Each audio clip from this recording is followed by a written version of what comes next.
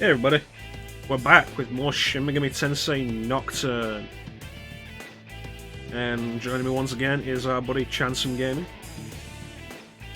Hey, Hey, it's ChanceEm. How you doing, ChanceEm? I'm doing my best. How are you today? Yeah, me. You know, the Mecha Chrono. There's Clem. Hey, Clem. Who's more important to Clem than we are?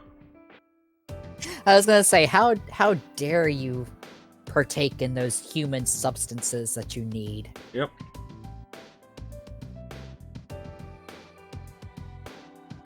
Anyway. So we left off after the mess that was, losing like an hour and a half of progress last week. Actually, you know what? There's something I want to talk about real quick. I don't want to spend I don't want to spend much time talking about the HD version again. But have you seen the titles, like this screen on the HD version? I actually have not. It looks terrible. Like, the Magatama is so heavily pixelated, it is ridiculous. Oof. Anyway. So yeah, we lost like an hour and a half of progress last week. In the second Caliper, so that was nice. So what I want to do today, I want to get through Mifunashiro.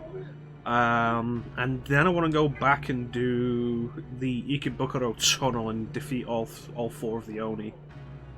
Which we left off last time because the first one we found was heavily resistant to physical. And unfortunately, we kind of are punchy boy right now. Everybody was punchy was the problem. Hey, ID, I appreciate it a lot, buddy. Hope your arcade stream's still going okay. Hey, EID. My dyslexia there almost got me.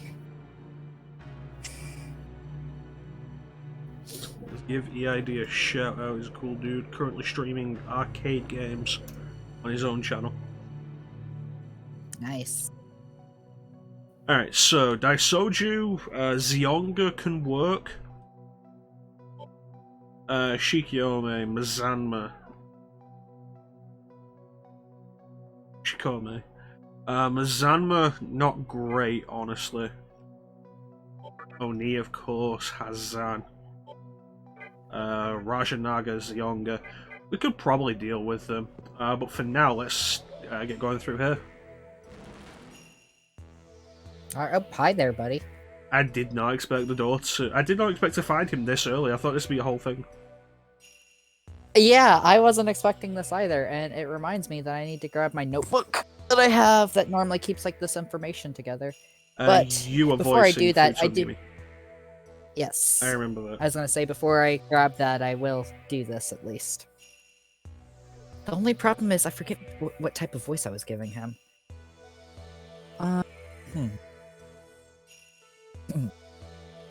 Hello, and welcome. What up?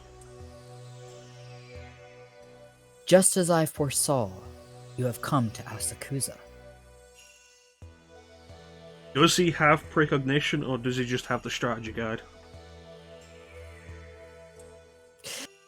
I'm just imagining him just like pulling like a book from behind his back, like right before you open the door, being like, yes, the next thing that happens is, oh shit, he's here, puts the book back behind his back. It's like, as I saw. It's like you are now here.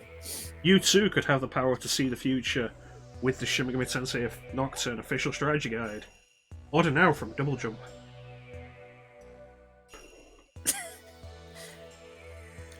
We are fated to meet again, although that is all I can say at this point. Because he hasn't read further in the guide, I see. Really wish people would stop throwing riddles and half answers at me. You looked around Asakusa. Yeah, one of your mannequins is a serial killer. Everyone is doing their best to restore the city. Except for that mannequin who is a serial killer. This is the first city we mannequins have ever considered as our own. And you already have your first serial killer. However, you have a serial killer. though you may see our land, you may not enter it any further. Okay. This is the holy land of the mannequin, Mifunashiro. Beyond here is our motherland, where we were born. Oh, you mean the Mud River? Even if we owe you our lives, I cannot allow you past here. You better not have any Magatamas in there.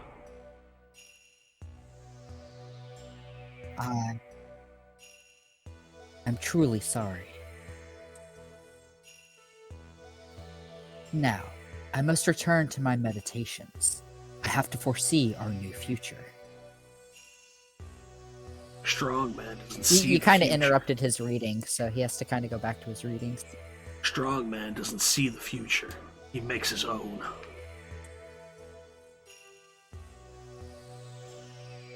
Alright then. It's a Metal Gear Solid quote. I know you were quoting MGS. I mean, it's not like you were doing a rerun of it recently or anything. It was a good run. It was a good run. I only died once. One fucking part that I always die at. I need to find out what I need to do to create a world where mannequins can live in peace. Cool, so I will see you at the final dungeon and I will kill you with everybody else.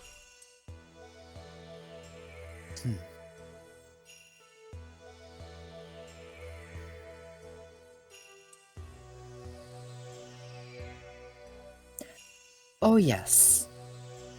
That sounds like spoilers, but that is very standard SMT fare. It really is. Yeah. I mean, and we're kind of we're doing our own thing path, so... Which means we will kill everybody. Yeah, we side with no one. Yeah.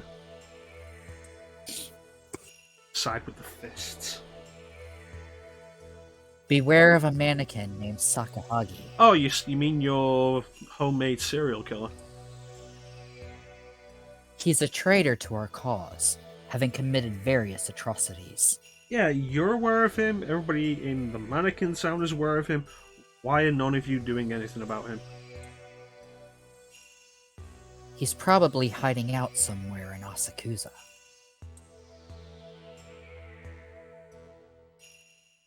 He might cause you some trouble, but please understand that he is not one of us. I mean, he basically is. You define yourselves as mannequins separate from humans and demons. He's a mannequin as well. That means by virtue of exclusion, he is one of you and thus your responsibility. That's the second time I've busted out a line and his response has been, I know! I was thinking the same thing. I was like, wow, that is kind of perfect timing. Now, I must be going. How can you see the future if you can't face the hard truths, Futamimi?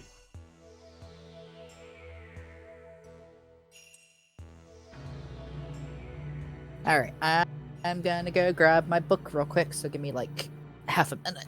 Alright.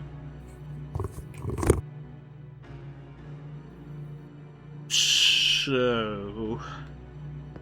I'm gonna save it. And I return. And ChanceEm's back. So I'm thinking about this, like, okay, there's a save point right here. This is labelled as the first level. You know we're going through that door.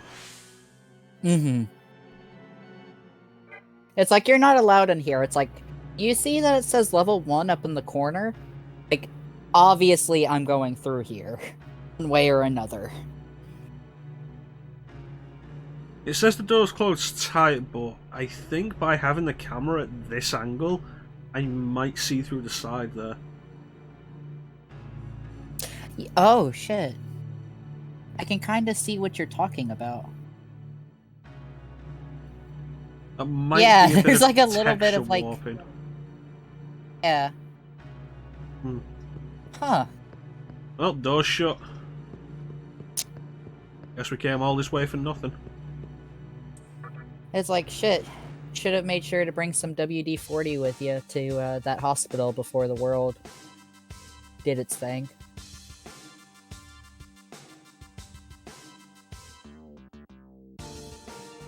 Maybe you can go grab like a slime demon. Be like, can I utilize you as like makeshift WD-40? We gotta get this door open. I feel like the slime demons would be more sticky than slippery.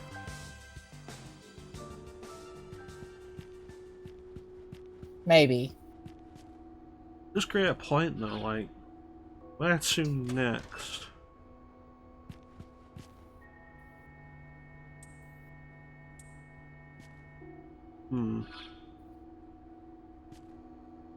Probably gonna have to deal with the serial killer mannequin. Probably, but I mean, so far we've just kind of been like, hey, you're here. Bye.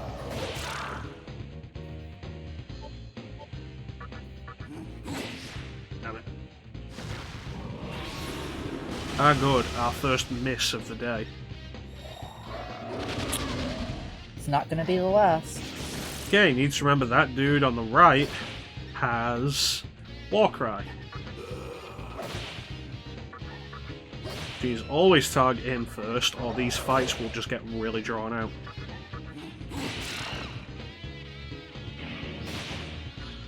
Ah, yeah, cancer. I always love it in games where it's like, oh, you punch me, let me just punch you right back. I do love that. It gets kind of The only ridiculous. thing, the only... Go on. I was gonna say, the only time I don't love it is if they repel physical. Ah. Because then it's just like, oh, I punched myself, I see. Yeah. I see. You punch me and I punch myself. God, is that why I took counter off Cielo in Digital Devil Saga? It's possible. I know in Digital Devil Saga, Cielo is weak to status ailments. Yes, but I think the final boss was doing something with physical. It might have been repel.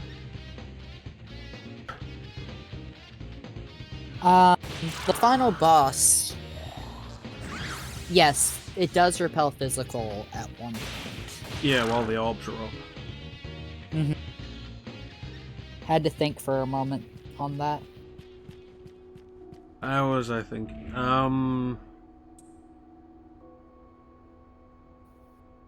Counter, great, until you play Disgaea.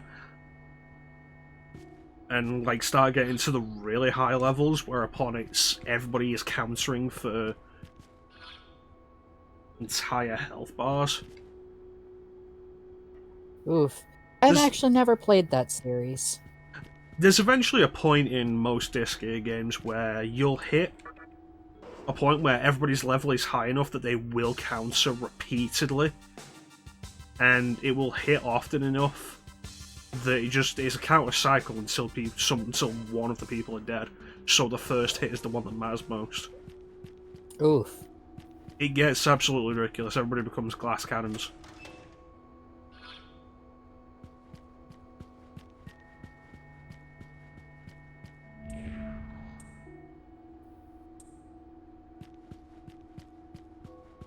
This game can be fun, but it really is like the definition of a time sink game.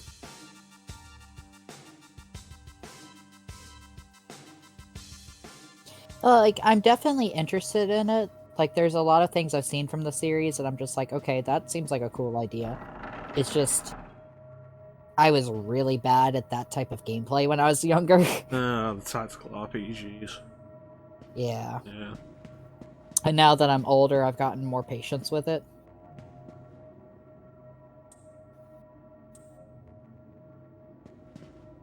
Everybody's still talking about Futsamimi.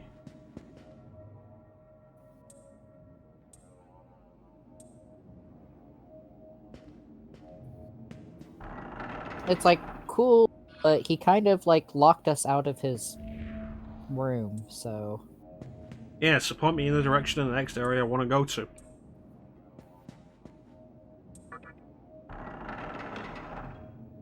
If you want to give Disco a shot again, or like just at all, 1, 4, and 5 are on Switch with everything. I bought I bought 4 complete on PS4. I got it used for like $12-ish or something. I like 4. I like Valvatoris.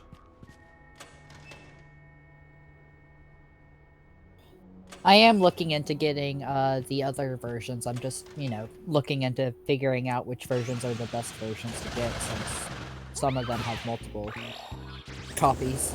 Disgaea 1 complete, or just Disgaea 1 on PC. Disgaea 2, I think, has a PC version that is basically the best version, but you could also get the PSP version. It hasn't been re-released on a HD console. 3 is best off on Vita. Absence of Detention, I think, was the name of that one. 4 complete, 5 complete, and 6 isn't out yet. D2 is only on PS3.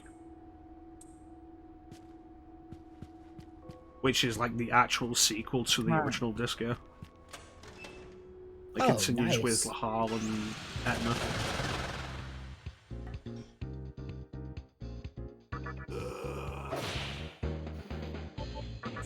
I know I need to look into the NIS Classics. Oh, what was that? Soul Nomad and the World Eater and Phantom Brave. Yes. So I was looking through my collection. I still have Phantom Brave on PS2, surprisingly. And again, it's another one of those games that I played like the first hour or two and then just didn't play more of it when I was younger. Had Soul Nomad at one point though, and I ended up selling it off. But I remember enjoying what I did play of it, which is a part of why I want to pick up that version. Because it's probably going to be easier to get a Switch copy than it will be to try looking for the PS2 copy. Yeah. And of course, I'm hoping that it's cleaned up a little bit for HD systems. Yeah, it probably is. But it's still one of those like standard NAS still one of those standard NAS 2D sprite work games, isn't it? Yeah. Speaking of 2D sprite work games, did you see the new announcements this week for Dragon Quest? Yeah, the HD 2D remake of Dragon Quest 3. And seeing that, I'm kind of like, wow, I really don't want Final Fantasy VI in this style now. I know a lot of people on Twitter have been like, I want to see Final Fantasy VI, Chrono Trigger, and a few other games like in this style. But I feel like after a while, you end up oversaturating the usage of a certain style, and it kind of diminishes how cool it is in the first place, if that makes sense. I think the aesthetic of it is pretty cool. When it was its own original game with Octopath, and I think they're still using the HD 2D thing with Project Triangle Strategy, I think no. Yeah, I was trying to remember the name of it. Project Triangle Strategy. Like, when they're doing their own original thing with it, cool. Seeing Dragon Quest 3 in it, it's like, I kind of prefer how the Super Famicom version looks.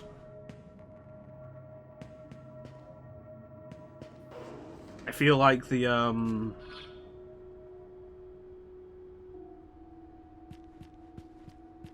Oh, I was wondering why I hadn't gone this way. I feel like it kind of ruins the aesthetic and layout if you get what I mean. Mm-hmm. Applying it to an already existing game, because it's going to be faithful to the world design.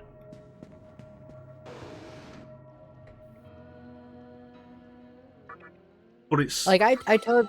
Go ahead. no, I didn't really have anything to say. Okay. I was gonna say I totally get that. On the other hand, for me, it makes me happy, I guess is the word I'm looking for here. It makes me happy to see RPGs still being made in a 2D style, because it feels like a lot of stuff pushes for 3D more so these days. Honestly, I would disagree with you there. 10, 15 years ago, yes. I feel like over the past 10 or so years, we've really seen a revival of a 2D aesthetic.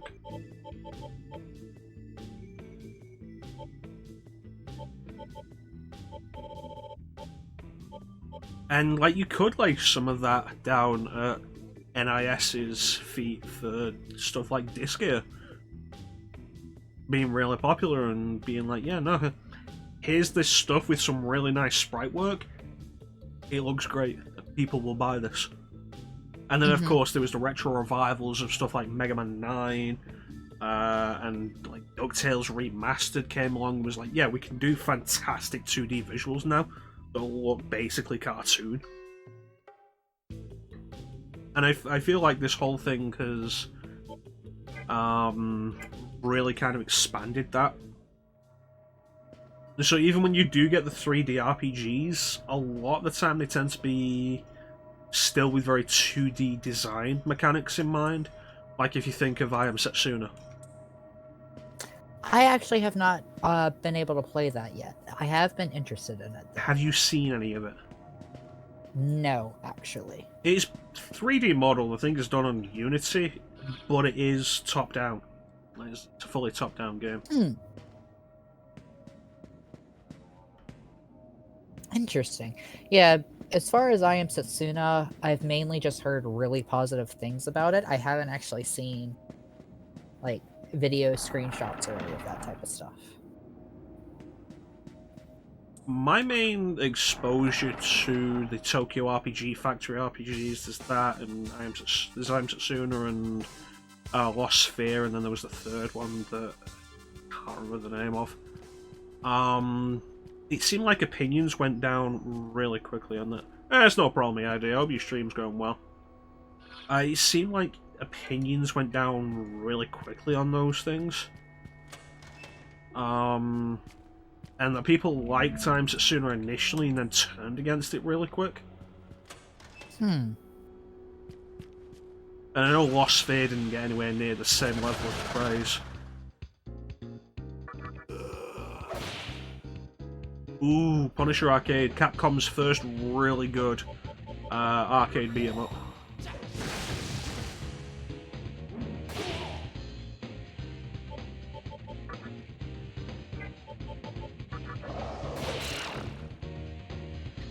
Okay, come on.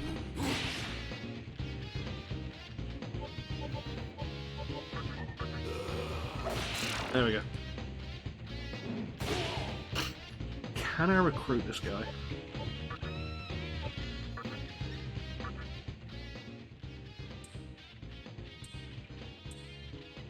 I really need to pay more attention to Kagutsuchi before I start talking to demons. Oof. Yeah, I didn't even notice that until, like, you just said that you need to pay attention to it, and I was like, oh, yeah, that's not a good one to do this with.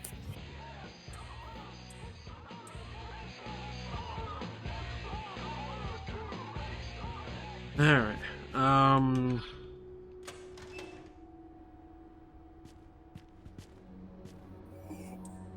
yeah, the main thing that really caught my interest with I Am Setsuna, though, is the entire soundtrack is piano. Ooh, nice. Oh yeah, Puzzle Boy. Oh, yeah, we totally forgot about Puzzle Boy. Gotta do this, because I want the Magatama. Yep.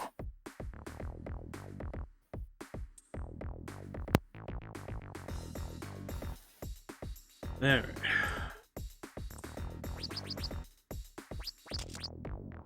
This is fucking Quirk.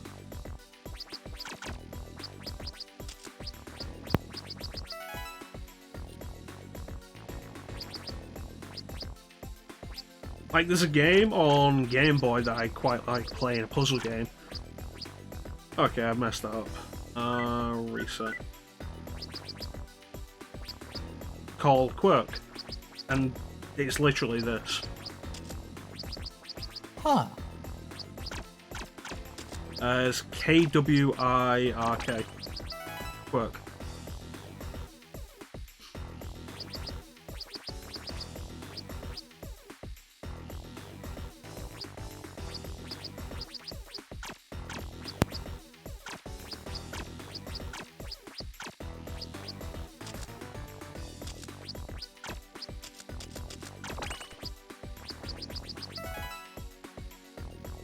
Alright.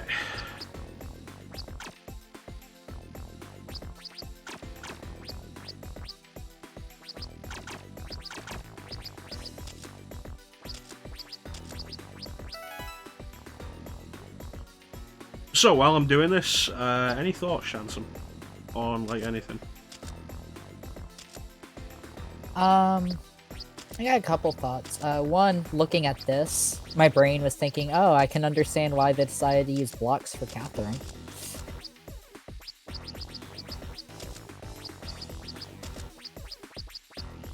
I actually do have a thought about Pyrojack. Did you hear that they've relocalized Pyrojack's name? No. Nocturne I did HD. not hear that. Nocturne HD relocalizes him as Jack-o'-lantern. Oh god, if you could see my face right now. That's I There you go. I really don't understand why. Like, okay, I can understand, like, retranslating the script, even though the script was already good in and of itself. If you add voice acting, you know, some stuff is just gonna flow better when you're reading it rather than reading it. But changing the name of a character, like Pyrojack, that is a very prominent character in the series as far as demons and stuff go, when it's been established as this for as long as it's been established, it just feels weird to me. There's a bunch of name changes in Nocturne HD. A lot of them seem to be down to character limitations, why they weren't those names in the first place. But Pyrojack has been Pyrojack for so long. Like, even in SMT4, where the character limitations would have been way less of a thing. And now I need to double check something.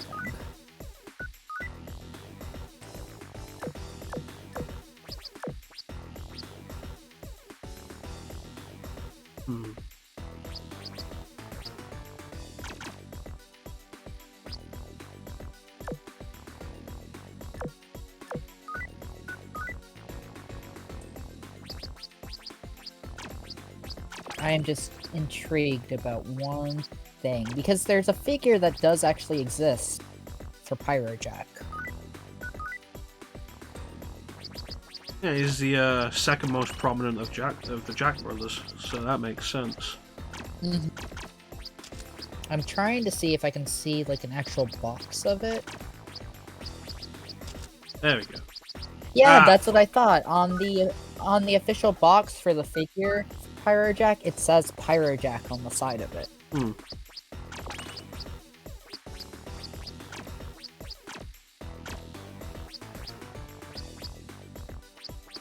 I was wondering if, like, maybe there was like a different name or something that they would have associated it with. But no, it's still even called that for the figure. Ah, this one's gonna be old.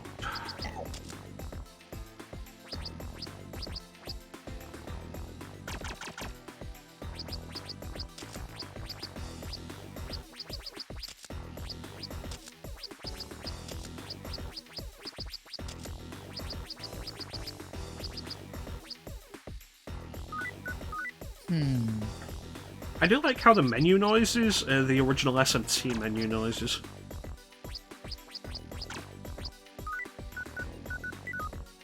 That's original SMT. And now let me listen to it on stream. Oops. That is pretty cool to like notice that.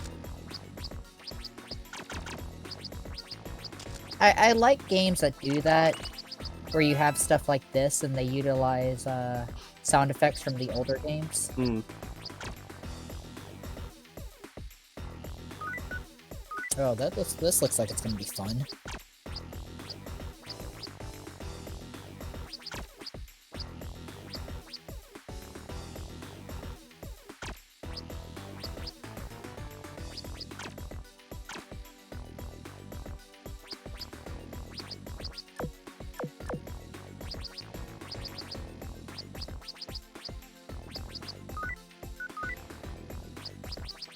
On the topic of Pyrojack, something I find amusing is that Pyrojack is being used for not just the mini-game in this game, but Pyrojack is also the one that initiates a mini-game in Digital Devil Saga 2.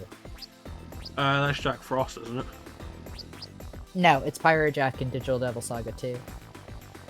I thought it was There's Jack a Frost, because then specific, that leads into the Jack Frost boss fight, the quiz show.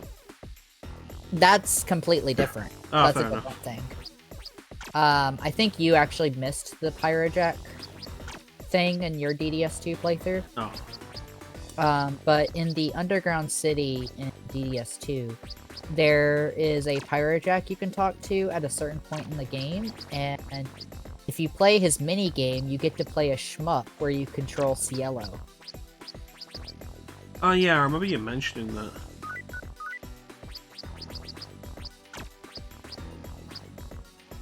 But it's interesting to note that, like, they have Pyrojack as a character for their mini-games.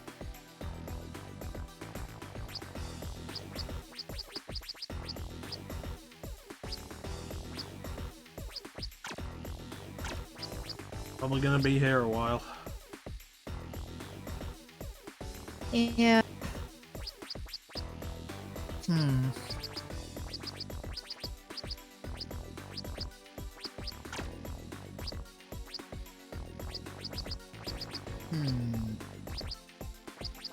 I'm guessing you can't rotate the blocks around? No.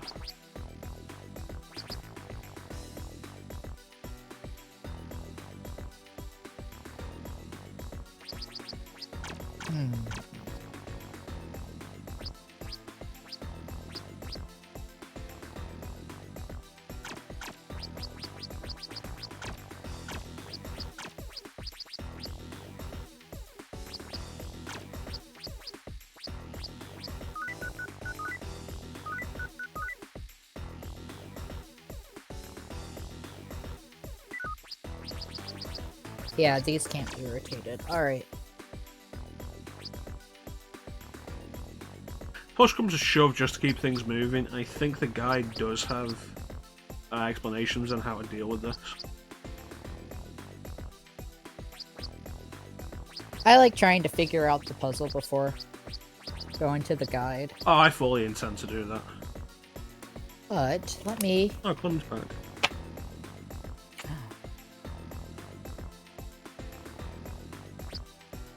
Hey, Clem. I see you. You abandoned us for food, but it's okay. I see it took like half an hour to make a sandwich, like goddamn.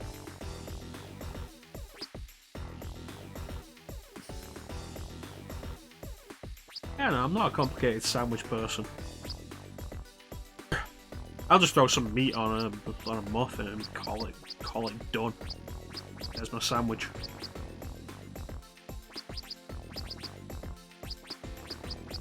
There are 20 stages for the puzzles. To do all of them, I want the You want the Nuggets gummy armor. worms. Yep. My yummy gummy worms. This is puzzle 8.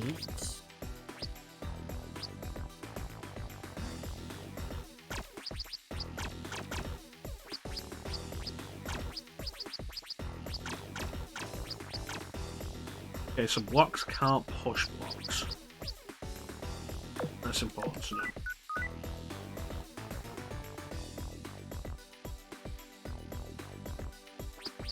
We had some cooked pork left over today, so I threw some of that in a sandwich. It was quite nice. Oh, we have big pork roast. There's always pork left. There's usually pork left over. There's like put on a plate, put it in the fridge, take it out next day, and throw it on a sandwich. Is always really nice. Makes me kind of want to pick up some pork next time I do groceries. Make me pork sandwiches. Just like plain pork sandwich. It's good stuff. I don't overcomplicate my sandwiches.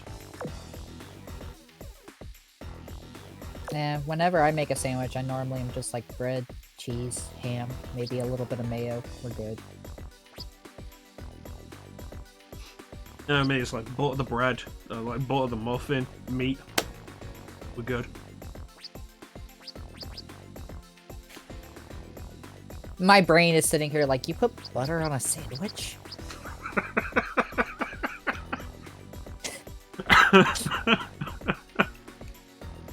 Oh, it's so fucking dumb.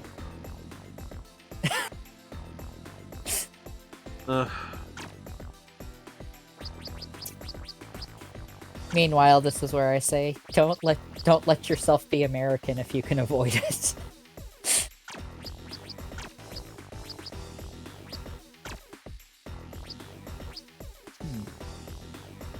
Yeah, I think I've gone screwed that one.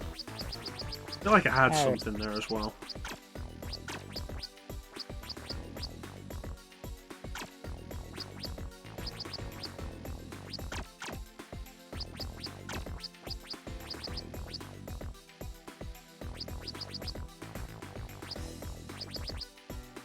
Like if I can push this one up here into here. I don't even need to push it. I can get it there and get it up.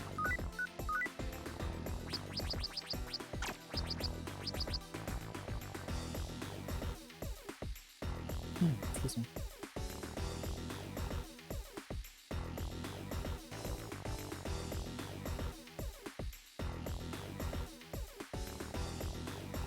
Speaking of NIS games, one NIS game I've been meaning to do for ages now, like just play, has been ZHP Unlosing Ranger versus Dark Death Evil Man. I have never heard of that game before. It was a PSP game, and I think it might have gotten a PC port.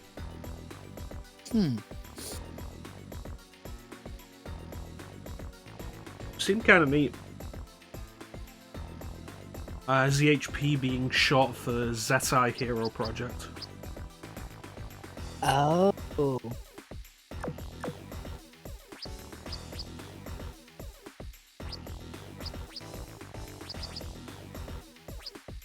I've got no idea with this one. Alright, you want me to tell you what the guide says? Yeah, go for it. Alright, go ahead, restart. So that first block in front of you, push it left 2 spaces and then down 1 space. Okay. The 4-piece block on your right, you need to push that one up 1 space. Uh-huh. The 2 next to it, push that left 2 spaces and then down 2 spaces. The sideways 2-piece on your left, yes, that one, you need to push it right 2 spaces and down 1 space. The 4-piece to your left, top left, making sure I'm on the right one, push down 2 spaces and then right 7.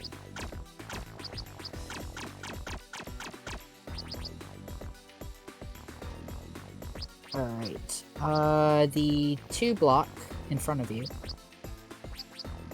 yes, that one, up 1 space, left 3 spaces.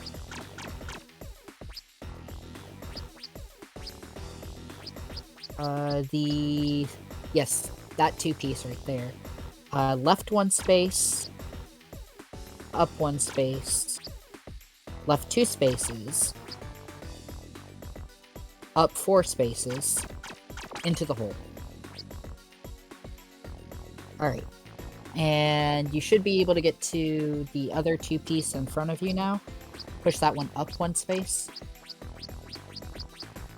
The 2-piece down here on your left. Push up 3 spaces. Left 3 spaces. Right 3 spaces. Up 2 spaces. Left 1 and into the hole. And there you go. I can see clearly there, like, what I was missing. It's like, I do enjoy this kind of puzzle game to an extent, but there's always a point I hit where it's like, okay, I just cannot work this out. My mind is too boxed in. Yeah, I totally feel that.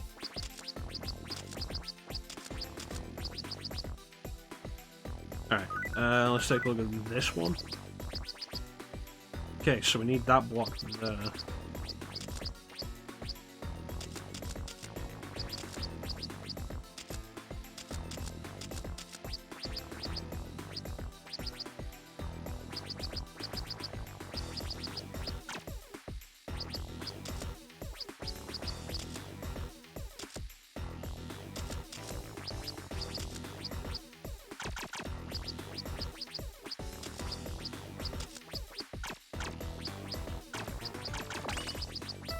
Hey, bada bing. Well, that one was easy.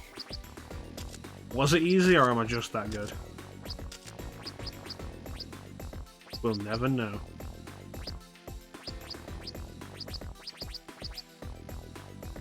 Yeah, this one's gonna be a pain. Yeah.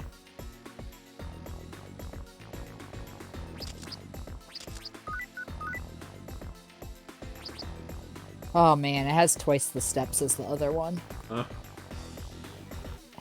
So this one's definitely gonna be a pain. There are 20 stages. Yeah. But hey, this is the 10th one, so we're almost halfway. Yeah, but like, this is the 10th one, we're only halfway.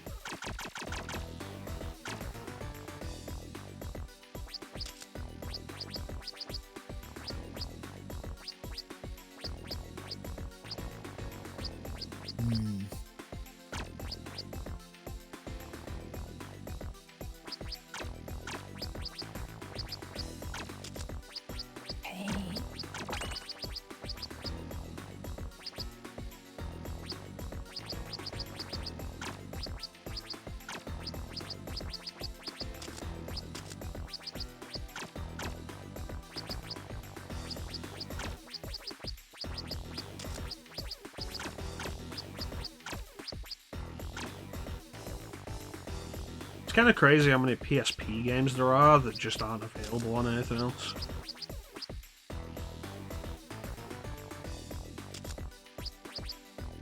And the first thing that comes to mind when you say that is Crisis Core.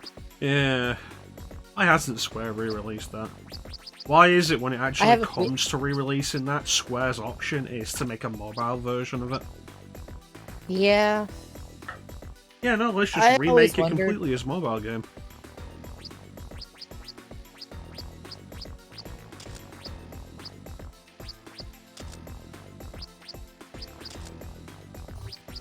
You're wondering about what, ChanceEm?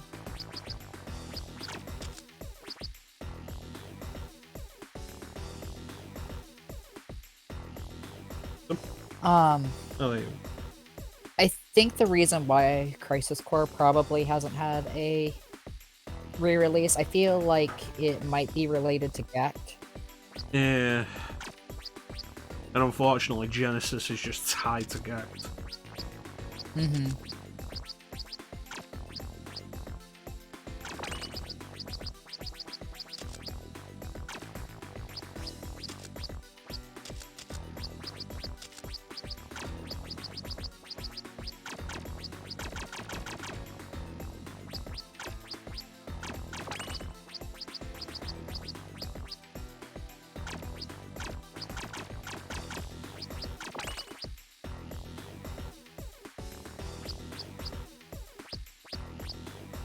That's not gonna work. Yeah, I was gonna say, I think you messed up there, Chrono. It's 5 spaces, the 4s wouldn't have dropped in. Yeah. That's what I was noticing, is like you were one block off. I think the idea is sound. The idea is sound.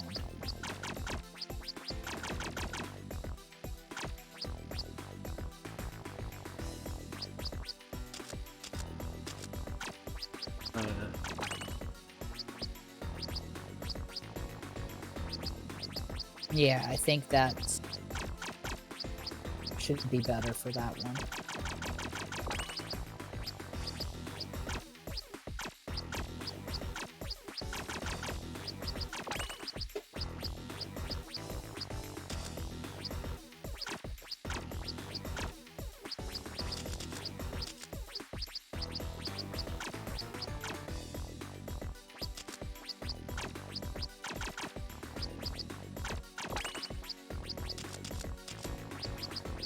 Alright, now we get to figure out bringing that down.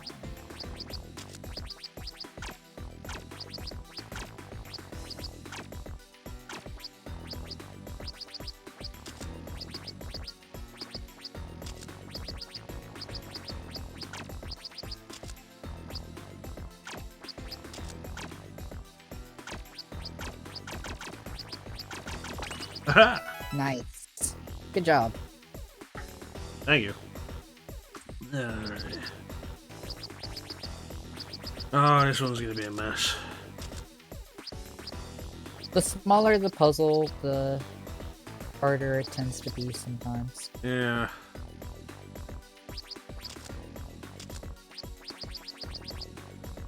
Limited number of moves we can make with this.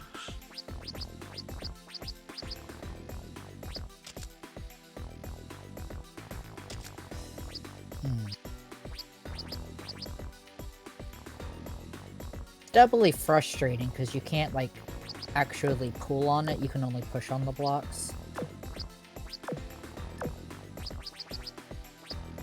I do appreciate that they gave you the ability to change the camera. That does help a lot with puzzles. Yeah. The angle thing, that is also a thing Quirk does. Of course, Quirk doesn't let you switch the rotation like that. But to be fair, when you can do like straight down from the top, it's not really a need to. Mm-hmm.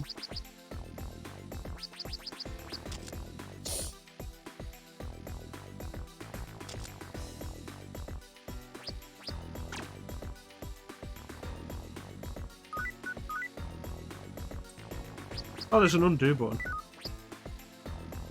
Oh, nice. I didn't even realize the undo button.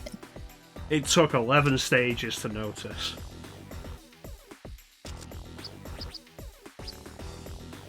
That's because undoing is for losers.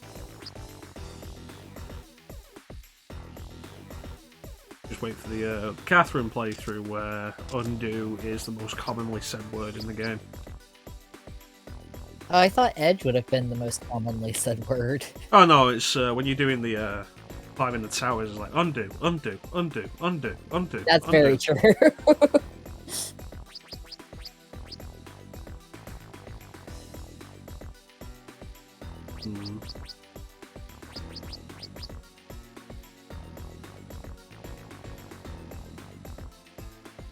But then again, also, like, Vincent Brooks himself is, like, a little bit of a loser. Depending on how you view him.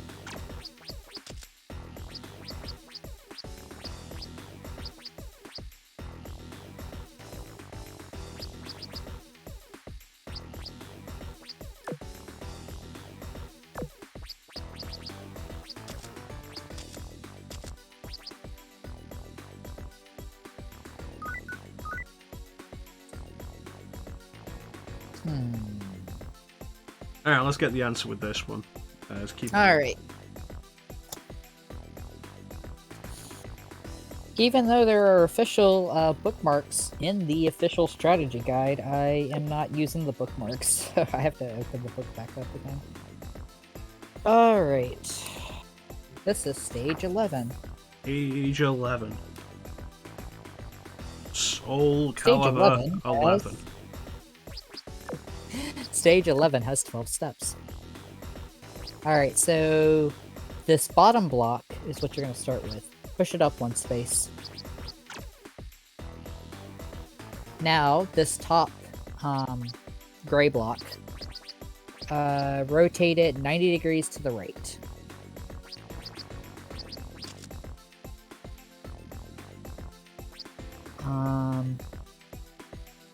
The other gray block, you can get over to.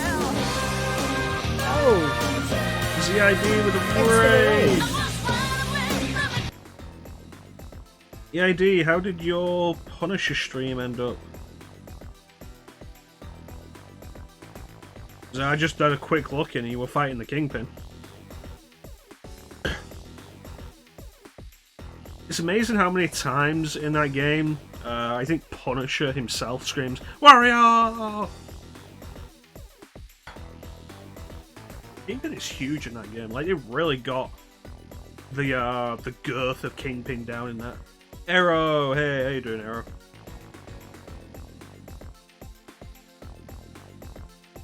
Alright, where were we, Chance? The second gray block to the left, you are going to rotate it 180 degrees to the left. Okay. Then, going around from the top, turn it 90 degrees to the right. The same block? That's what it says. Okay. Going around from the top again, turn it another 90 degrees to the right. So it's back where it started. Oh, I'm just telling you what the guide says. It started here, though. It's like 180 degrees, and then 90 degrees, 90 degrees. Unless we do that, in which case we'd have to turn this one to get around to the other side. Okay. Leave the blocks how they are on your screen. To the gray block on the right, turn it 90 degrees to the left. And going around from the top, turn it 90 degrees to the right.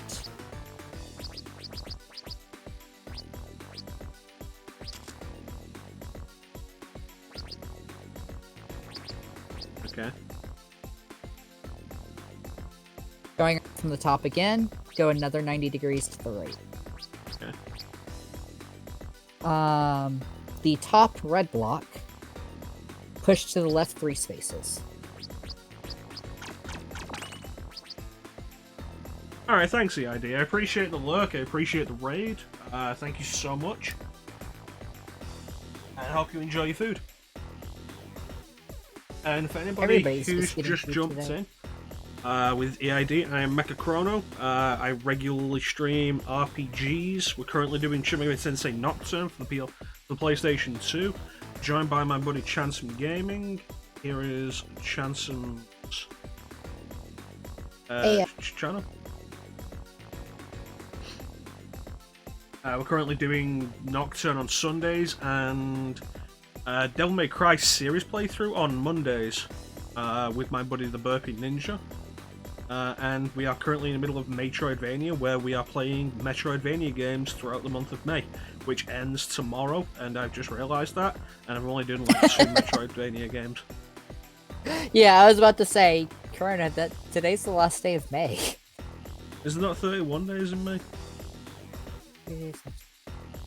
Oh, shit, you're right. There is 31 days. I don't know, I was debating extending it like a couple of weeks anyway, like maybe throwing in Bloodstained. I was gonna say June Metroidvania games. June Metroidvania.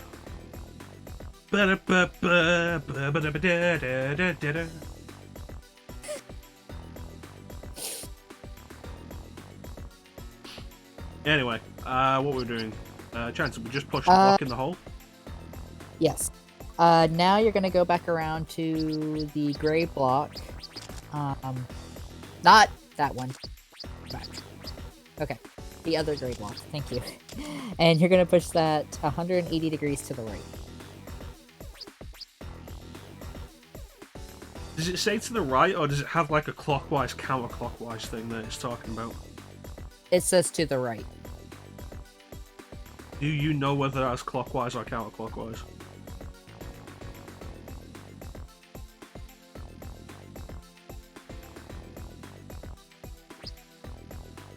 Counterclockwise would be to the right, I think.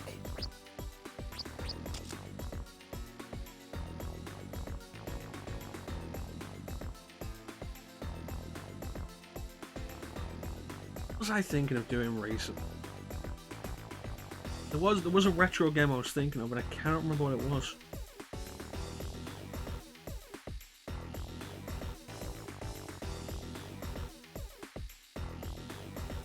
Something dumb. Know that. Alright, so like this. 180 degrees. Correct. You know what? We're making mountains out of molehills. 180 degrees doesn't matter which direction we're pushing it. Eh. Entire argument's been for Push. nothing. Push that red block down 1 space and left 3 spaces. Go back to the top gray, turn it 90 degrees to the right. Yep. Down 1 space. Then rotate the other gray block. Yeah, I was like, I think you got it from here. Yeah. Stage 12. There you go. Oh boy. Is this a 6-piece? No, it's 2 3-piece. Trying to be tricky.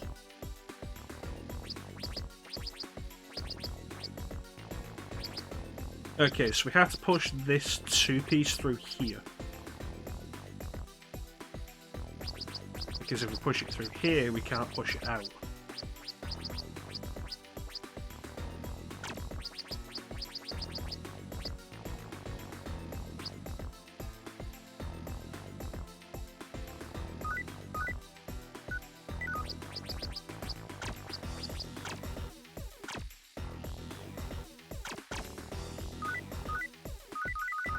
Undo, undo, undo. Oh, I picked up Catherine full body. Oh, you did? Yeah. Nice.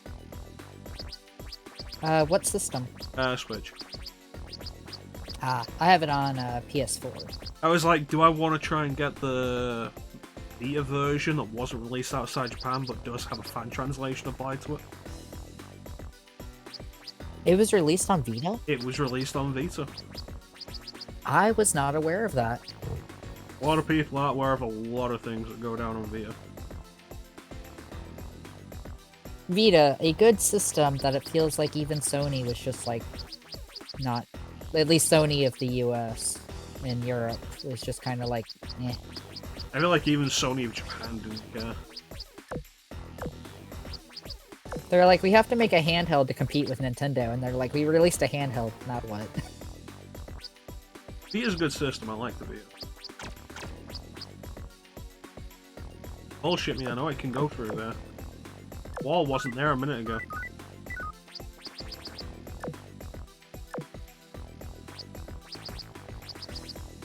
I like the Vita, it's got good stuff. At some point I'm thinking about doing like an Uncharted series playthrough, and it will include Uncharted Golden Abyss. Which people say is like the worst Uncharted, and I will turn around and tell you I enjoyed that one way more than the first Uncharted.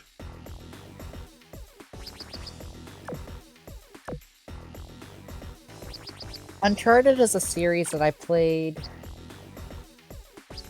I think I picked up the second game because I was working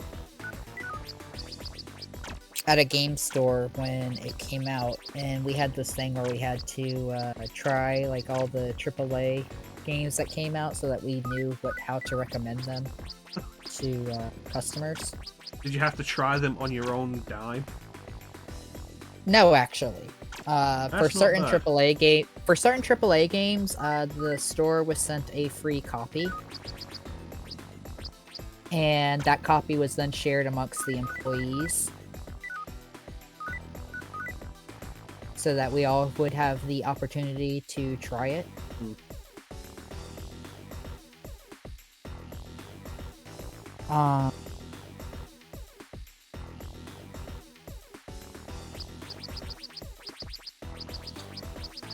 But I remember playing it for like 2 hours, and I only stopped playing it because it crashed on me. Ooh. And like my whole PS3 shut down. And that's all I've played of Uncharted. I have a friend who very much loves the series, but I've never played more than that.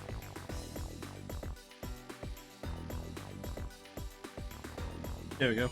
I have Quirk on the Game Boy emulator on my phone. Yeah, like what's that audio coming from? That audio that can't be heard on the stream. And I was like, Oh okay. shit, you're right, it can't be. I was like, okay, so I want to check, like, is this game... Because, like, this is too similar. So I wanted to check, like, who made it. Licensed by Nintendo, it's trademarked by Acclaim, it's copyrighted by Atlas. So it's an Atlas game, so this is a direct throwback to Quirk. Huh. Alright, Chancey, you want to just explain this one for me, so we can move through this? I didn't start this game to do Quirk puzzles, I started this game to die.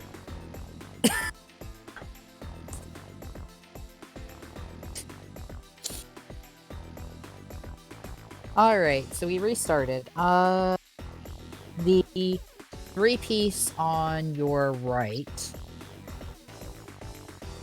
you're going to push that down 2 spaces. The 3-piece on your left, you're going to push right 3 spaces. The 2-piece, you will push left 2 spaces. Down 3 spaces.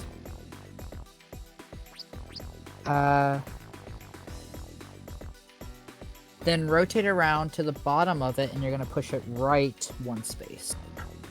You know, as a mod Clem, you have the ability to add that as a quote. Yeah, I was about to say, I should probably add that quote, but I'm kind of in the process of helping you with this puzzle. Perhaps you could add that quote. If only you spoke Jovitos. I fucking love that line in Raiders of the Lost Ark. It's like one of the best little lines from a villain in like anything. It's like, it's too bad these Jovitos don't know you the way I do, Belloc. Ah yes, perhaps you could warn them, Dr. Jones. If only you spoke Jovitos. I fucking love Raiders of the Lost Ark. So many good quotes.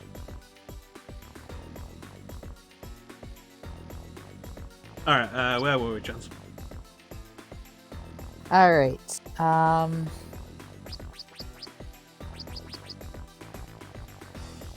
so that 2-piece, you need to go around to the bottom of it and push it right 1 space.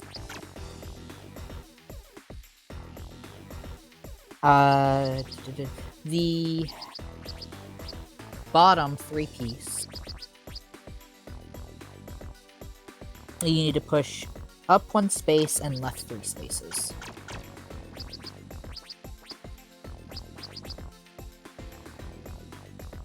The 3-piece that is now on your right, you need to push down 2 spaces. The 2-piece, you need to push right 3 spaces.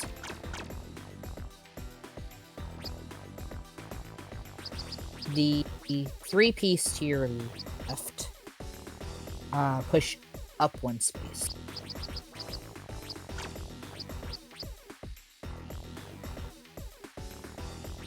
The 3-piece, yes, that 3-piece, push up 1 space and left 2 spaces. Push the 2-piece down and into the hole.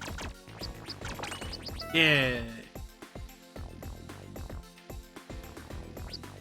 Yeah, Raise the Lost Ark has some really good quotes.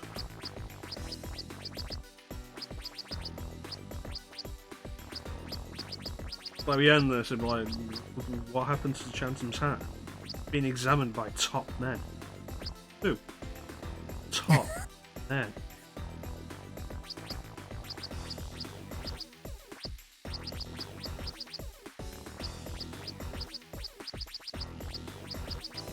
Okay, that's a 2-piece and a 1-piece.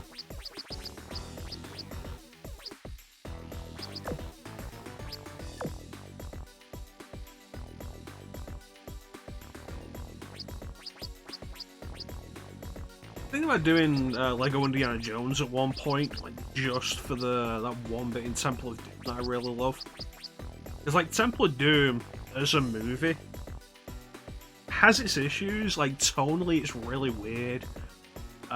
Willie Scott is like the worst damsel. Like the entire movie is justified, I feel, by its climax that starts from the minute they break Indy's brainwashing and they go and save the kids in the mine. Like starts like, okay, we're getting out of here, short round bus, and it starts playing the music track that I really love that I used to have as a raid alert. It's like da da da da da da da da da da. It's like I used to have that as a raid alert. It's like the kids are mining. It's like, oh, what's that? And the guys are like, what's that? And then kids push the minecart forward with the light on it. It's like the light falls on Indy.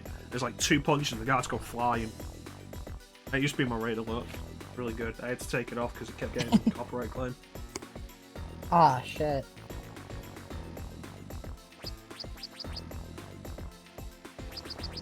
Love that. It's like, say, like, Return of the Jedi, of the original trilogy, is often considered the weakest. I justify its entire existence by the climax. Like, I like Return of the Jedi as a movie, but I think the climax justifies, like, more than justifies its entire existence. It's so good.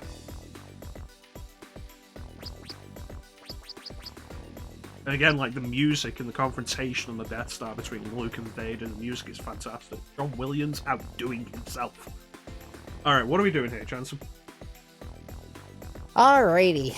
I'm guessing you're just like, I give up on these puzzles. Yeah, why not?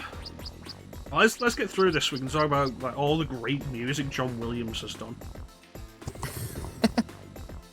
Yeah, Alright. right, I'm going to be talking about the Superman soundtrack. It's fucking fantastic.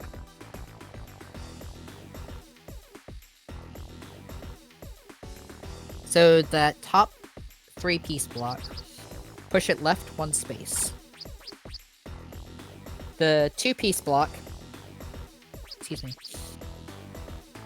Yeah, this 2-piece block that you're near, push it down 1 space. The 1-piece block, you're going to push up 1 space, right 2 spaces, down 1 space. Okay, the 3-piece block at the top.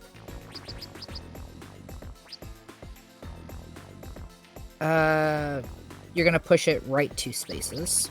I don't know why it didn't just say to do that.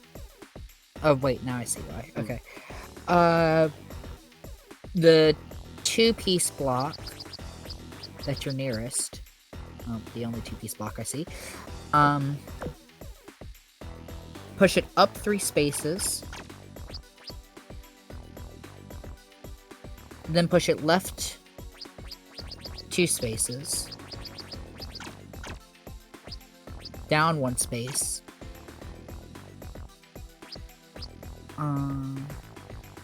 Okay.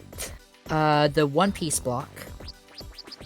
Push it up 1 space and left 4 spaces. Rotate around to the top, push it right 1 space. And push it down 5 spaces. Alright. Then push that same block left 1 space. down 1 space, and into the hole. Okay. We saved the world. Now the 3-piece. Now the 3-piece at the bottom, very bottom. Push it right 1 space. The 2-piece block to your far right. That's this one. Push it left 5 spaces. And up 1 space. I didn't realize that was a 2-piece and a 1-piece. I thought it was a 3-piece. Yeah, see, that's what I thought too until I was looking further at the guide. I feel like this game has not been clear enough.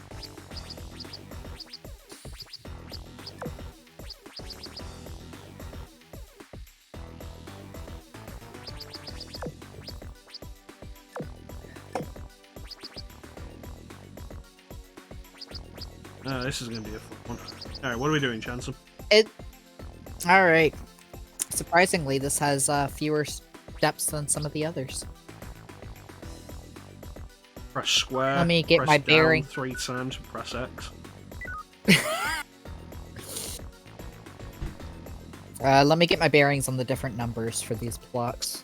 I want to reassure everybody that everything we're doing for the Magatamas is going to be worth it. It is always worth it to get gummy worms. Oh god, like... Have you seen what the goal is that we get in the Magatamas for, ChanceEm? Honestly, I've never seen the True Demon ending. That's why I said I wanted you to do the True Demon ending. I don't think you need to do the True Demon ending. I don't think you need to do the True Demon ending with all Magatamas. The only hint Alright, I'm to gonna further give- answer... the only hint To I'm gonna further give answer... is, you remember what we did to Maganada? Yes. Yeah, think about that. Fun. After that, you're gonna be a bitch and break your routine. Fine, I'm gonna block everything you do. Alrighty, so the 6-piece block that you're next to. Uh-huh. Push it down 2 spaces. Left 1 space. Up 2 spaces.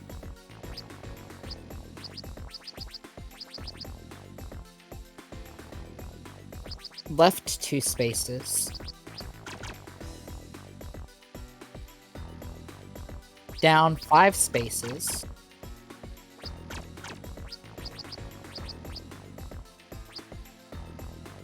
Up 1 space. Left 1 space. Yeah, there you go. I feel like some of these walls are not visible enough. Yes, some of the walls I'm like, is that a wall or can I actually go through that? Yeah. Alright, block. So now you're going to go to the 6-piece that is to your left. And push that right 5 spaces. Up 3 spaces.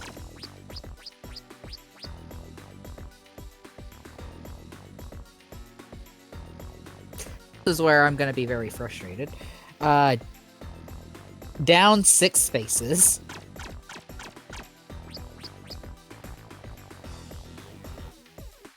Right 4 spaces into the hole. I saw where that was going. Alright. The 6-block hole here was the only place it could possibly be going for. Yeah. The 3-piece to your right is this one. Left 8 spaces and down 3 spaces.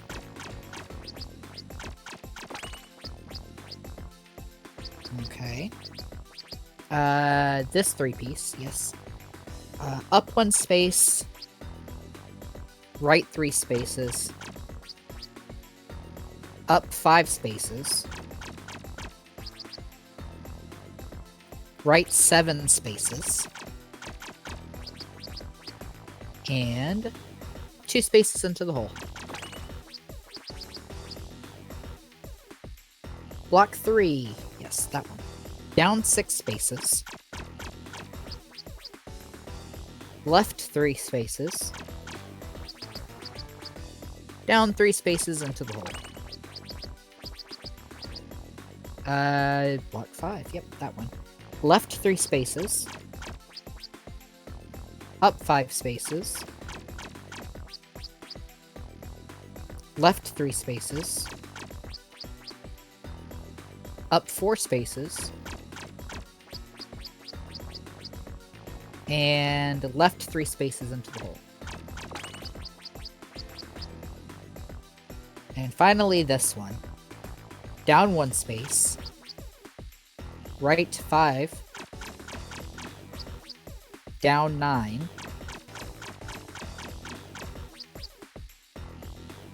Right 2. Down 2. Left 1.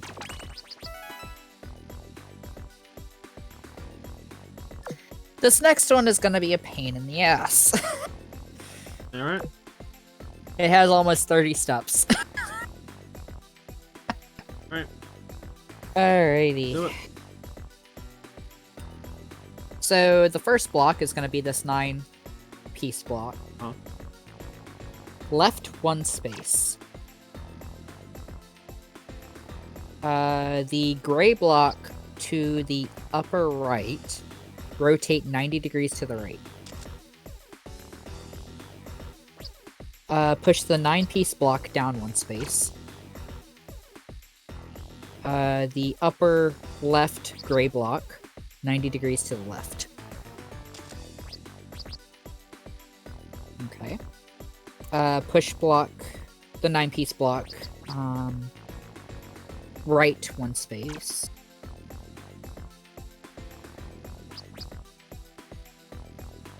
And now it says, okay, lower left gray block. Rotate 180 degrees to the right.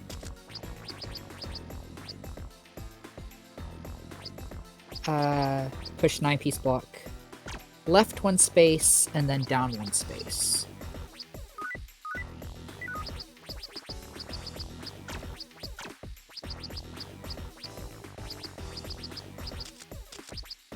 Alright. Now, you gotta go to the 2-piece on the top.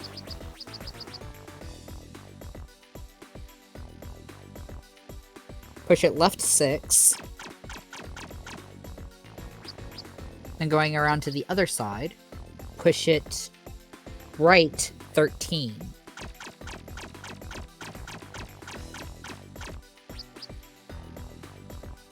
Okay. Down 4. Left 4.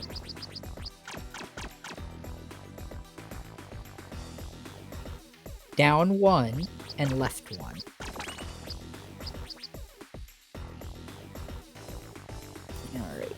Alright. Top left gray block, rotate 180 degrees to the right.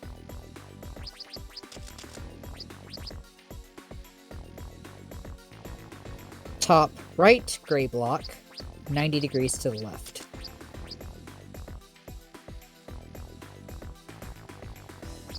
Bottom right gray block, 90 degrees to the left. 9-piece block, up 3 spaces. Lower left gray block, 180 degrees to the left. Now we're gonna go to this bottom 2-piece block. Push it left 7 spaces. And again, turning around, push it to the right 13.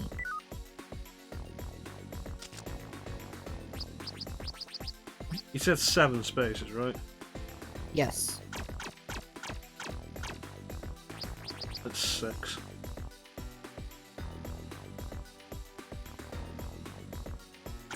I counted 7. Interesting.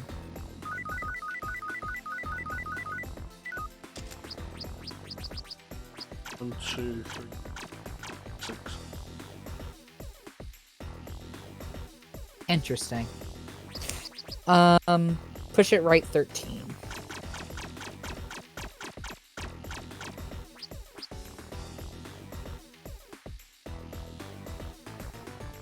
Up 3 and left 7. Okay. Upper right gray block, 90 degrees to the right. Push the 9-piece block down 1 space. Upper right gray block, 90 degrees to the left. Lower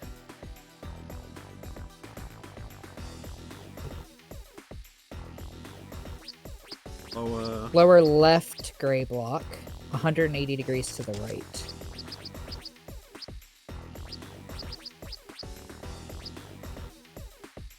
Push the 9-piece block right 1 space.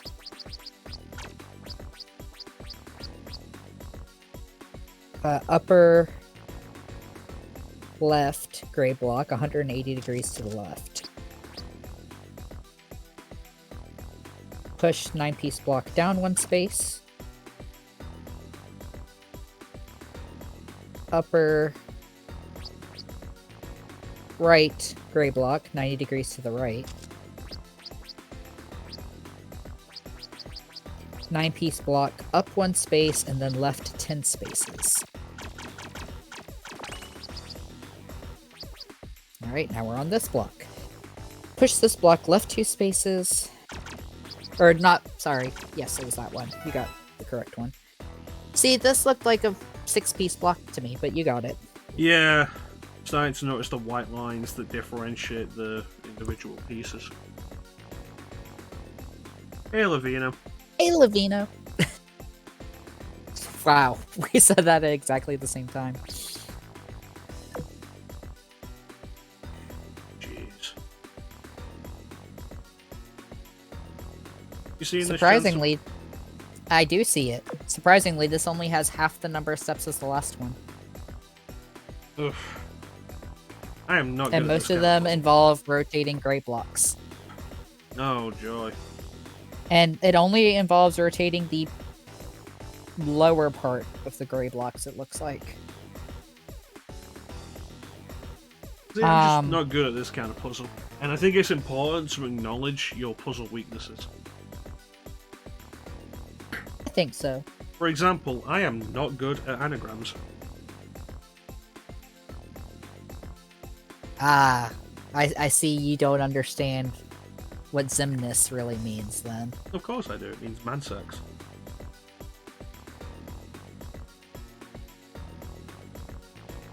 Alright, so Yeah, let's just move on from that, that's fine. We're just not gonna touch that. That's, you know, we're good. We're not gonna touch the man sex. No, because we'll be touching that in 2 days. Happy Pride, everyone. Alright, so there's only 2 blocks you need I'll to... have you know, I am pansexual. Those touch aliens.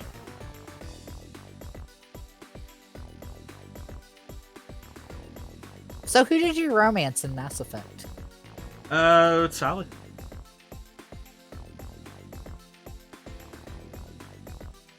Let's be fair, none of the human options were appealing.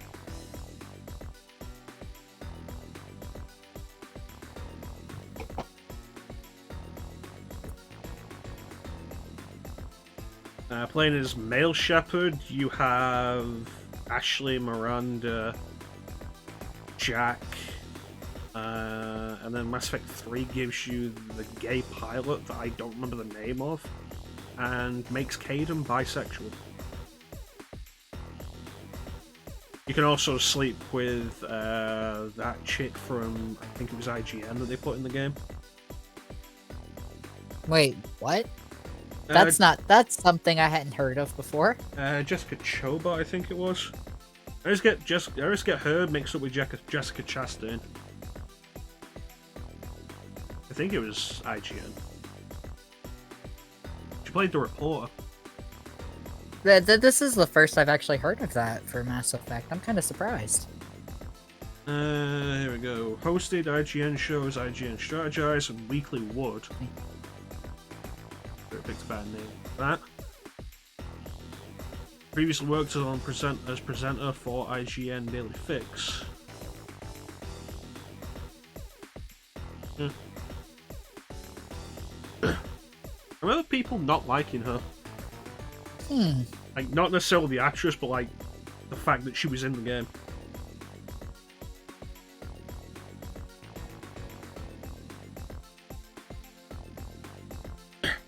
Yeah, Tally all the way, baby. I've heard that Tally's a good character. I actually have yet to play Mass Effect. That's what you get for not being on Xbox. Yeah, I know. I mean, I was on PlayStation, well, so like, I played 2, 3, and then the first one came out, and I never played all the way through. Okay, now I feel a little bit, like, less bad. I have all 3 of them on Xbox now, thanks to backwards compatibility with all the DLC. Alright, you ready for this puzzle? You ready for this?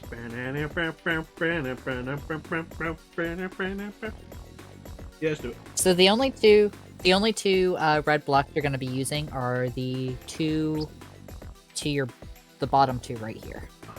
The one to your left, you're going to push it left 2 spaces. The other one, to the bottom of you, you're going to push it down 1 space. Here's where it gets fun. The gray block next to you, you are going to push it right 90 degrees. The gray block under it, you're going to push it right 90 degrees.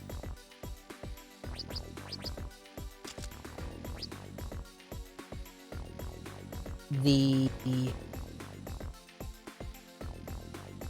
sideways T block that's up into your, yeah, that one. Push it 90 degrees to the right.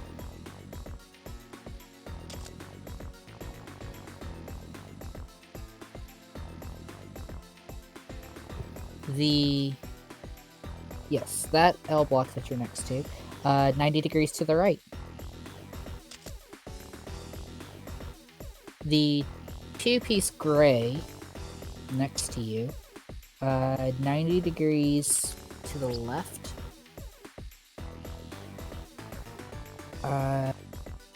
The 2-piece in front of you, 180 degrees to the left.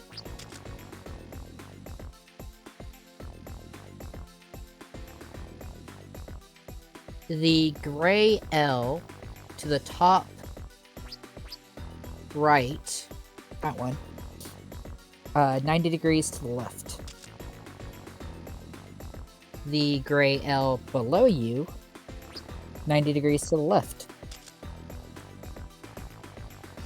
The L that is to the left of the red block, 90 degrees to the right. The T block below you, 90 degrees to the left.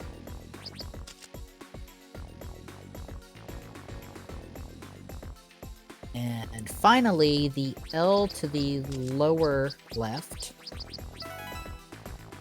Yep, there you go. Okay, 4 more. Then Yep. we never have to do this again. You're on the home stretch. Home run, baby. We're on the home stretch. Look at that. Look at how worrying This Paul first- dies. This first T block, rotate 90 degrees to the left.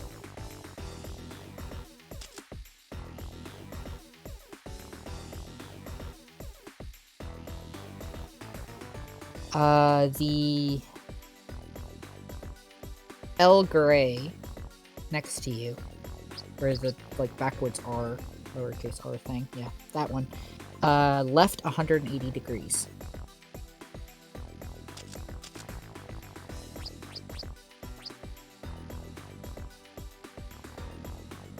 You're gonna turn this one left 90 degrees. Then you're gonna push this block left 3 spaces. Now go back to the gray plus, and you're going to push it right 90 degrees. Gonna go back over to this one. Yep. And you're going to rotate that right 90 degrees. Back over to the plus. Gonna rotate that right 90 degrees. And going around to the top of the red block, you're gonna push that down 4 spaces.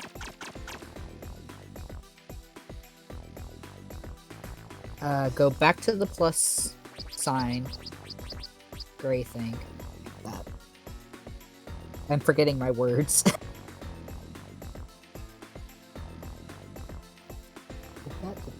Rotate it right 180 degrees. Then you're going to go down to the bottom one, and you're going to rotate that left 90 degrees.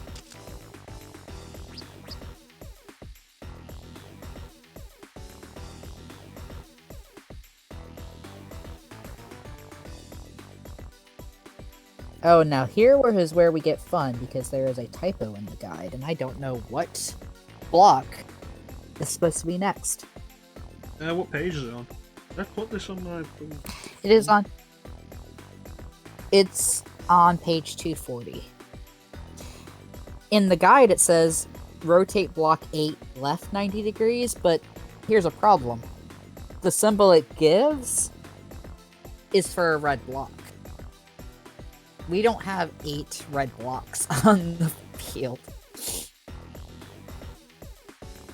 Yeah, I don't have the guide on my phone. It is on my tablet. You said right or left? It says whichever the next one you're going to be pushing, it's going to be left 90 degrees. Which is what I thought it'd be. Then we circle around up here. Same thing. And then the next one says you're going to be rotating the top plus sign one right 180 degrees. And then you're going to be down to that one, yep, and push that right 180 degrees. Now push that left 4 spaces.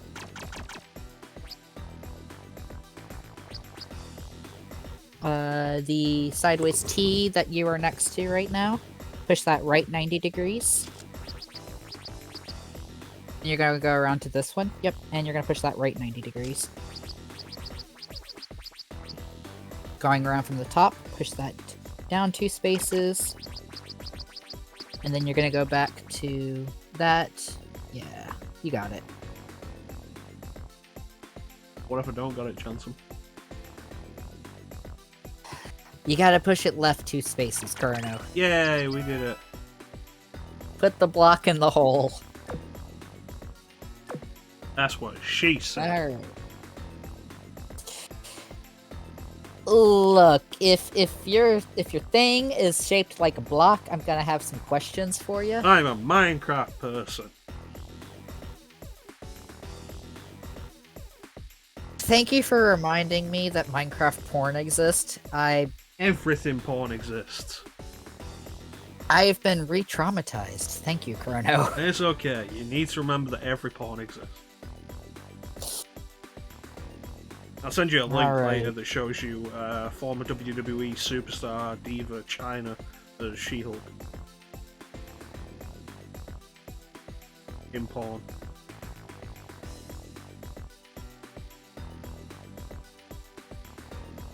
I'm not gonna send you that link. I'm just sitting here like, I have no idea how to respond to that.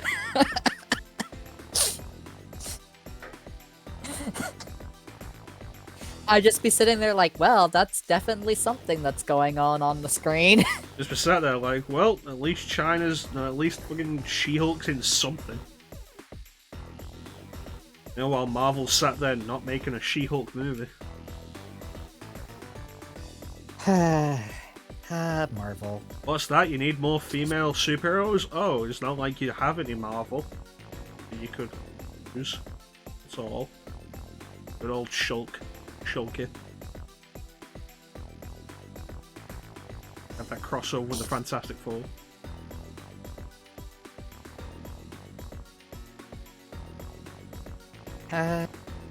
Yeah, I would actually love to see what Marvel does with She-Hulk, because she is supposed to be incredibly muscular because she is a Hulk. Mm-hmm. And, like, would I Marvel mean- actually get, like, a female bodybuilder to play her? I mean, that would be amazing. But at the same time, I know so many people would, like, respond with some type of backlash to it. I just saw before we started stream today that people are bitching about the sequel to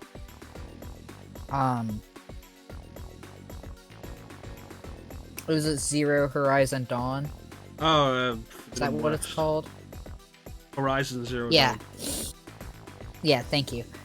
They're like, how dare they make female characters look so muscular? And I'm like, bro. You know, I was in Mrs. Tur's stream a little while back when she was doing Assassin's Creed Odyssey, and we were both remarking, like, Cassandra looks incredibly buff, and she's got blemishes on her face, and she looks so good. Like, Fucking it's just buff bizarre women. to me because it's like, one, like, I see a buff woman, and half Hold the me in time your I'm just like, strong oh, step arms. on me, please. Hold me in your strong arms. Carry me over the threshold. But, like, at the same time, it's like, I want a character that looks realistic for what they're about to be doing. Like, I'm sorry, but if there's, like, a character, especially for, like, She-Hulk. Hulk. Gonna be muscular. Like, if you just pop on out with someone who's, like, very thin and, like, super, like, makeup and all that, I'm gonna be like, why? She-Hulk, played by Ronda Rousey, because there's no other any kind of muscular woman in.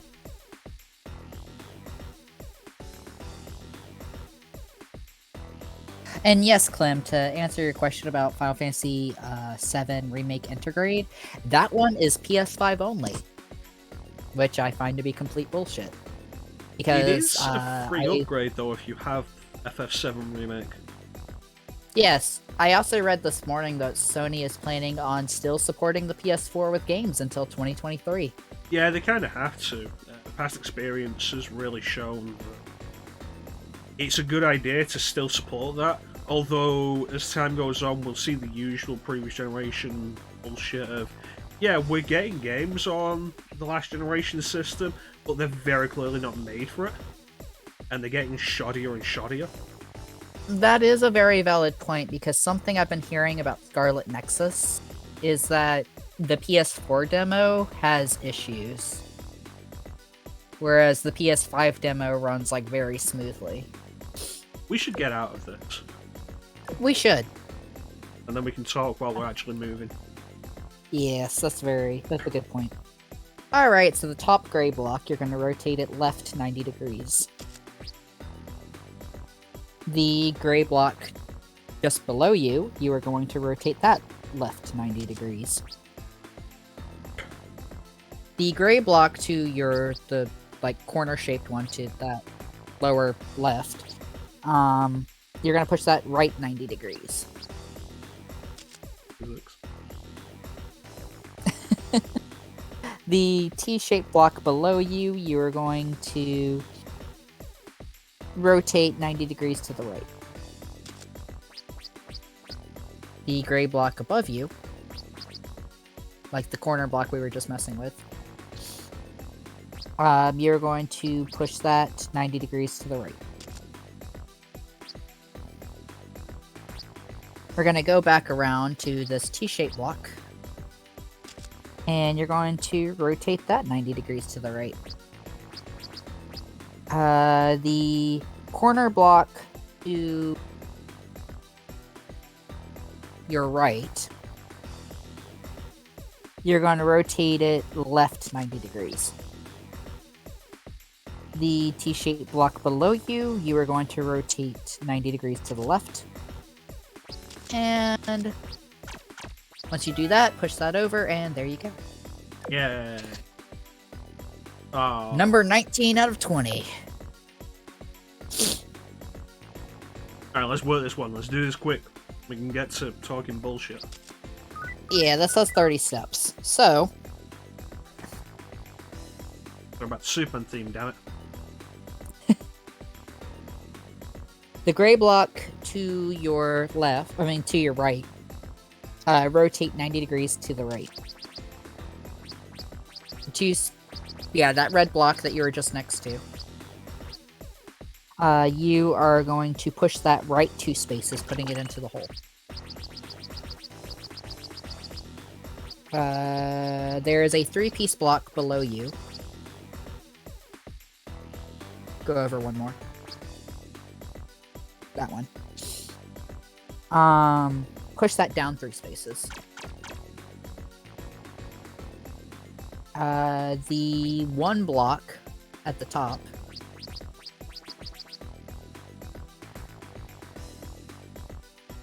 Hey, Sina. You're gonna push that block down 4 spaces and put that into the hole. Yeah. Okay.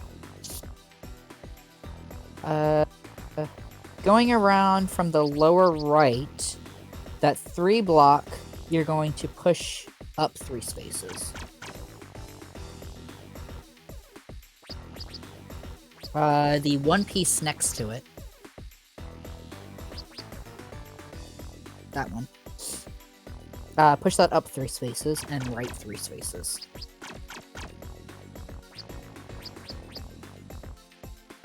The 2-piece to your left, that one. You're gonna push that right 2 spaces.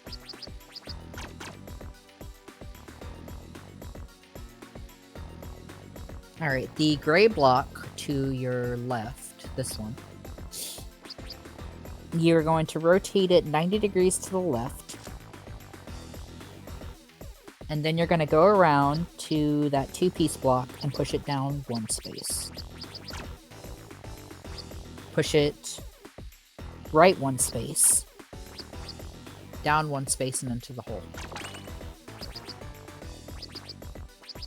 Alrighty. The 3-piece block above you. You're going to push that down 2 spaces.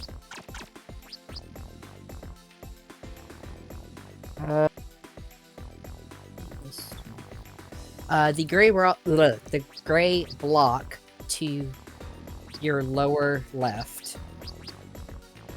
That was a lot of L's in that. Trying to explain these directions and my dyslexia is just like, I'm gonna trip up.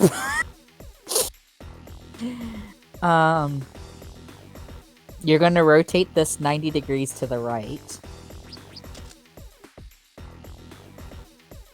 And you're gonna move this 6-piece block up 1 space.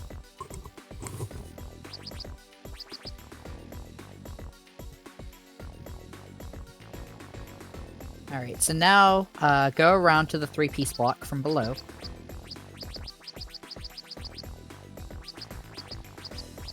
And push it left 1 space and up 2 spaces. Alright. The 1-piece block to the upper right.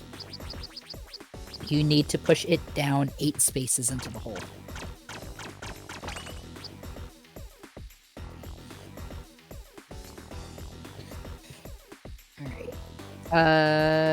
There is a 1-piece block to your upper right? Upper left. The one that's in between the gray blocks right there. That's the one you want to use. Push it right 2 spaces.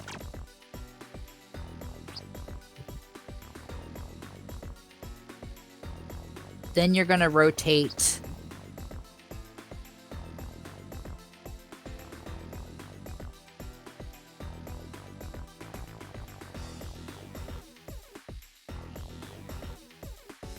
It says rotate the top gray block 180 degrees. But I'm sitting here looking... Okay, it does. My brain wasn't working it out fully. Okay. The gray block to your... Yes, this one. Rotate it 90 degrees to the left.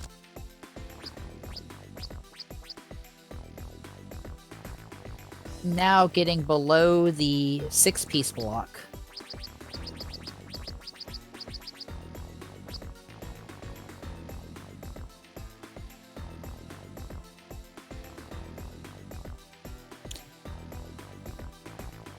Actually, I take it back. You need to get below the 1-piece block above it.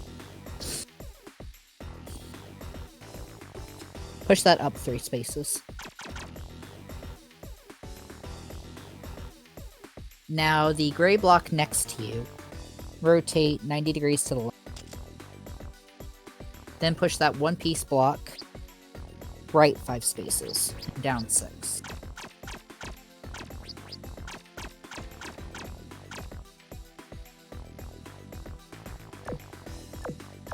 Okay.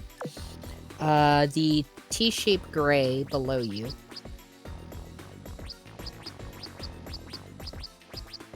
Rotate 90 degrees to the right. And then go back and push that block down 7 spaces into the hole. Alrighty. The T-shaped gray to your left. The way to the left. No, not that one.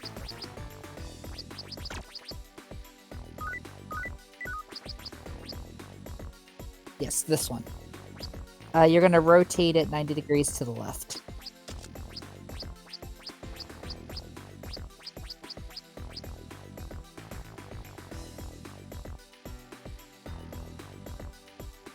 It says rotate it 90 degrees to the left, and you should have access to the red block below it.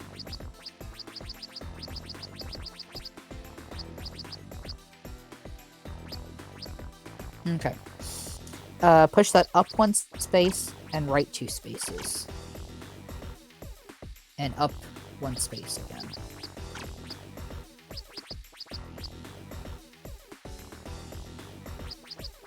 Alright, rotate that T-shaped block next to you 90 degrees to the left.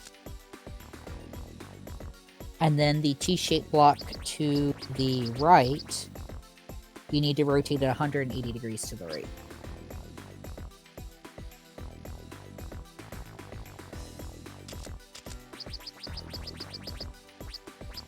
Alright.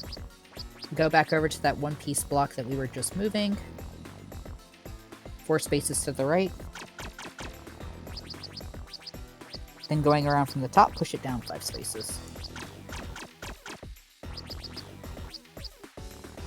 Alright, the T-shaped block next to you.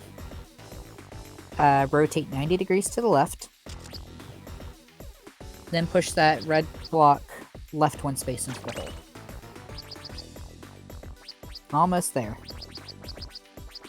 Rotate the T-shaped block next to you 90 degrees to the right. Then go to the T-shaped block on the other side and rotate it 180 degrees to the left.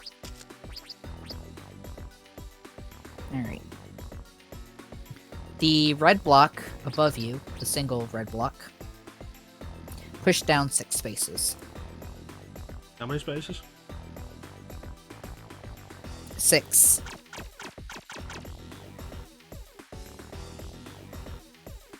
Rotate the T-shaped block next to you 90 degrees to the left. And now push this red block right 1 space, up 1 space, right 2 spaces, 1 space.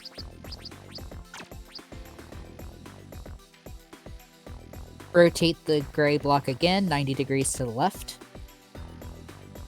And push that 4 blocks to the right. Going around from the top, push that down 5 spaces. Rotate that 90 degrees to the left. And push block 7, 4 spaces to the left into the hole, and you should be able to get over to it. One more. That's 4 spaces.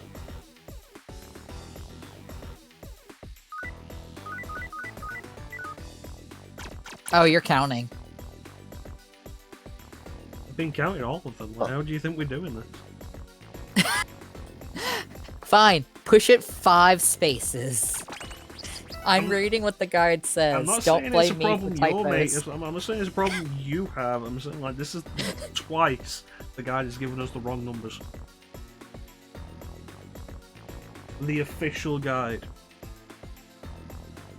So this puzzle is gonna be the worst because it's the last one. How many steps do you think are in this one? I already did your joke about 1, 2, 3, 4, 5.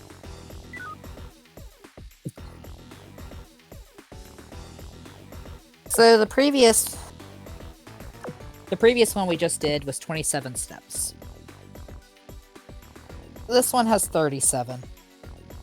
Oh, It has its own page in the guide of just this puzzle. oh joy. So, Alright, let's do this, get this over with, and we get that Magatama. get the gummy worms and be gone. Be done with Puzzle Boy. Oh shit, I might have remembered what we need to do. Frank F. Johnson is in the save room. Oh shit, you're right. I totally forgot about him. Alright, red block to the bottom of you. Push it down 3 squares, drop it into the hole. We're almost done, guys. We'll get back to fun. Almost, like, momentarily. We're gonna finish this and then immediately die. The SMT way. That is actually a possibility. There's the possibility of random encounters between here and a save room. I know, that's what's terrifying. Alright, We can quit the gray game block now. next to you. 90 degrees to the right. And you're gonna go around to the red block that is lower left. All the way lower left, that one. Yep. And you're gonna push it right 1 square into the hole. Alright. Gonna go back up to the gray block at the top. Alright. Rotating the camera, making me get disoriented. I'm trying to figure out like where the exit was. It's here. Yep, it's all the way over there. Alright, this gray block. You're gonna rotate it 90 degrees to the left. And the red block in front of you, you are gonna push left 1 square.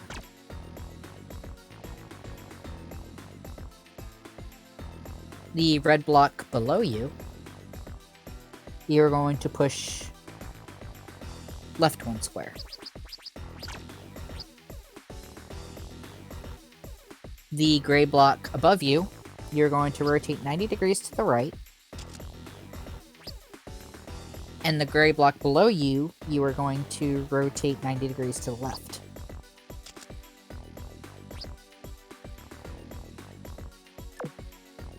Alright. The gray block to your far right, you're going to rotate 90 degrees to the left. And then the red block in front of you,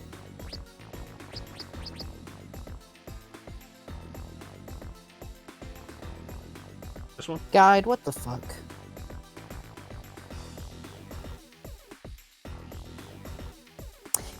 It says push the block left 1 square, and I'm like, you can't! Does it mean this one? No, it says block 3.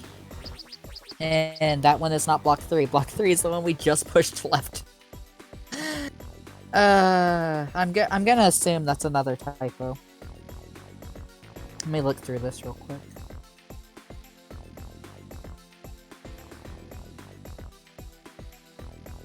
Amazing. We're at 2 hours, and I feel like we've accomplished basically nothing. We spoke to Futomimi, and then wandered for like 5 minutes, and then jumped immediately into this, and now it's 2 hours. Damn. I think we started this around the 1 hour mark, to be honest. Can you go below this block? No. Interesting. Can you go around to the gray block next to it? So this one? Yes, can you go around to the other side of it? Yes, but with that red block there, this will not turn. Really? Can you push it up? It won't turn, this block's in the way. Oh, that's a good point.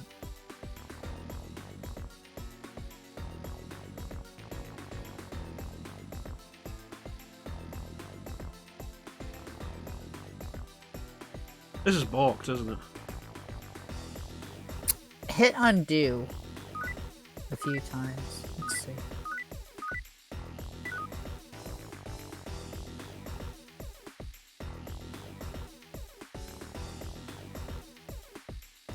Get to try and figure out what threw us off.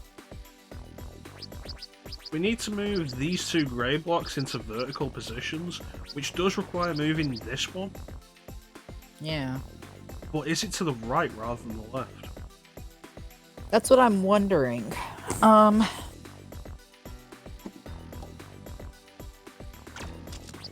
see here real quick. Then there's the issue of, like, can we get back around? Yes, we can.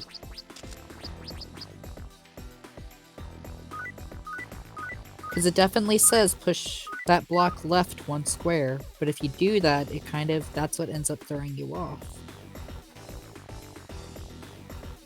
If we assume it says press it right 1 square, what do we get? After that, like, I mean, we doing? can... After that, it says the gray block above you rotate 90 degrees to the right.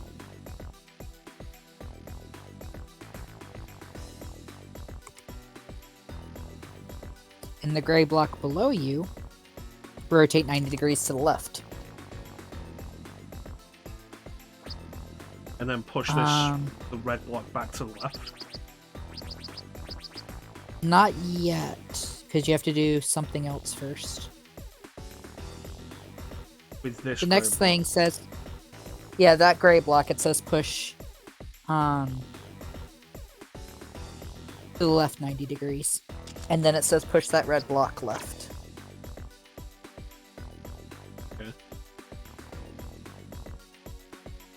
And then it says going around from the bottom, push it up 1 square.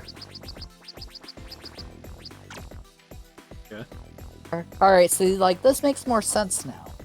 So, 3 crippling typos. I say crippling, going around from the the previous 2. going just around random.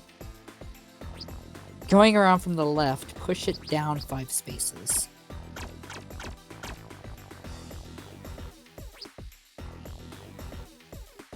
Alright. The top 2-piece gray block, rotate 180 degrees to the left.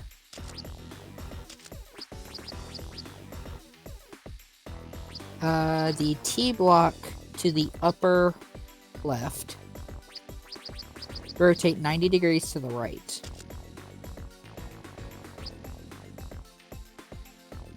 Then push that red block to the right 2 squares. Alright. The troublesome block that we were just messing with, that one, push it up 1 square.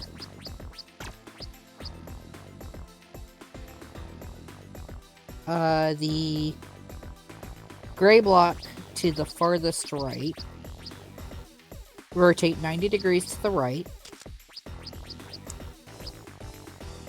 And then the 2-piece gray block right next, like to your left, right next to you, 90 degrees to the right.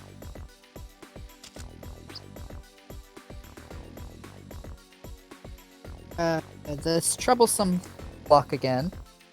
It says left 3 squares.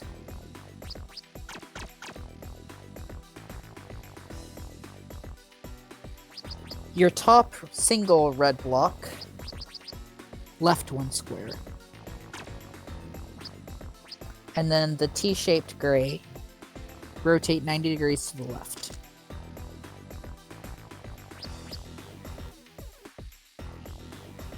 Push that block right 1 square, and rotate the T block 90 degrees to the right.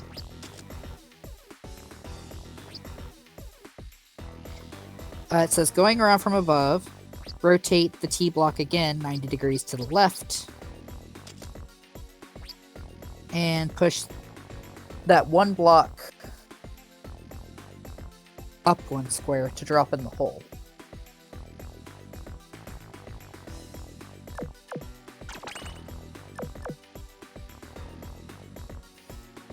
Alright. So the red block at the top,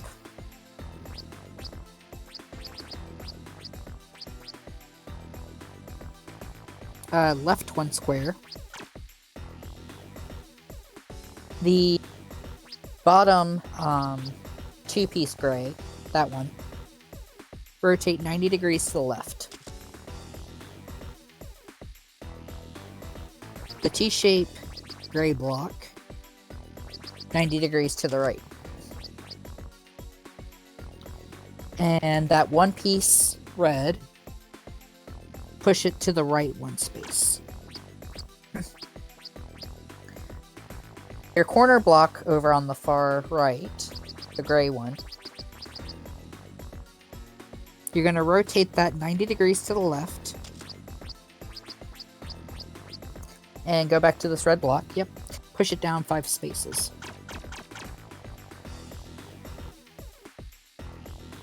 We're halfway through the steps. Corner piece, the gray corner piece to your right, rotate it 90 degrees to the right. And the 2-piece gray next to you, you're going to rotate 90 degrees to the right. That red block to your left, going to push it left 3 spaces.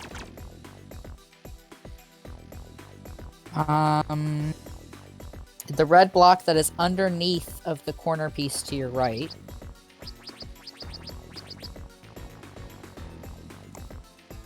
you're going to push it left 2 spaces. The top 2-piece gray block, rotate 90 degrees to the right. Going around from below, rotate the bottom 2-piece gray block 90 degrees to the right. Alright.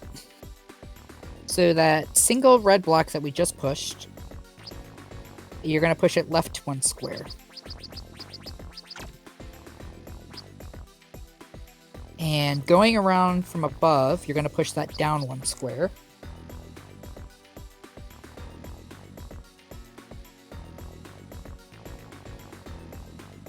Hide.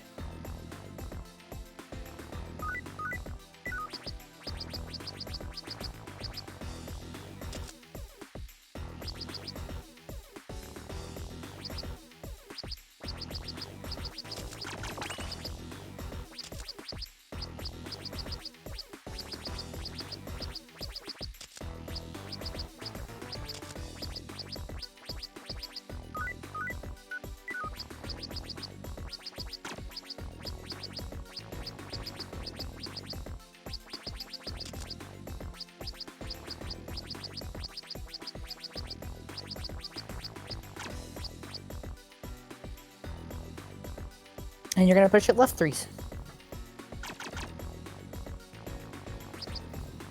Alright. I'm guessing the guy T-shape forgot to mention putting that other block down. Yeah. Yeah. Alright, so the T block above you. Rotate 90 degrees to the right. Then going around from above it, rotate 90 degrees to the left.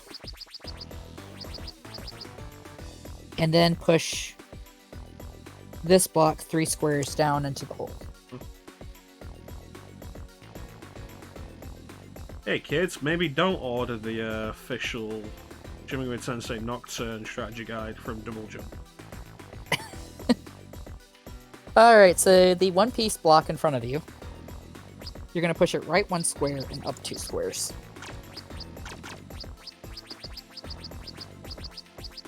The corner gray above it, you're going to rotate 90 degrees to the left.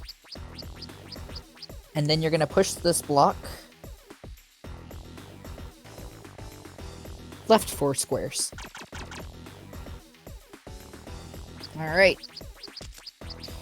Going around from above, push this block up 1 square and left 3 spaces.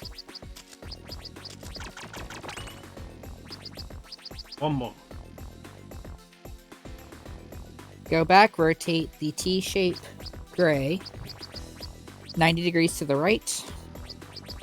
Then going above, rotate it 90 degrees to the left. And it says push that block down 4 squares into the hole, which I think you just did. Yes. The 2-piece gray. The bottom one, that's... Yes, that one. Well, that's a typo. Rotate 180 degrees to the left. What was the typo? Typo says 190 degrees. And that'll quite fit.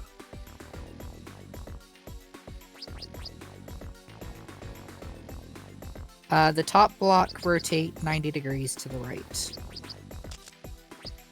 That's the left. Ah, shit. This red There we go. This red block at the top, you're going to push left 3 squares. That doesn't work. Which makes me wonder if that was supposed to be... Yeah, there we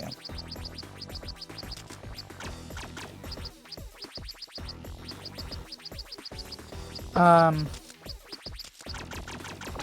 Push it left 3 squares. It says rotate the T-shaped block 90 degrees to the right. Going around from above, 90 degrees to the left. And you're going to push block 2 up 5 squares into the hole. And I think you already did it. I was looking at the guide and reading it, not looking at the screen. Alright.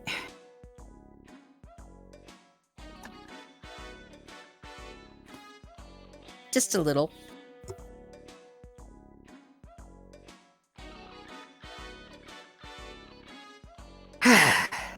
I'm just glad I had access to it, even if it was a problem at times. Boy. Alright. Where the fucking Magatama? Give me my gummy worms, you son of a bitch. So yeah, for those who didn't hear when we started that is basically an extended reference to Quirk, an old Game Boy game. Imparts healing spells. It will give me diorama. I will equip that, thank you. Hell yeah. I feel like you need some healing after that bullshit. Alright, let's go for the healing point. Healing point, save point. And then we will talk to Frank F. Johnson and see if he is done. How you doing, Sina? I saw you came in, but I wanted to focus on the puzzle, and then that turned out to not really be a good idea in any respect. Yeah, no, focus on the puzzles. Bringing puzzles. Yes.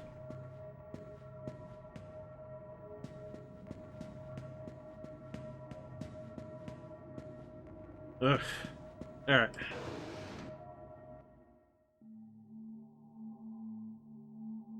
Oh yeah, we can't save yet because this guy's here. Hey, good timing. I hope your game doesn't crash before I'm done talking. Yeah, seriously.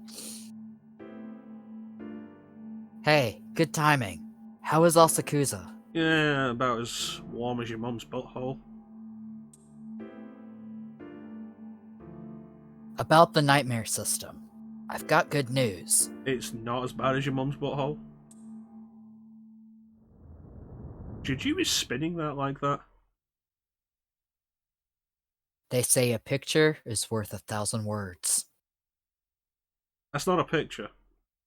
And also, that's a terrible thing for you to say as a journalist.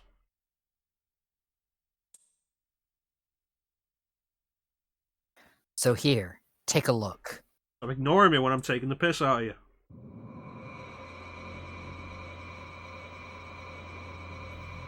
I fucking God, if he robs me while I'm looking at this.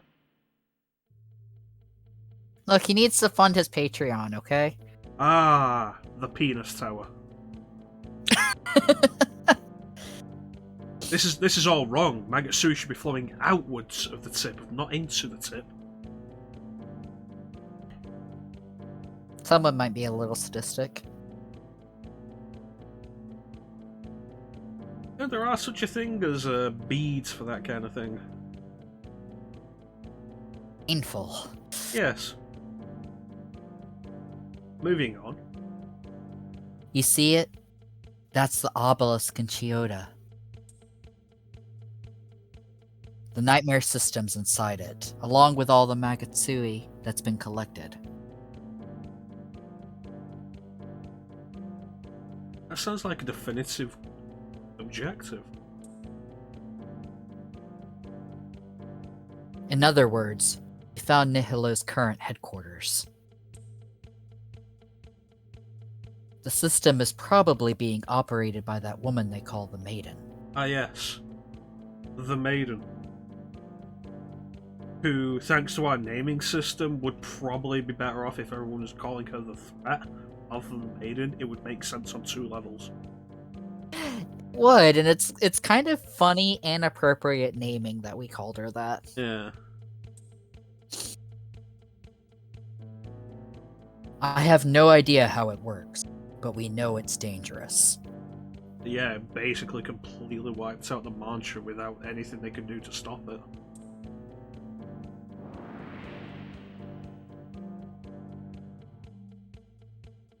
If I could, I'd go in there myself, but I'm just not strong enough. Oh, convenient excuse. You weren't strong enough to go to Ginza, and then you turned up at Ginza. You weren't strong enough to find the fake headquarters of the Assembly of Nilo, and then you were there. Convenient. I mean, there's a reason why he's named Frank F. Johnson. Just saying. Is there? That was a dumb name we made up. Yeah. But also, it could just be like, he's Dick D. Dick. Get Dick from Frank? If you ask nicely. No, but seriously, like, Dick from Frank? I don't mean, think I've heard it as... I have never heard of that as a euphemism. Penis. Johnson, Maybe it's sure. a southern thing? I don't know. Maybe it's a southern thing because I've heard it before. That's weird. The South is weird. I mean, you're not wrong.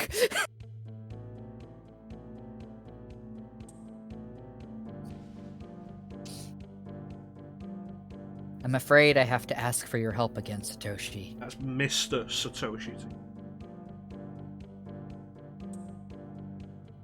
That's right, you call me Mr. and then still call me by my...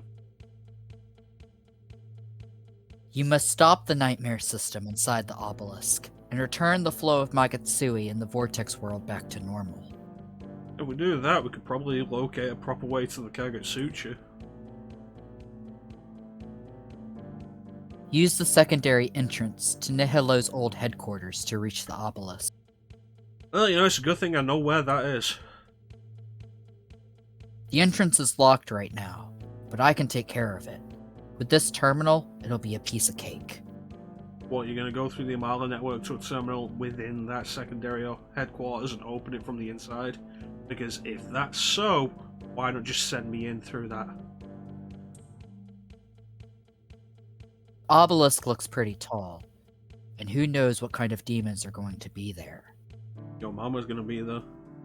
Your mama, Frank. We don't know what kind of power this so-called maiden has either. That's fine, she's hot for me, it'll be fine. It's not gonna be easy, that's for sure. No, but by the end I'm sure she'll hope and it'll be hard. Ba-da-ba-ba-da-ba-ba. I mean, we are talking about obelisks and whatnot, Oh, yeah. but I know you can do it. No, you don't. Fucking bitch-ass lad. Hey, now we can save, though. Save!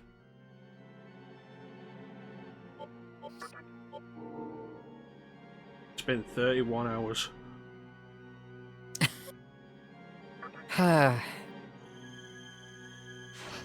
If we're leaving this place, I should go and buy one of those Magatamas.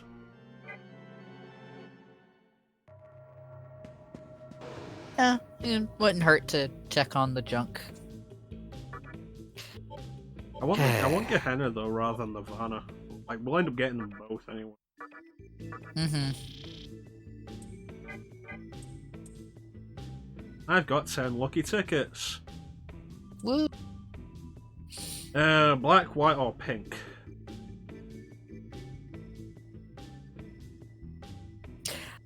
A part of me wants to say pink just because that feels like such an odd color compared to the others. Yeah, my thought is 2 in the pink, 1 in the stink. And then we go for the white. I got an Ag Incense.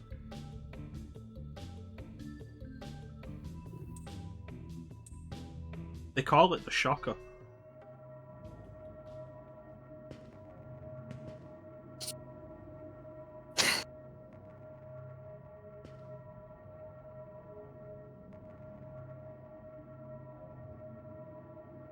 And then, of course, there is the more extreme alternative, the Spocker.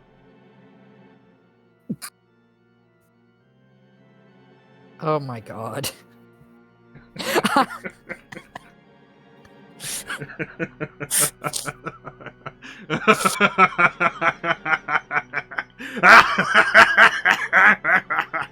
Okay. Meanwhile, Chrono is the real villain here. It was always gonna happen. See, this is why I don't trust you, robots. I mean, it's not going to be much of a twist at the end that I am actually the true villain. I was about to take a sip of my drink, and then I read Clem's comment. The U-bolt. See, I'd call that the clencher.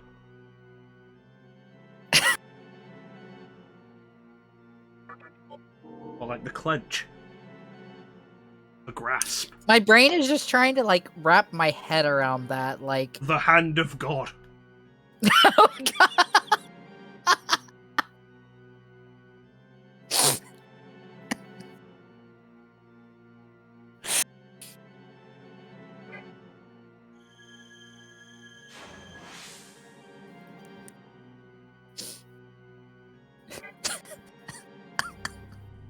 Oh yeah, Crow Tunnel was dark, wasn't it?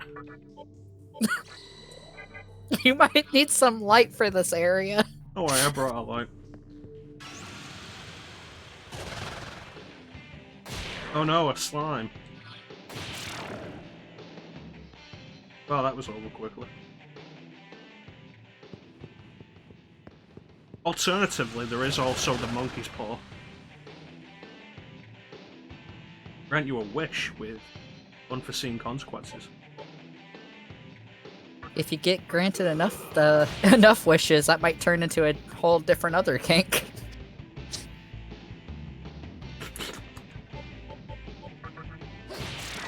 Please never do that again.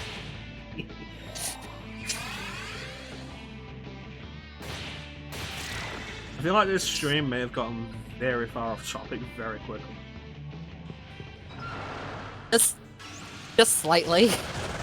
I blame the shopkeeper.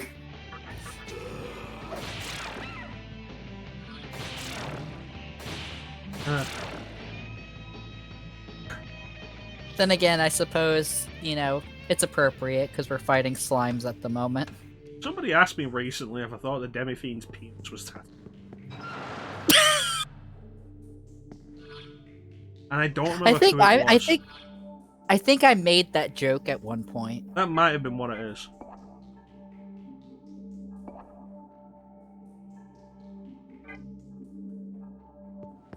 And I think I made that joke mainly because of like how the tattoos all like converge.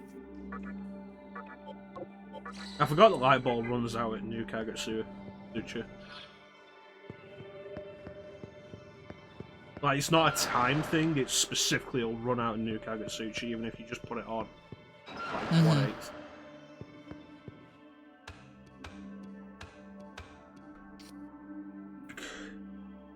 You know, I appreciate Digital Devil Saga having the phases being basically nothing. Until you got to DDS2, anyways. That's why I said Digital Devil Saga. I like how that one demo is just like, nope, I'm out. Smart demon. Yeah, I'd already punched that one. It was like, oh no, that hurt. Do I want to learn Shock? No, because I have Zionga. You don't need to learn Shock, we were just talking about Shock. Shocker! I'll chase you to the ends of the earth!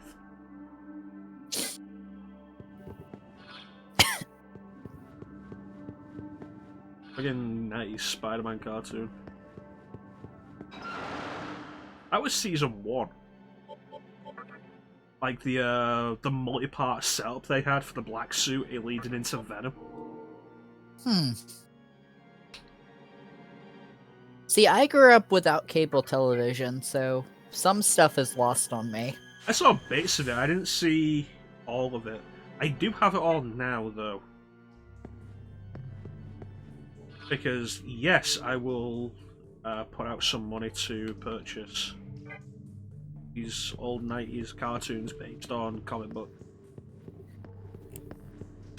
Like the X-Men animated series. You know why? Because they are probably like the best adaptations of a lot of that shit. It is actually kind of embarrassing that so much of it hasn't been done better.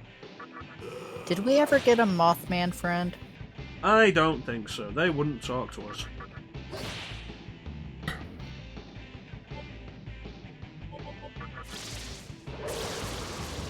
Because they were dicks.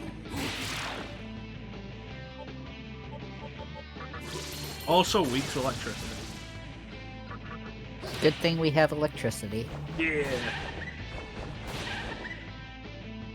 It's actually kind of a common thing with Shocker, the Spider-Man villain.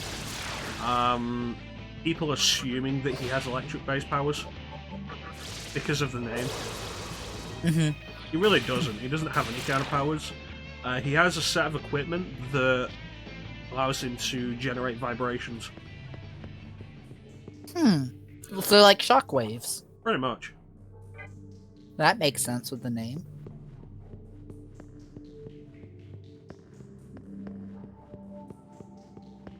Now I'm suddenly getting reminded of why people say English is a difficult language, because we have words that have totally different meanings. But they basically are like the same word. I guess even worse when you take shitpost into account. That too. Hello. I'm here to beat the shit Hi out there. of you this time. Oh, this guy is kinky.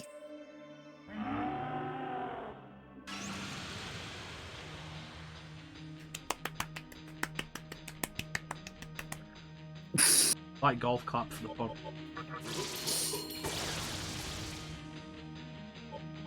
Thank you, thank you. I will be here all week. You're all weak, kill him.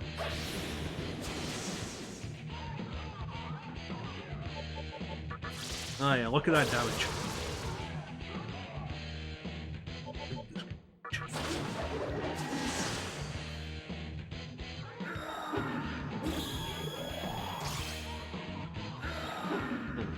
So the reason we're going back to deal with this fucker, is because dealing with all 4 of these will get us another Magatama. Gotta get those gummy worms. We really do, and it will be so worth it at the end. Can you carry over Magatama into New Game Plus? I don't know. Let me double check that. If you can, that'll be so good.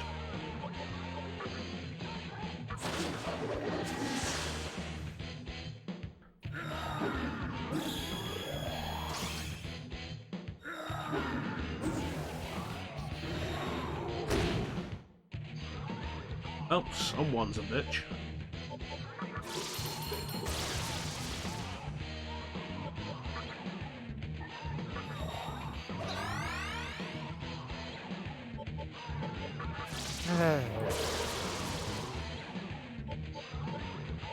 It's fun when you're trying to look up stuff for Megaton, and it's like, here, this is what you carry over for Persona. I'm like, no, I'm looking up Megaton.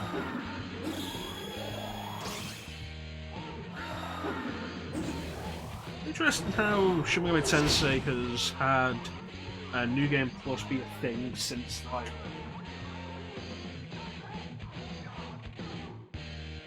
I don't know if it was in the first one, but it was definitely in the second one. It according to the wiki, it shows it.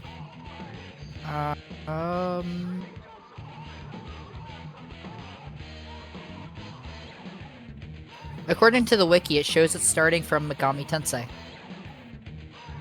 Interesting, the very, very first. Mm-hmm. You have to wait 5 minutes after the word end appears on the screen after the ending, and then you will be given the option to begin a new cycle. Am I gonna do the remake of the first two games at some point? That is a question. You ever seen the what's his face? The Super Famicom remake compilation of both Megami Tensei games?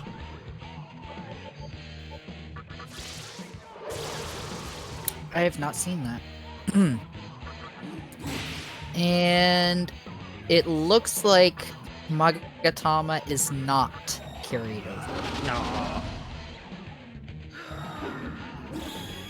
Things that are not carried over for New Game Plus are your level and stats, your demons, party member slot, consumable and key items, Maka, jewels, Magatama, spells, skills, and the Demi-Fiend's title, and the ability to summon certain characters.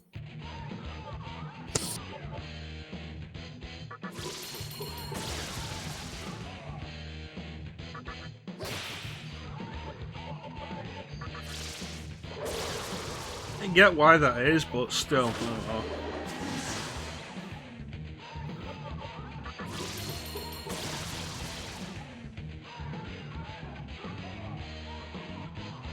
How dare you? You don't know my mother.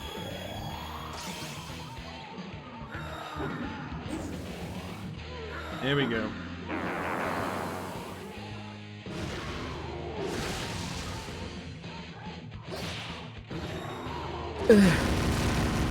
There it is.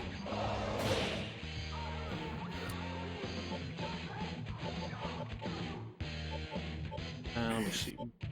Yeah, Bomb of Rising.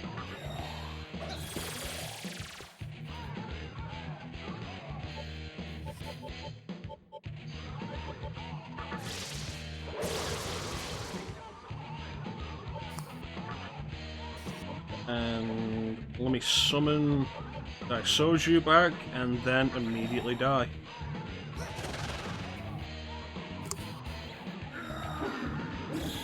Dragon Eye, man. Fucking bitch, man. Even you, the multiple press turret is just like... Yep, there it is. Well, that sucks.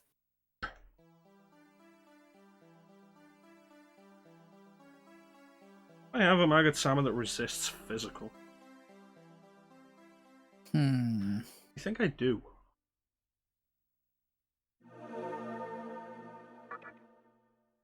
I always hate fighting enemies in SMT that like resist physical. It's like, unfortunately, you can't just slap them with your strength boner. It's not even about that. Like when it comes down to it, physical is always what we fall back on. Mm-hmm. There we go. Resist physical. Makes you weak to ailments. He's not throwing out ailments though. Which is a good. You just gotta remember after the fight to switch it. I'm gonna immediately forget. Yeah, that's why I said you gotta remember. Let me see. Warcry. Because he has Dekunda, which is a problem.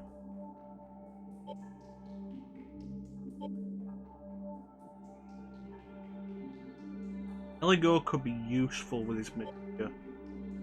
Uzume. She has Maza. She's got Medea. Good. If we go in there on Nukagatsuchi with her though, and replace Oni with Uzume, and go in there on Nukagatsuchi. I just gotta remember to run around until it's Nuka Kagetsuchi. Yeah. Yeah.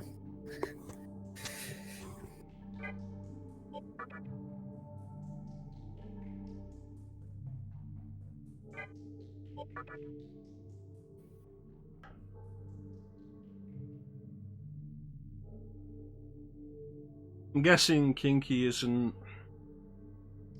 susceptible to sleep.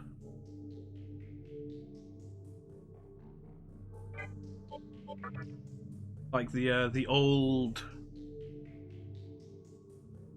fucking 2-hit combo. A group of enemies like this, like throw at you.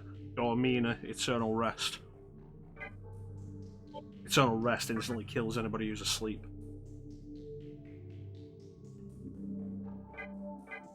Alright, let's do this.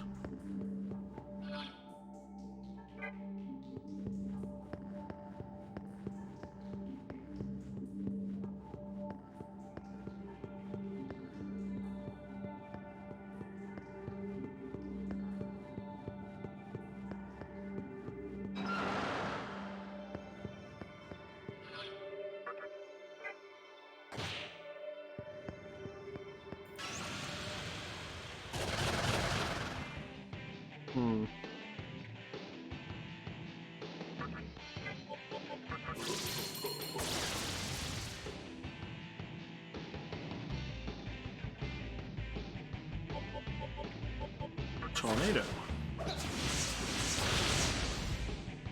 After seeing my friend play through this game, every time I see Tornado, I'm just gonna think of like, pain.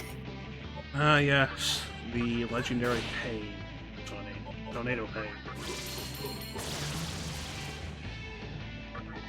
First you get the sugar, then you'll get the power, then you'll...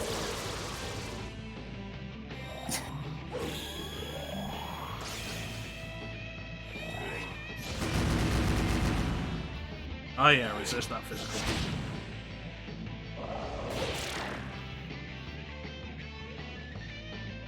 Fucking weird line that just happens kind of out of nowhere in an episode of The Simpsons. Like Homer's stumbled across a fucking tanker of sugar on the road that's been split open. He just starts shoveling it into his car. Piles it up in his back garden and is like guarding it.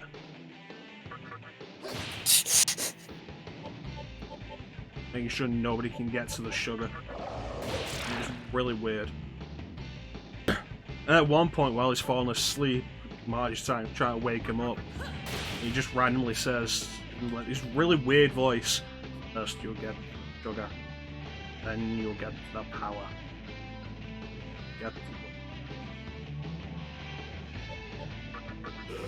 One of those weird Simpsons jokes that has absolutely no meaning or purpose, but is just weirdly hilarious.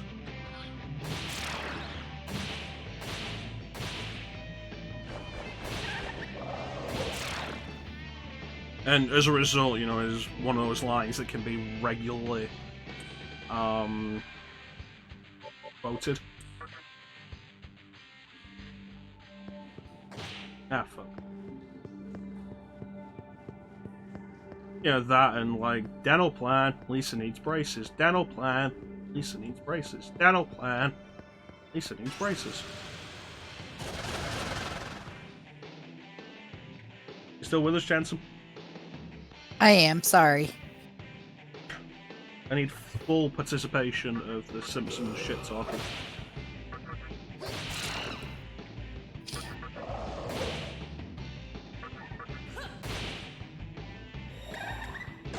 I feel bad because it's like I only know some stuff of The Simpsons. It's like it was one of the things that would appear on non-cable television. But I spent more time just like playing video games than actually watching TV when I grew up. Oh, this is interesting. This is interesting. It's like you're confused and now you're just babbling. We gonna get a friend? Nope. No, we're not gonna get a friend. First you get the Mothman, then you get the friend, and you get...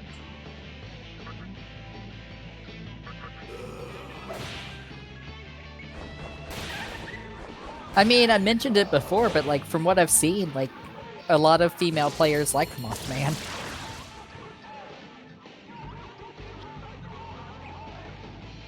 It's hard to understand women sometimes. It's like, yeah, what demons do guys like?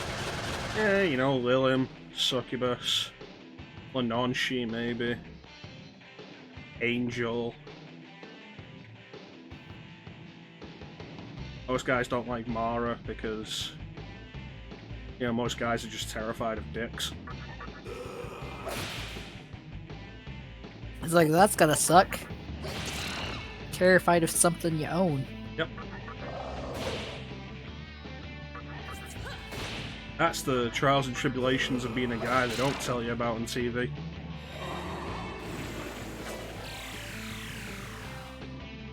DVs are like, yeah, no, men are cool and powerful and can do anything. They don't tell you about the crippling fear of dick.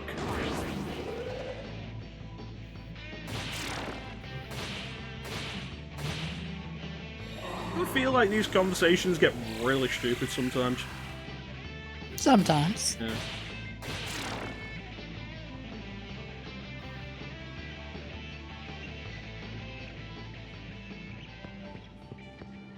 I suppose there is actually,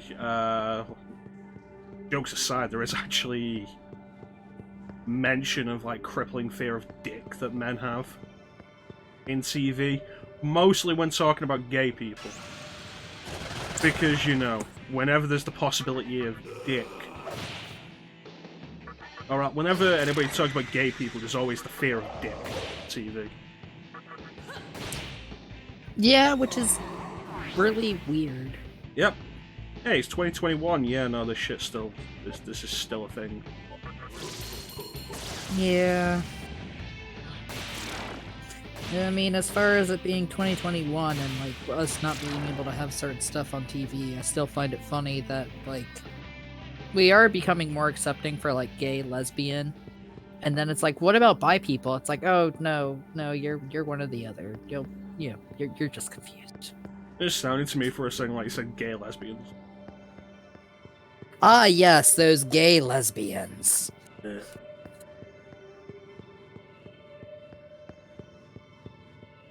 And with the way lesbians are always portrayed as being separate from gay. So you've got like, oh yeah, the gay lesbians, and the lesbians that like men.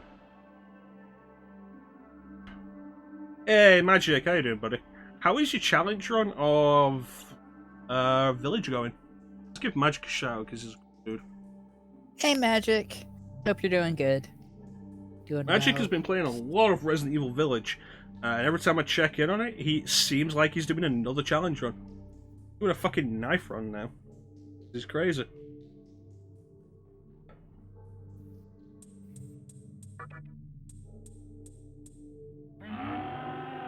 Gotta take the beating from Kinky again. Kinky, do you know about gay lesbians?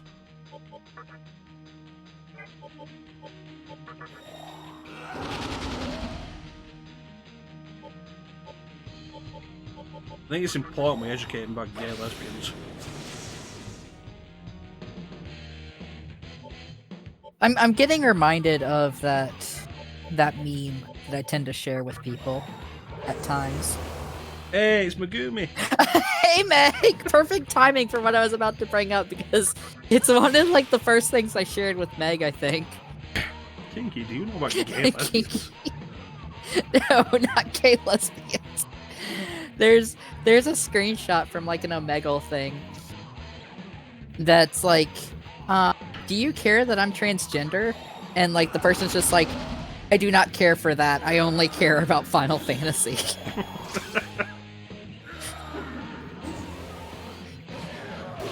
I'm pretty sure that was like one of the first things I like shared with Meg. What do you identify as? Male, female, non-binary? I identify as Buster Sword. Or like whatever gender Cloud was.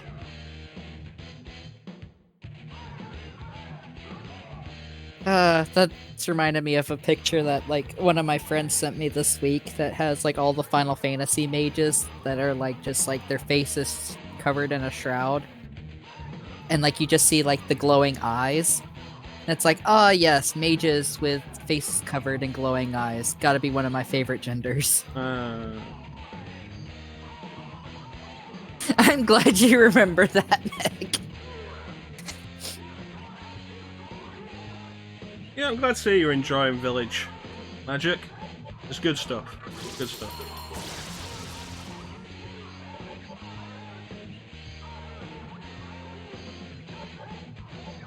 Clem with his Clem Tiago. I say this regularly, but I can't believe how much that blew up. It was a dumb joke from when we were doing Gears of War. It was like Mecha Phoenix and Dom Clintiago. Because it's Marcus Phoenix and Dom Santiago. Mm-hmm. Then we did it again for RE5. It was Chrono Redfield and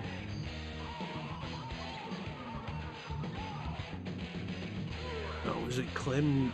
Clem? Was it Sheva Clemamar?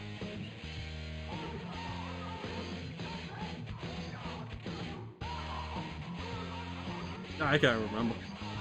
I can't remember. That was a long time ago. That was a fun playthrough.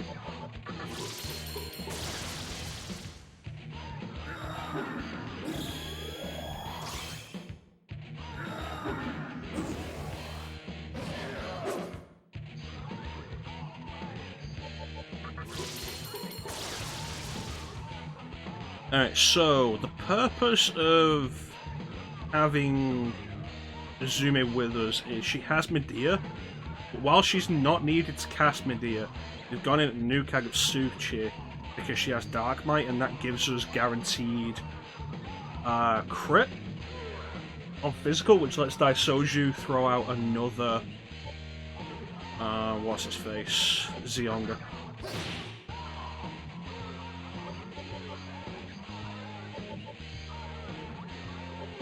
Nice.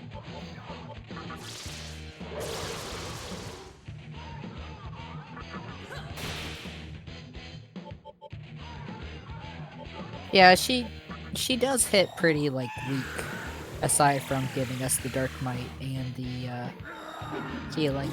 It's not so much that she's hitting weak as Kinky has physical resistance.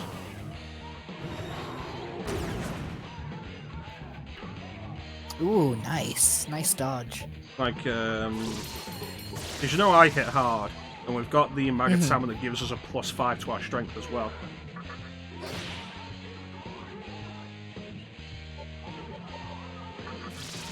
$15 damage. Thanks for the alert, Megumi.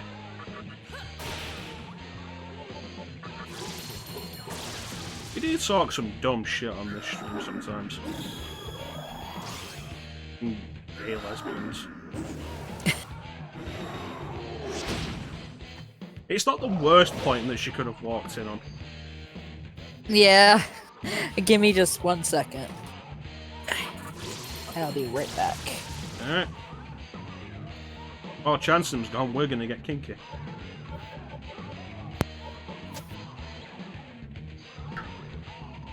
There's everybody doing in the chat today. Signer, you still here? You lurking, Signer? Stop lurking, Signer. Signer, come and join the chat. Signer. Signer. Come over to your house and I'll fucking look at you funny. Dinky with Kinky. This might be one of the names they changed in the remaster, because we were talking about that earlier, about how the remaster has changed a bunch of the names of demons. And most of them were about basically expanding the names where they couldn't have the full name originally due to character limits.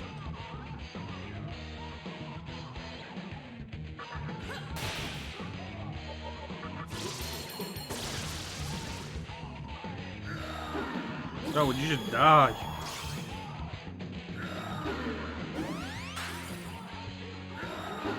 Alright, here we go.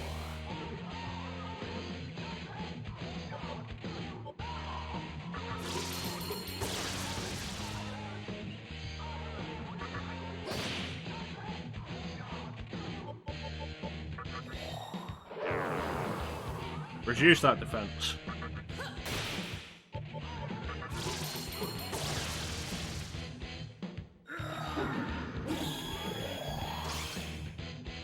We're still not on the second phase.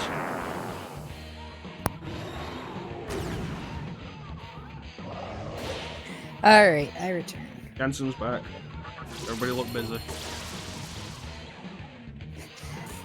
Now, did y'all do your reading while I was gone? Ate Have my y'all been ass. good students?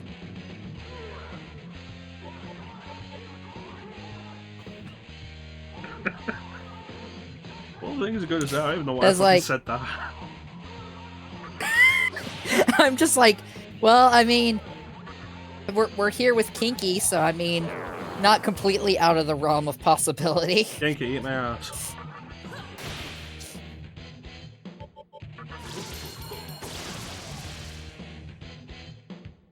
Finally, second phase.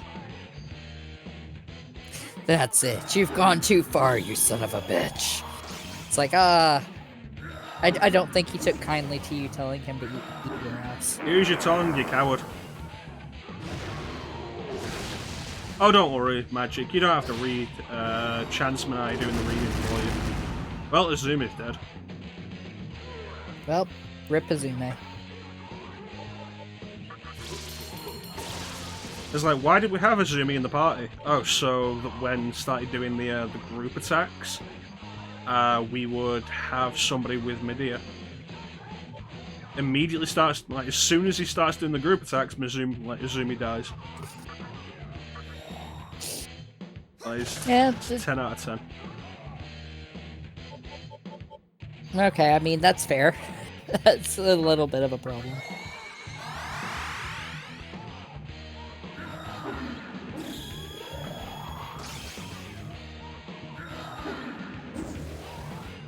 I might leave this for a while, actually. This feels like it might be insurmountable at this point. Or, like, if not insurmountable, like, this is the first of them. Yeah, and there's 4 of them. As long as there's not a cutoff for fighting these, then I can understand, like, waiting. I don't think To there's a take them cutoff on. to get any of the Magatama.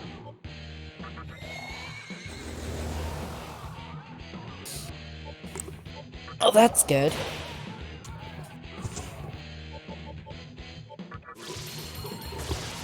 Yeah, Shin Megami Tensei has been using the same demon designs for a long time. Which sounds like a bad thing when I say it like that, it's really not.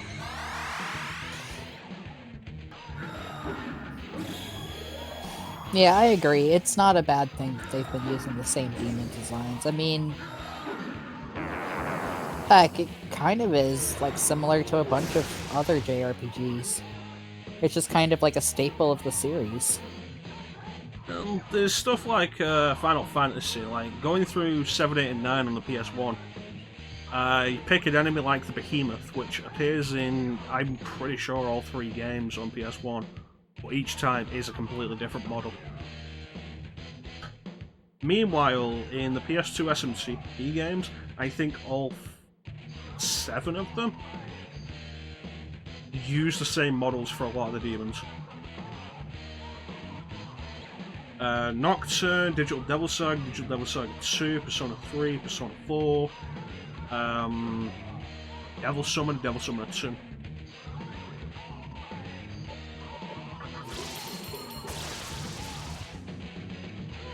Well, I know as far as like 3D models are concerned, Nocturne, DDS1, DDS2, Devil Summoner 2, all are very artistically similar. It's the Kaneko artwork and probably on the same engine. It's mainly Persona 3 and Persona 4, the 3D models for those games tend to be lower quality because most of the time they rely on the 2D artwork. I think the big exception to that is in Battle. Yeah, Battle is a different story. Oh, in that case, Magic, that is this game.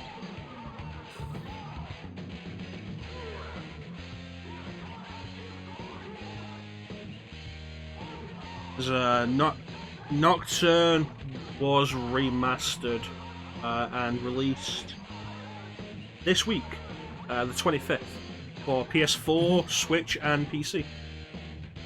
To answer your question, Meg, that would have been Devil Survivor 2. Fucking Devil Survivor 2.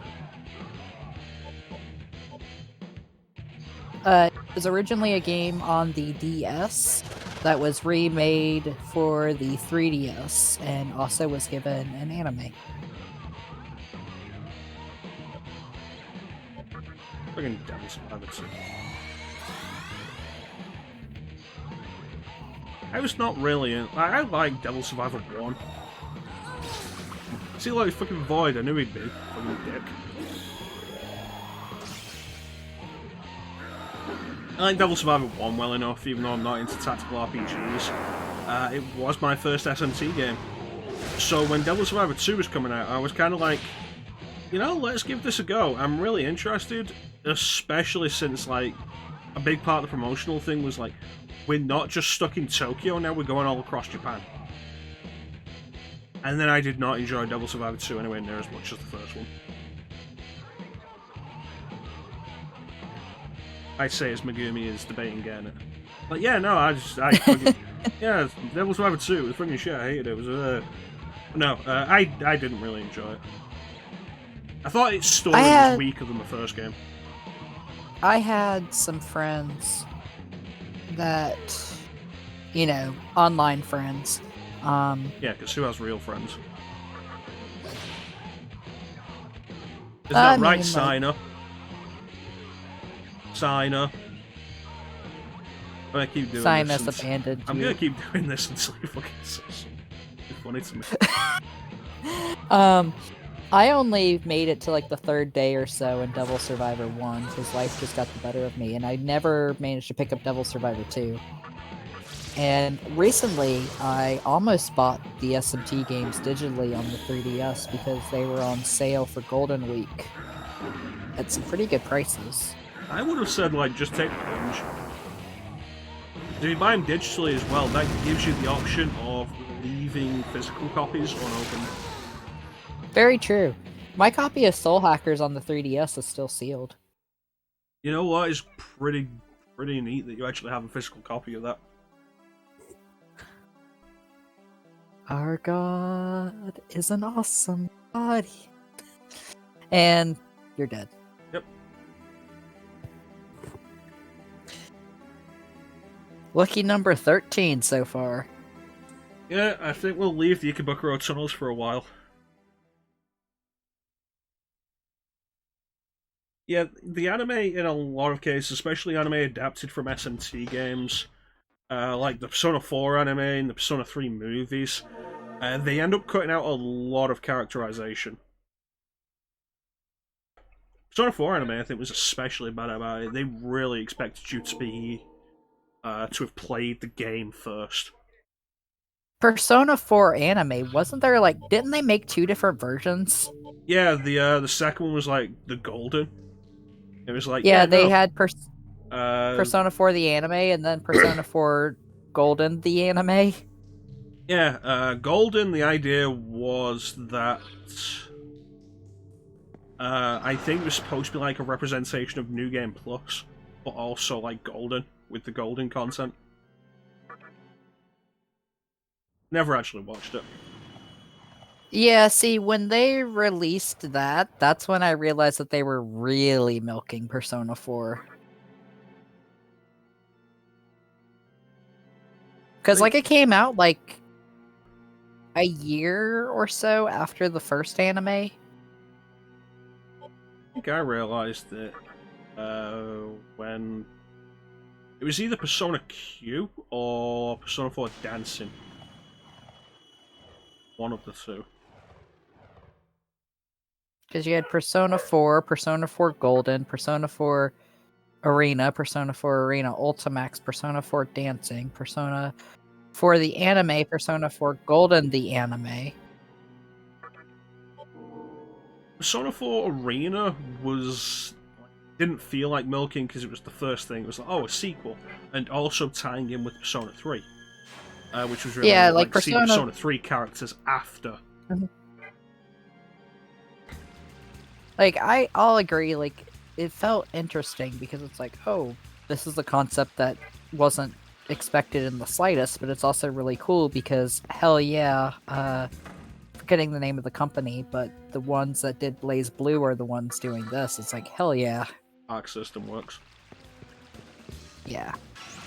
Never been into Blaze Blue. Guilty Gear, that's a series I got behind. When I was younger. Guilty Gear, the way that Guilty Gear handles their 3D is like so phenomenal. Mm-hmm. They Like when it applied comes the same thing to Dragon Ball FighterZ.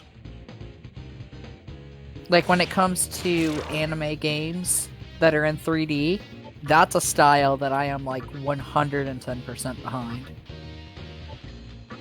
Never actually got a Bicon. You didn't get a bisexual unicorn? How dare you? Well, you know, if he's ready for action and decides to attack me, that's just not on.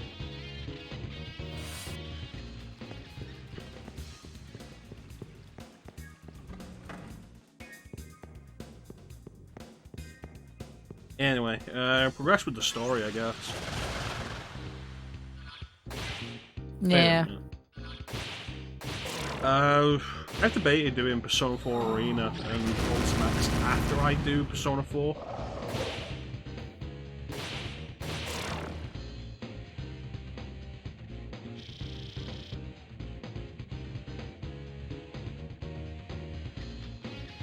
Thanks, Jonas Megumi. Alright, Meg. I hope you enjoy Tales of Rebirth. You take care of yourself, Megumi.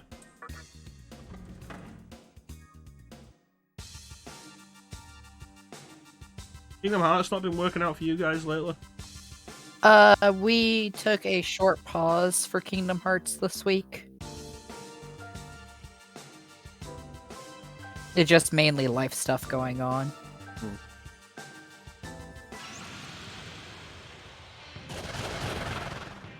Kill them all.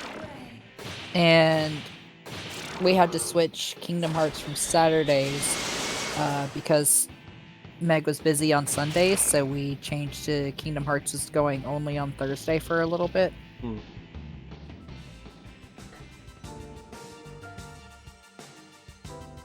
But we'll be back with Kingdom Hearts soon. Gonna be a while before I do Kingdom Hearts. Unless somebody redeems. Yeah, I might take it off the list. Karna's like, nope, I'm not about that life. Not right now. Nah, I've no problem with Kingdom Hearts. Not doing any of the Chain of Memories. Do GBA. Nah. When it comes down to it, there's like 10 minutes of plot development in Chain of Memories. I mean, you're not wrong. It's just more so I'm like... I like Larxene. I like Nominee. It's the game that they both originate in.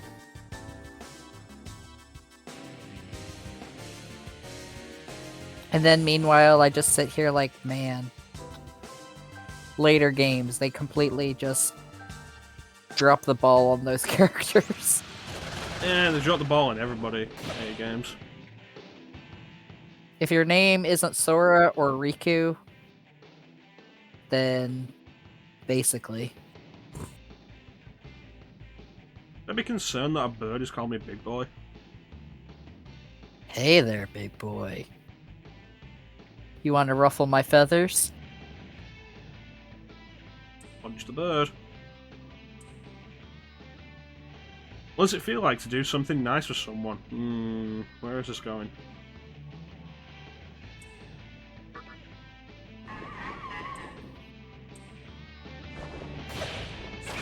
You displease the bird. Good. It's like, I like being nice. It's like, I'm a bird. Only being I nice. can't That's why I'm going accept to that. kill all of you.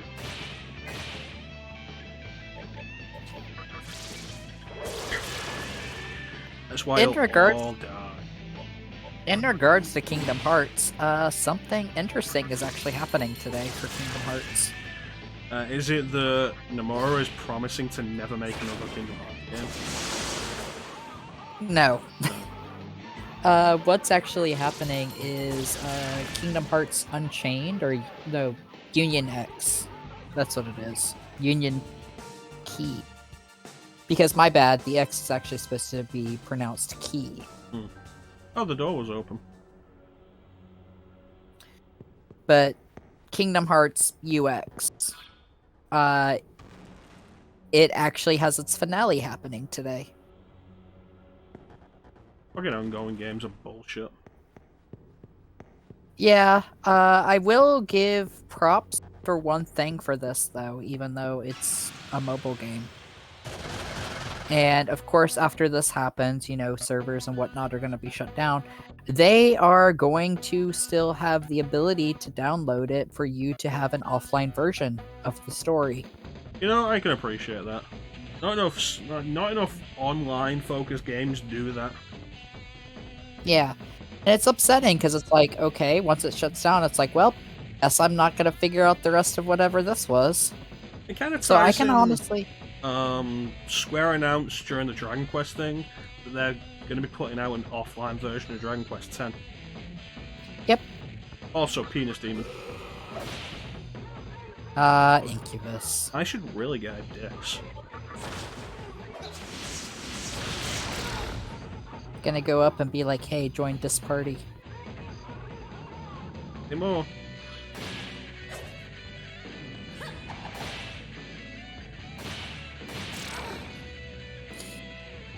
I do find it funny, though. It's like they're putting out an offline version of Dragon Quest X, but also at the same time, they're like, there's no plans for an international release. But yeah, Dragon Quest X, you know, a game we've been doing for like 10 years now that we know you've been really wanting in the West. We're doing an offline version of it now. Still not going to give it you, though. I think the reason that they gave for it is because they said that they didn't feel MMOs would sell well in the West, and I was just sitting there like, excuse me? That's right, Final Fantasy XIV is the worst selling game in the franchise, didn't you know? Wait. Ah, fuck. Womp womp. Oh, at least your tats light the way. Just checking like what Kagetsuchi it is. Like it's almost new Kaget. There we go. Hey, now you can use the light ball.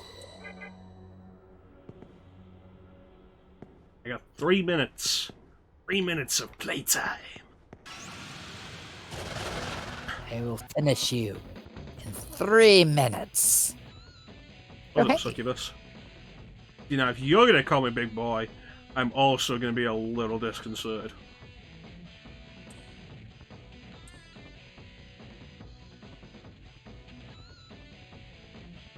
I mean, I do. Like, should I give it to her, or will that just perpetuate the stereotype that pretty girls can get whatever they want? You have a succubus in your party? Yes. See, She was that's an accident. further making. See, that's further making me be like, okay, why are we being approached by this one?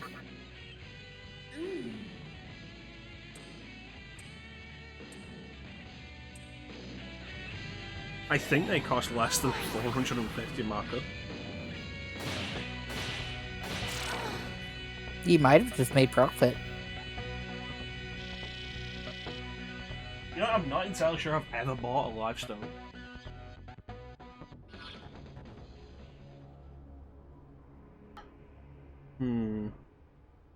Let me see. So yeah, there's Succubus.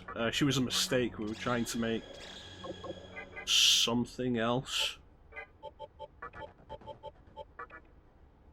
And then it was like, oh yeah, no, fusion accident. Bam, Succubus. And she had nothing that we were actually after.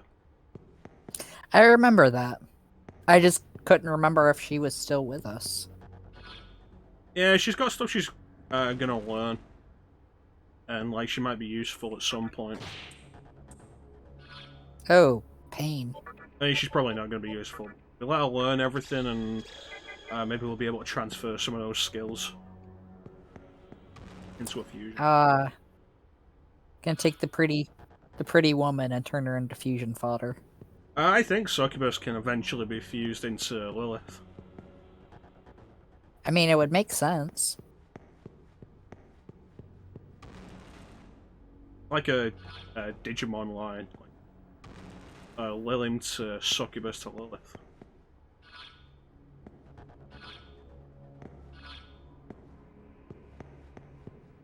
Lilimon Digivolve too. Yeah, there actually is a Lilithmon. I can't remember. It wouldn't surprise me. In the dub, they called her Laylamon. Oh, that. Yeah. Good old 4Kids, if I'm not mistaken. That's Hamas, maybe?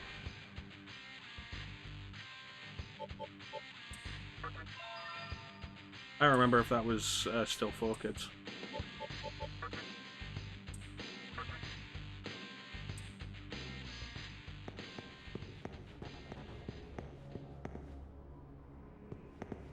What are you flashing about?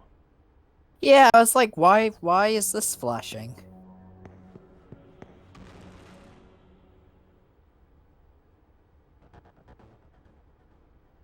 Did I accidentally stumble across, like, the right way? No, this connects to where we were before.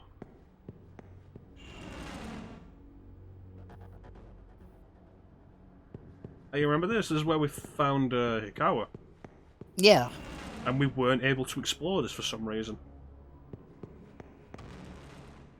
Why did we need to go through another entrance?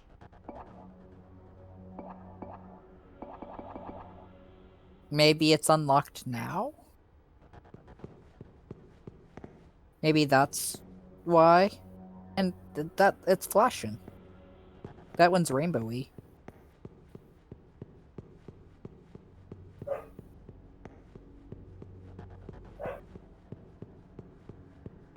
Something's going on. Demon dogs want something.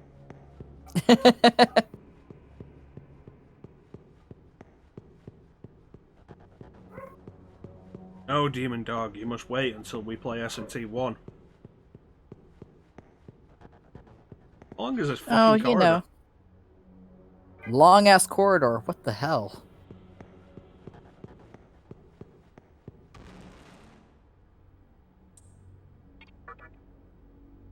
The long ass corridor led us to an elevator.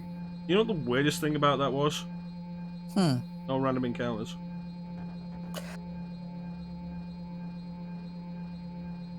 Very true. I need to pay more attention to, like, your little compass and see what color it's flashing.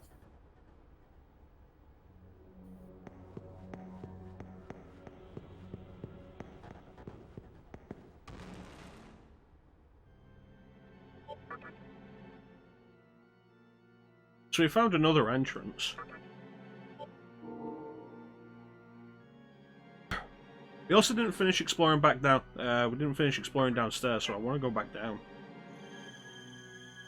Like, we just stumbled on the exit.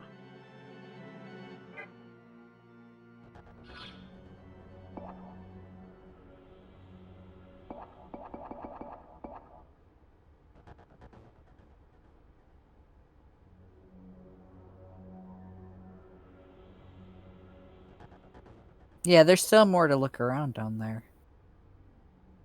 That's a small terminal, unfortunately, so we can't teleport there. Mm-hmm.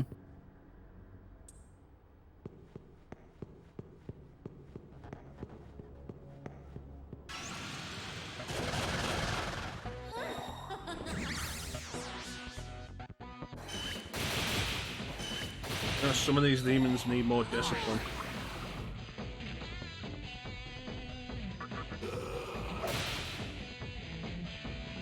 Well, let's be fair, Oni. What are you going to do with her?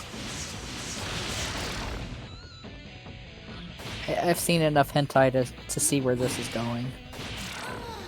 To hell!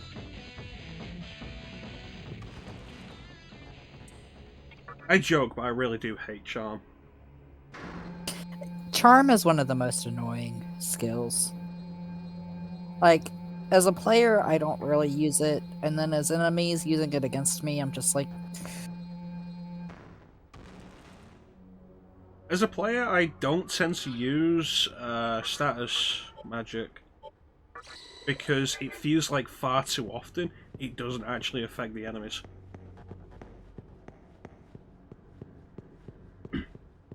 Part of the reason why I decided to mod Persona 3 FES so I could control the party, because for fuck's sake, Masuru, stop casting Marin Karen, it doesn't work. Yeah, I'm pretty sure that's a part of the reason why I didn't keep her in my party most of the time. She's got good ice skills, though. God damn it. I don't want to put Jumpy in there. I want him out as soon as I get 4 people. Yeah, see, that's kind of like the struggle. Yeah. Not a struggle if you just hack the game. True. Oh, you know, play the PSP version. Which, this actually reminds me of something. A new translation group came out and is doing like their version of Tales of Destiny Chronicles. They're calling it Luminaria Destiny. Fucking dumb. But their group is called Luminaria. Is that what you're gonna say, Chanceem? No. Okay. I'll but they're doing their own be translation. Over here putting words in your mouth. Thanks. That's what I do. They're God damn it. doing their own translation of Destiny 2. And they're gonna do their own version of Director's Cut Destiny, which is interesting since another group just did Destiny's Director's Cut. But something that this group is doing is that they are going out of their way to add quality of life stuff to it. Because they're like, these games are like 2 decades old at this point. They're like, by the time people who are going to be playing it are going to get around to playing it, they're like, there's newer things in the series that they've come to expect that weren't in the original releases of these games. Like full 3D battle systems. Yeah, they're not going that far. Well, you know, bullshit. 0 out of 10. But, so they said that they're actually going to be implementing certain things so that it's, more accessible. Yeah, if you come with me, I'll be into ball checks.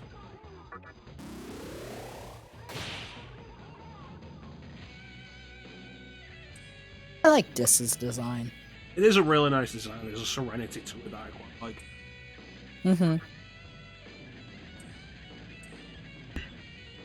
No, do not ask for chakra drops.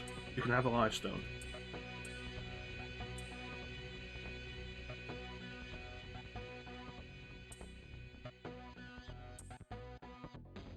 No.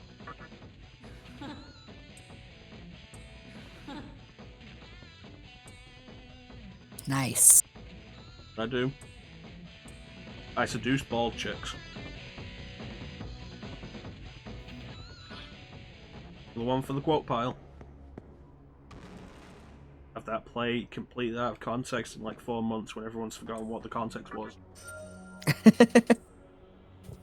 Yeah, no, that's totally right. I seduce bald chicks.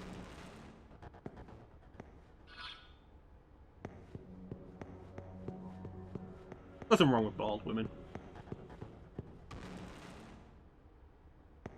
I want to make that point right now. You can be bald and still be hot. God damn it.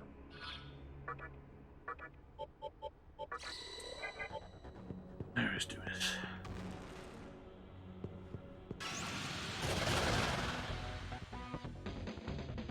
Hey, look. More bald chicks just wanting to talk to me.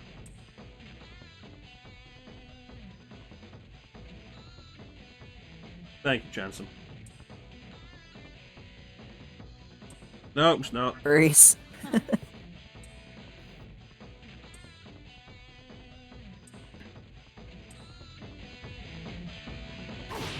Cool, you know I'm gonna beat the shit out of your friend, though. It's like, oh yeah, you're cool, but unfortunately your friend's not. Is it pointless to help others? No. Cool, hey, have some money. I'm gonna leave my friend now to, like, you do whatever you want. Okay. Should you help her, though? Nah. Why not? It's pointless. What? I mean, it is. I would have killed you both, but still. Yeah, look at the compass. Blue all the way. Interesting.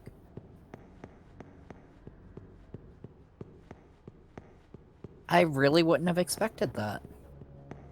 I appreciate they're not going to make you fight random encounters through this corridor. With it being such a long corridor.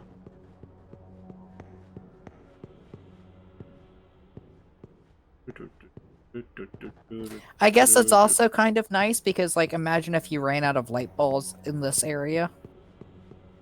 And it is such a long corridor. Like, just running down the corridor itself, you went through, like, half of a phase. Like, 4 out of 8 of the phases. Not a phase, ChanceEm, jeez. Well, excuse me.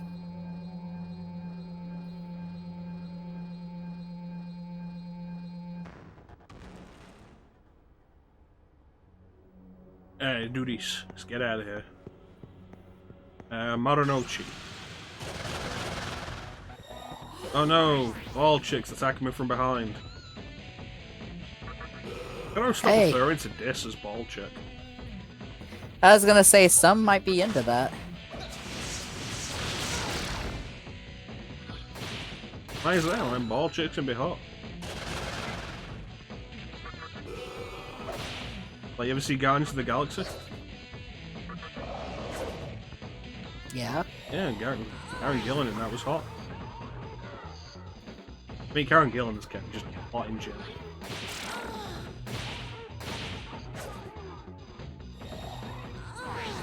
But it's nice to see the hotness wasn't just tied to the red hair. Which can happen. Moving swiftly on. Estoma. If I remember rightly, Estoma is actually a pretty good skill for something.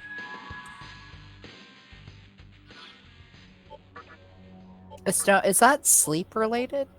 Lowers odds of enemy encounters on new Kagasuchi. That is something we will probably never use. Now, if you we gotta make sure we keep... I was gonna say, we gotta make sure we keep leveling up. Pretty much.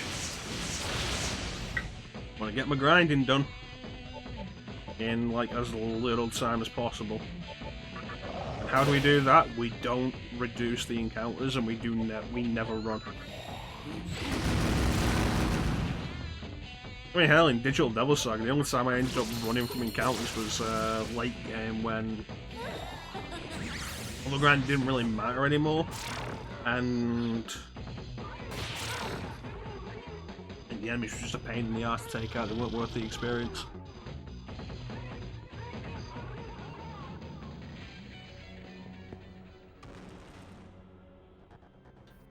Ended up doing that in Digital Devil Saga 2 as well. Like the higher floors. Higher floors of the final dungeon. Mm-hmm. Just like running from certain encounters because they just weren't worth it.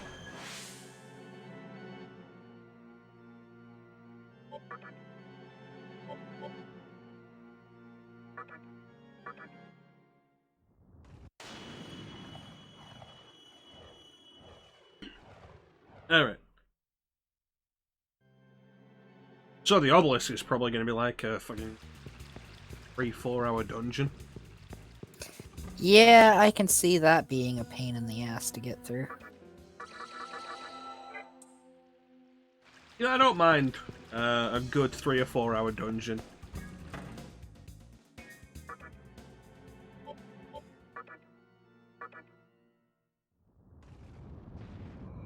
They can be quite enjoyable, like just have reasonably spaced save points.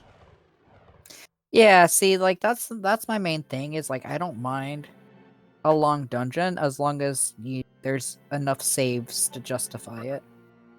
Because I don't want to have the frustration of doing something for 2 hours and then dying off. No, anything more than 20 minutes. Losing any more than 20 minutes of progress is frustrating.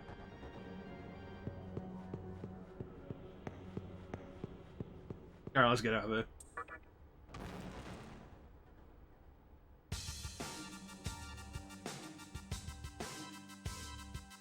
That thing in the bottom left is supposed to be the map that tells us where exactly in the Vortex world we are.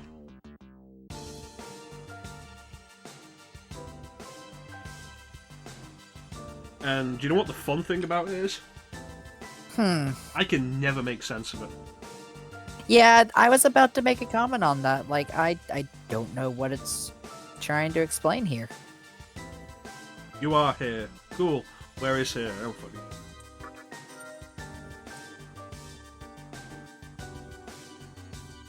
You know, I feel like in any other game, this would be the setting of, like, the final dungeon. Look at that. Yeah.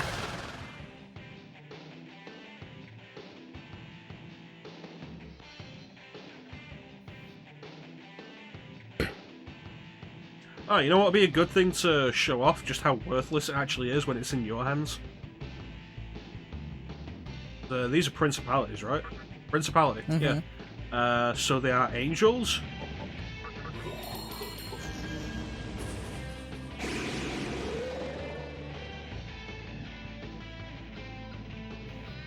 Wow.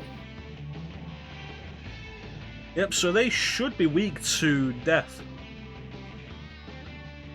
Oh, did it call it curse in this game?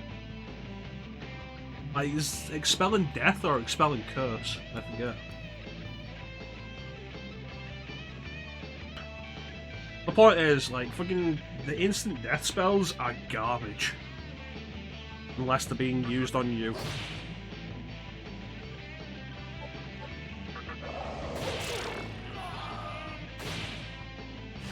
Ain't no substitute for punching angels in the face. Haha. Double punch. Counter, though.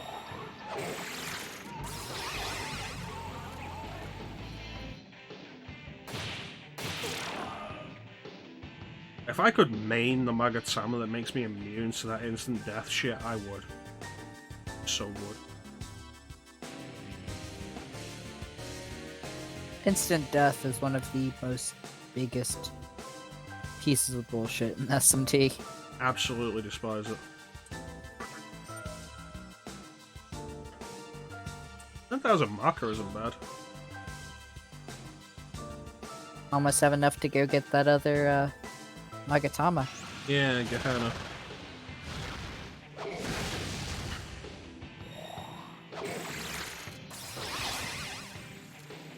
Right, bitch. I'll be honest, I forgot the Magatama I have on voids that.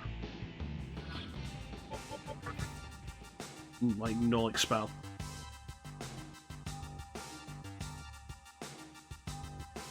This could be a good one to just keep on for a while, like, even after we master it. You know why? Decent stat spread, null expel, no weaknesses. Ooh. That is really good. So, you know, I'd say worth the trouble of doing Puzzle Boy. No, I'm not going to rephrase that. Did you have to phrase it like that?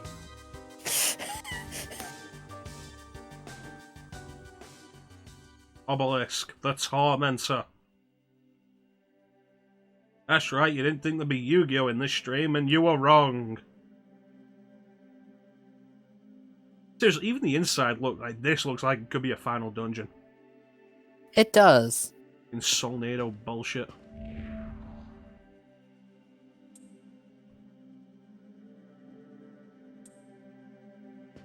This is the closest you'll get to Kagasuchi in all of Tokyo. Cool, so this will probably be the final dungeon later then. Got it.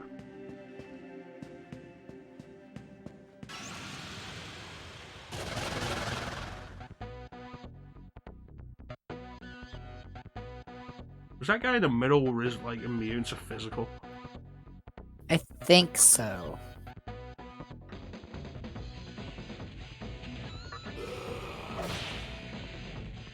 Let's find out.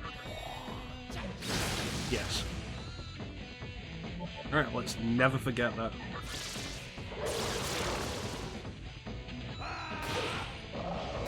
Statue dude is null physical. You know what the real problem with that is? It means whenever we see one of these guys, we have to make sure we don't put solid. Good point. Alright. In small term, what kind of weak ass bullshit is this?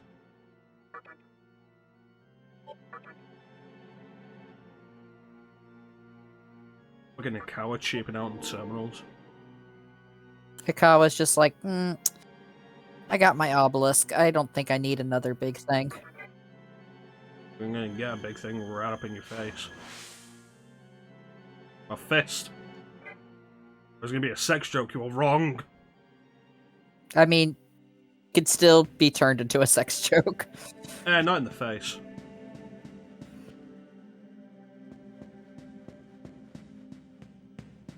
You're gonna shove your fist through, like, into somebody's mouth. I feel like there's a very specific point where that is not sexual.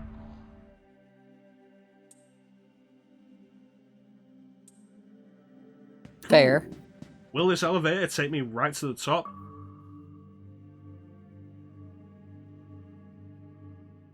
Ride the magic cube and find out. 15 floors, you know what the problem with that is? It's probably not right at the top. Yeah, I don't think so. Because, like, the mantra was like 60-some floors. Yeah, but we only went up like 3 floors. True. Hey, Teak. Ooh, Hi, Baphomet.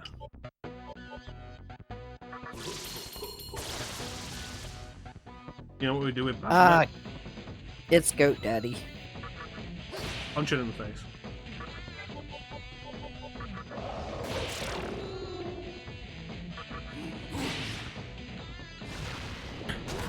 Not in the face could be turned into a sex joke, but that isn't what we said.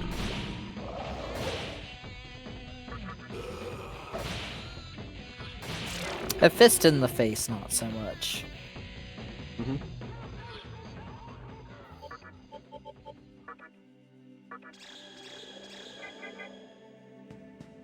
What do we do? Like, you get your fist and, like, force it into the mouth. Enough that, like, the mouth just kind of, like, snaps open. Oh, so basically, like, just go to the dentist. We're further than that. Like, real horrifying Mutilation. Mutilation. There you go.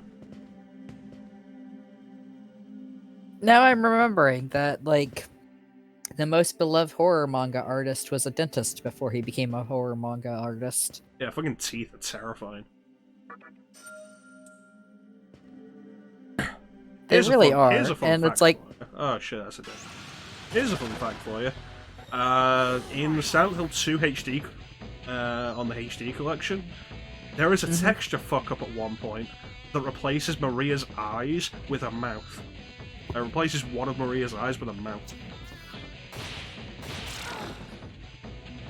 I don't know why it happens, but it's fucking horrifying. Like, where her eye should... Like, where... I think it's the left eye. There's just teeth. That is kind of really terrifying.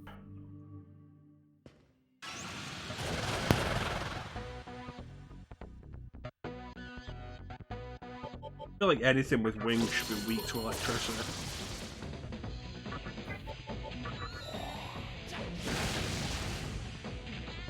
Not gonna apologise for thinking that.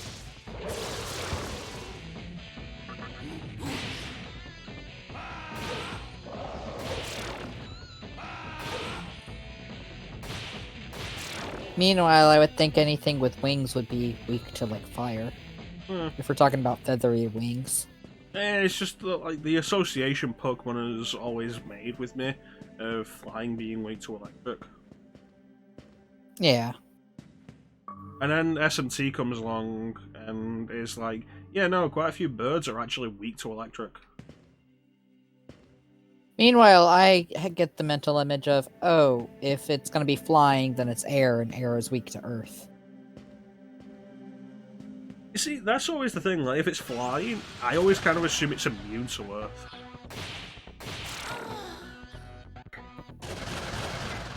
Weak to gravity. You know what? We don't have a Karasu or a Baphomet. We do not. Like, what am I doing over here? Like, not recruiting demons. You're being a bad demi-fiend.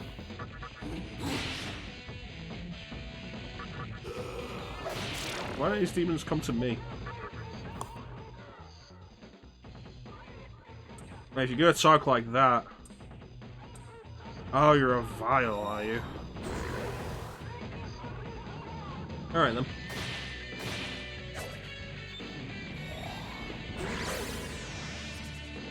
It's like, wouldst thou like to live deliciously? Well, not with that attitude.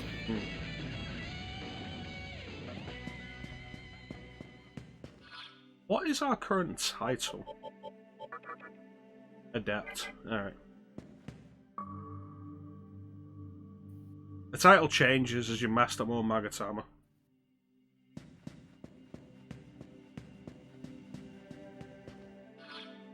With one Magatama mastered, it's like 0 and 1 is Fiend. That's worrying. Oh dear, who's this gonna be?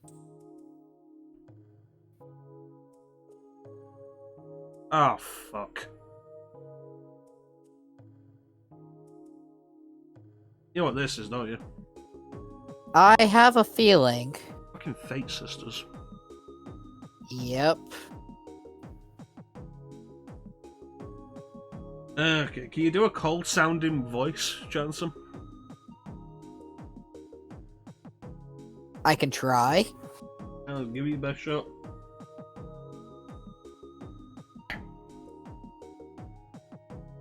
That was perfect.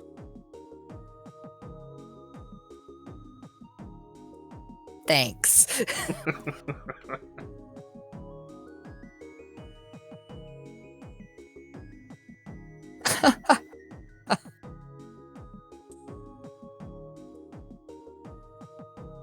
Just as Lord Hikawa predicted, it seems a rat has wandered in.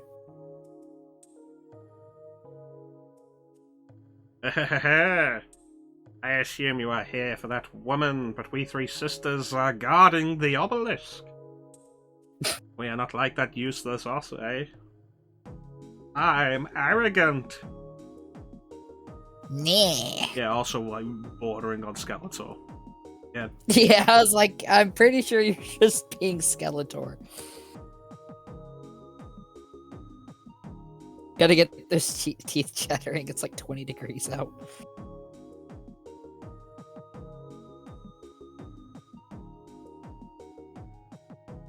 Now, between us, who's gonna be voicing this one? Like, can I do Cruel without it sounding like Skeletor?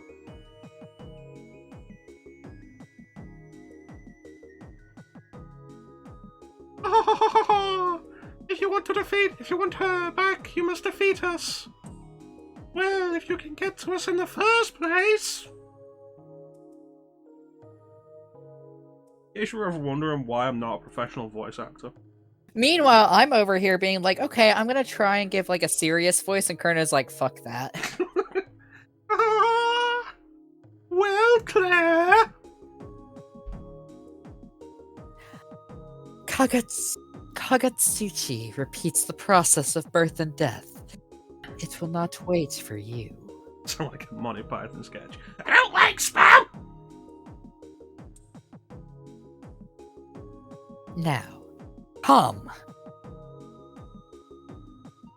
I fucking love the that one Monty Python sketch that's like a group of old women reenacting like important battles in history. And like as soon as they start, it always devolves into just hitting each other with handbags. Hilarious.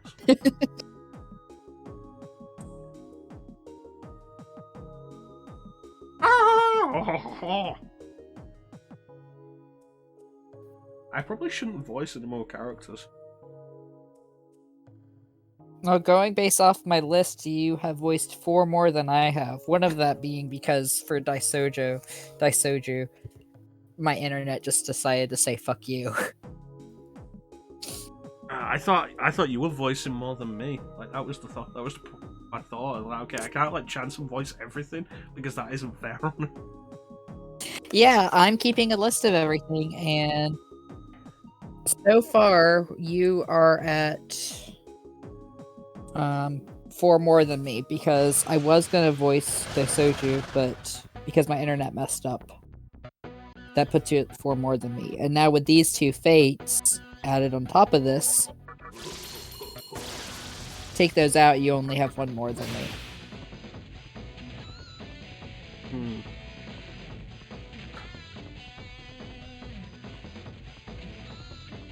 How many of those are like never gonna come back though?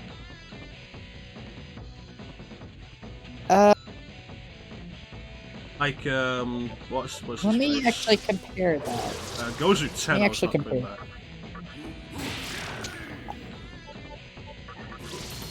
Right, so on your list for ones that are not coming back,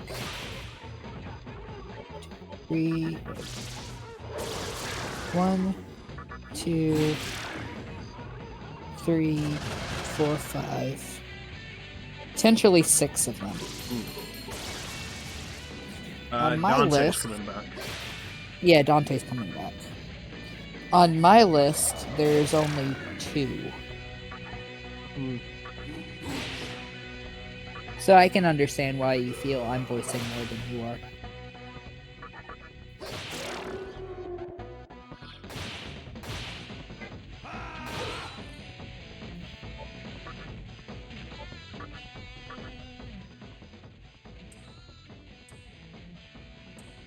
I don't have room. You are out of space. Huh. Why the fuck is this level 23? That's a good question. What level are we now? Close to 40. 42. That's what I thought. We're level 42. Was I supposed to like run up the stairs and fight those fates? You just say fuck it, get on the elevator, and the fates are just like, where the fuck did he go?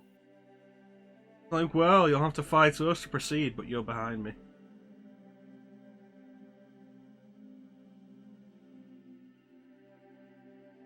Like that bit in Dragon Ball Z Abridged where Goku goes to hell, and it's like, yeah, if you want to get out of hell, you've got to face us in a contest of speed and strength. It's like, cool, if I do that, where's the gate? It's over there, it just runs for the gate. Like the one time Goku outsmarted anybody in the Abridged series. Yeah, they're not here. Fucking rude.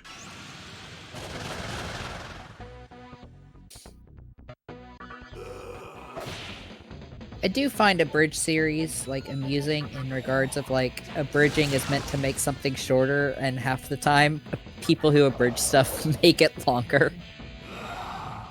No, there's no way that we're ever gonna make Dragon Ball Z longer.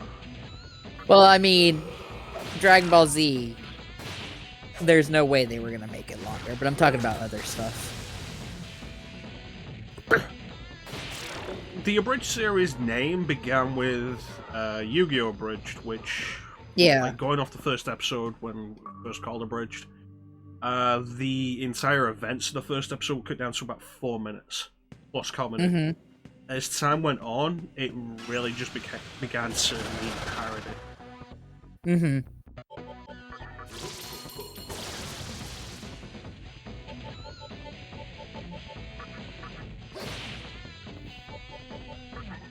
What Abridged series are you thinking of that made it longer than the source material?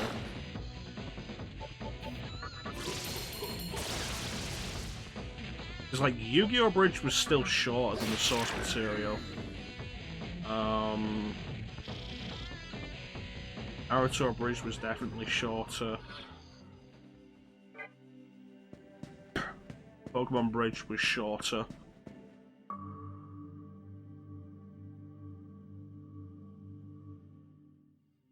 Everything I can think of was shorter. It mostly comes down to the thing of like, as bridging became more popular, people started trying to abridge more than just like anime. So people were like trying to make abridged versions of video games and stuff, and going based off of just like cutscene material, not including running around worlds and things like that. There are some that started becoming longer than what they actually were. Cutscene wise, the main thing I think of is Metal Gear Solid Abridged, which was definitely shorter, but like they were specifically doing the cutscenes.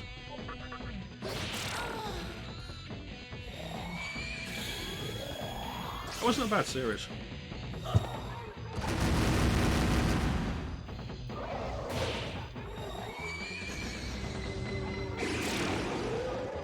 Yeah, What the fuck up? explains it in a really good way.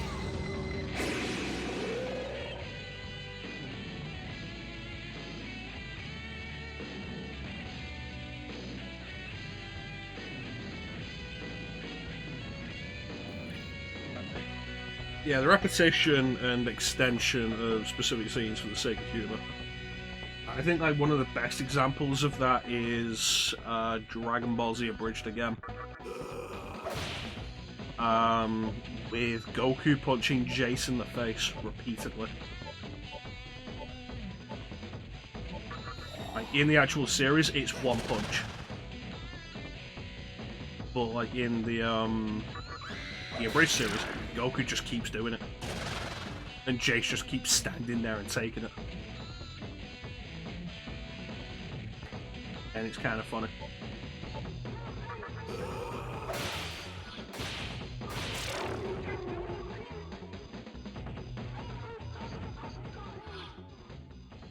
Alright, let's revive Raja Naga. Fucking Mudoon bullshit.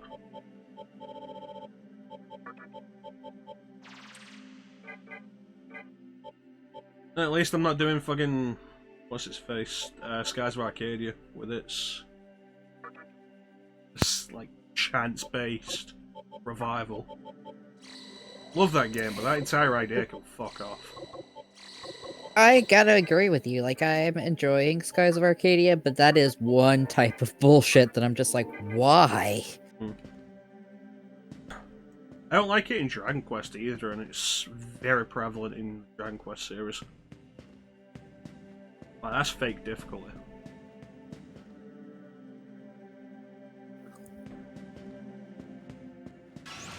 You do make a good point, Teague, in the specific ideas of it.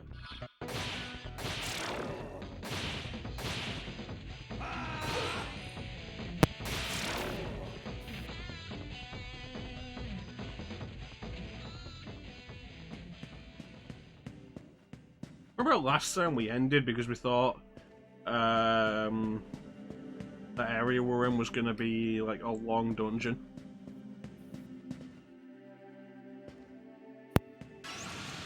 Yeah, and then like all it was you're not allowed here, and we left. Yeah.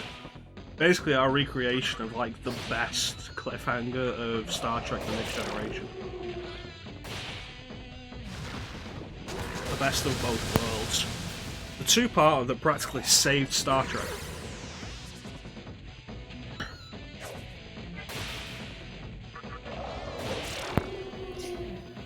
That is a terrifying health that you're at. Yep.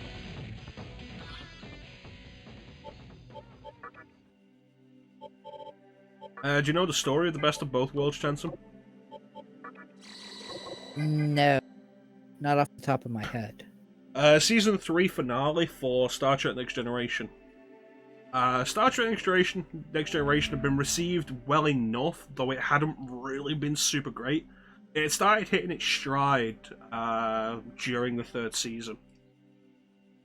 But, you know, you have to be on your stride for a little while before people really start paying attention. Mm-hmm. And Star Trek was in kind of a bad place because the latest movie had really undersold. Because the latest movie was Star Trek V, The Final Frontier, which is not a good movie. It's like, hey, should we let Shatner direct a movie? Nimoy directed one. It's like, no.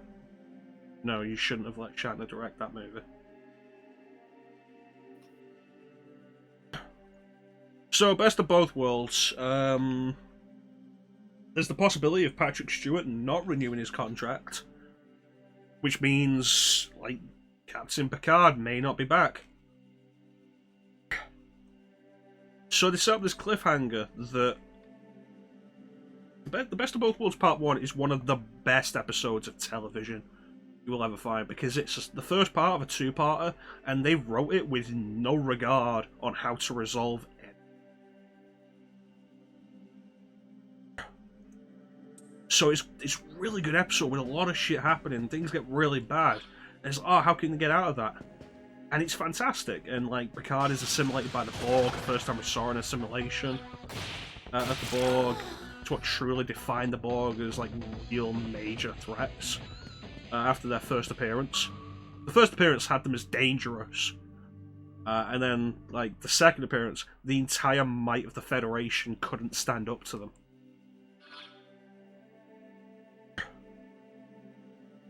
So the whole thing's like, okay, so coming up to the end of the episode,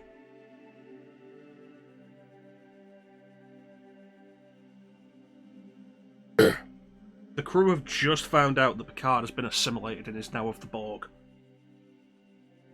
Like, this is a thing they didn't know about. This is a thing we didn't know about.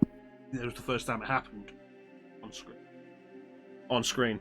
Later series would retcon and say that it had been happening a long time before that.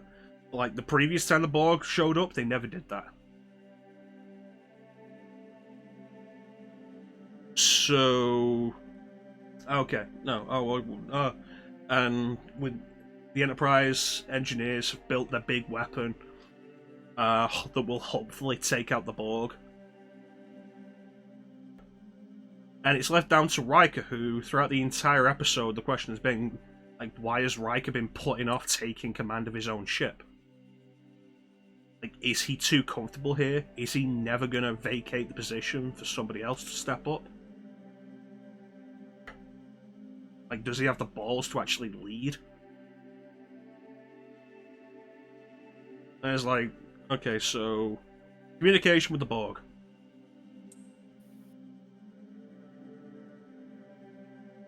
It's like last attempt at negotiation or whatever. And fucking Picard's on the screen as a Borg. And it's like, I am Locutus of Borg. From this time forward, you will service us. It's like the music's all building, it was like, oh my god, what are we gonna do? And everyone's like, no, Riker, you can't fire the weapon, the card's on there. And like the camera pans around Riker, and it's like, Mr. Worf, fire. And it's like, cut to black, to be continued. And it's fantastic. And then like 4 months later when season 4 premiered, do you know what the result of that was? What? The weapon didn't work. And then the ball just Oh left. my god.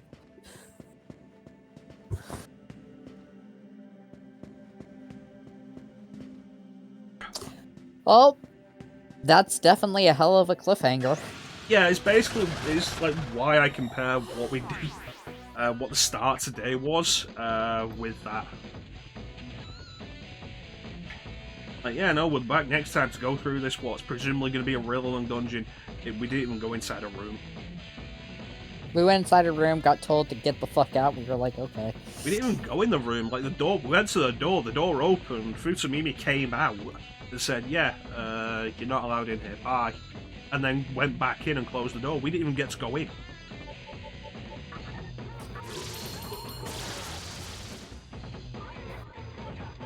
And Best of Both Worlds Part 1 is fantastic, one of the best episodes. The second part, which has to tie everything up, is not as good. That's Because it unfortunate. really can't be.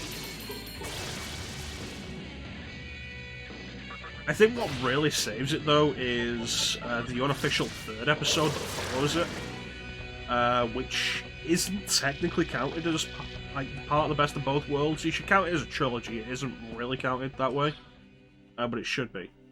Where Picard goes back to Earth, to his family home, and deals with the PTSD of being assimilated into the Borg. And that's a fantastic episode.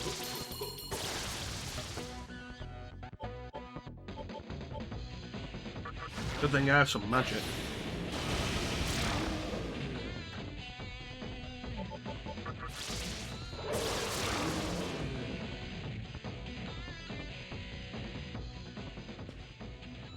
Okay, so this isn't going to be good.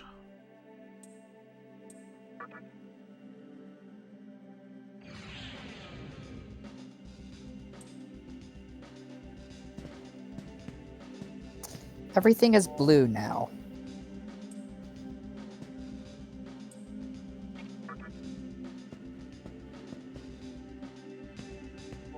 Oh boy.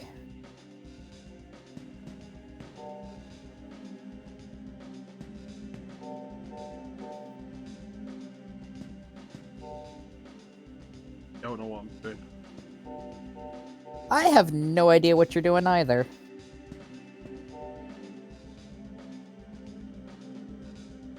Has to be on 4s.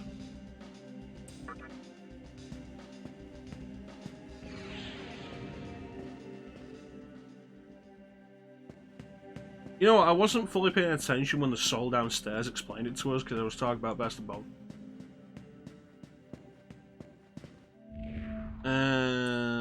Take too much time, the floor will crumble. Okay, you didn't explain shit.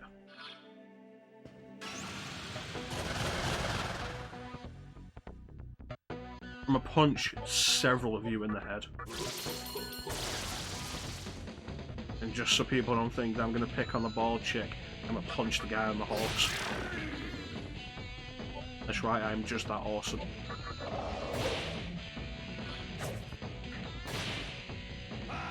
Oni is not awesome though. He's a terrorist. Yeah, Oni is like not as useful as I would have hoped, even physically.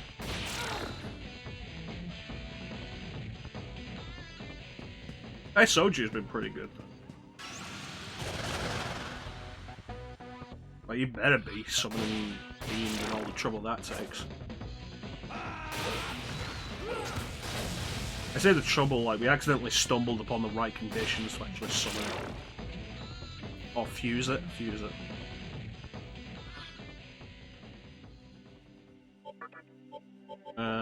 this does not have heal. She has Agile, which is nice. The user borrows marker? That sounds like an ability I never want to test.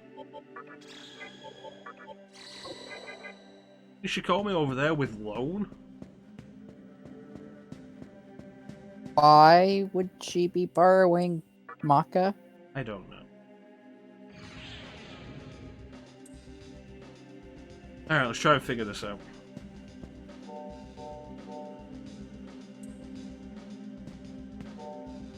Pause. Alright. I think I've got this figured out.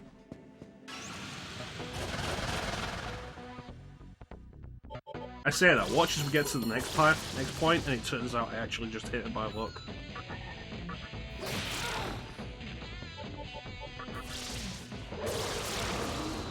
Get him!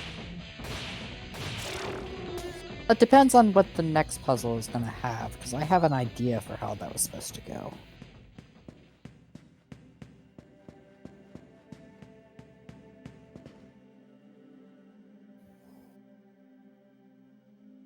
You know we're going for the item box. I don't even know why I'm making a show of considering it.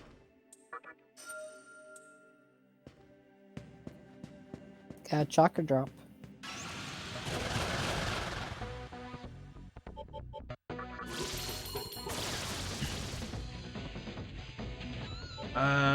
Tornado. Yeah.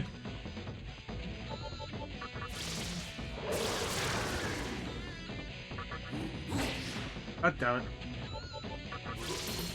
Oni. Why? I can't abide by my people. So,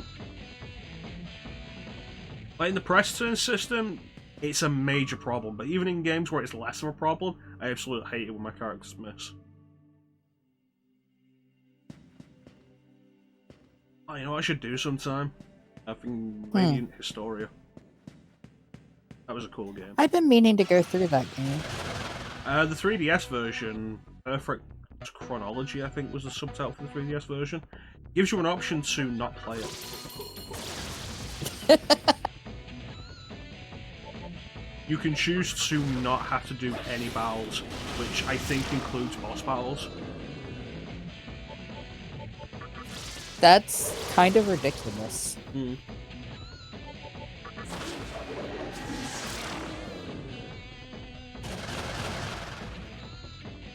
Oh, these guys are...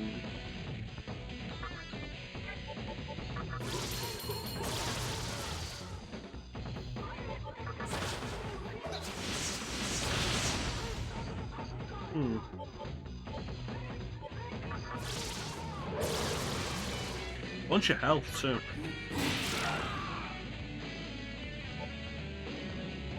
Instead of a red guy on a horse, we got the blue guy on a red horse. Ah.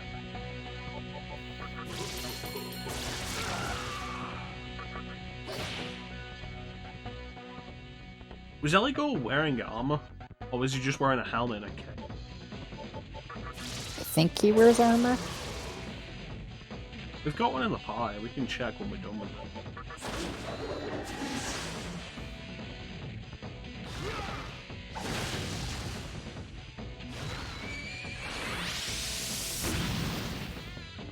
That could be nasty. You know what, I was about to try and recruit him, but then I realised, like, why I can't. Because you have too many demons in the party. Yeah, we're full. Ain't no vacancies here. Eligo. Yeah, Eligo wears armor. It's weird, because, like, you'd think, based on the appearance, that Eligo would be stronger than Berith.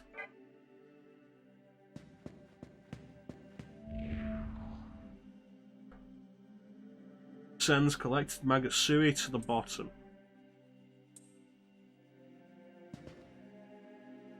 You know what that suggests?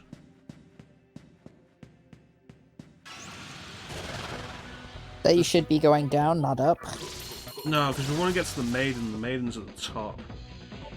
But it suggests that there's a room at the bottom.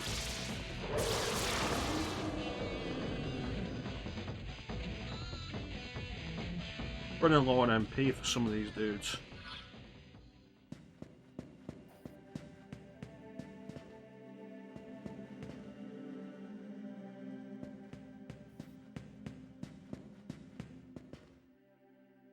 Okay, and this is a small terminal again.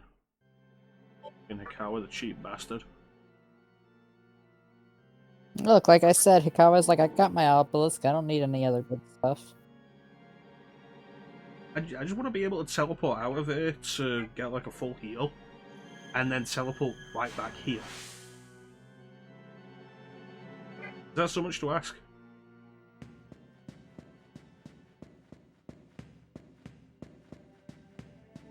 I just want to render the entire point of the dungeon as a gauntlet meaningless. I completely forgot this guy was ice focused. And there's the trap.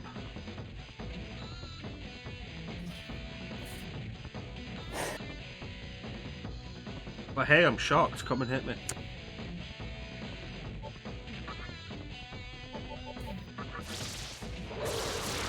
I need to step away for just like, give me like 5 minutes and I'll be right back.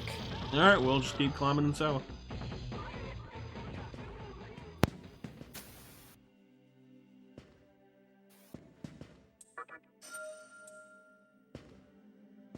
I don't know what it is, but like I feel like this place as a dungeon is like way more engaging than the tower they had in Final Fantasy 13.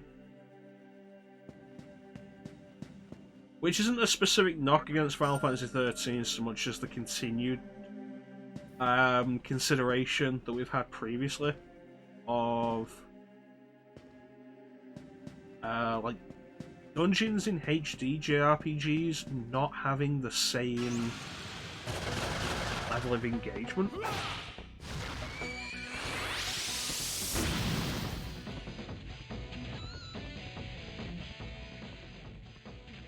What do you want? No, I could not.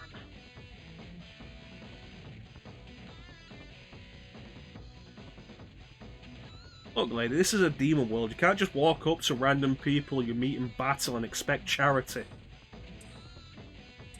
Try and put this on me. Weird. Oh yeah, meditation. That's a good skill.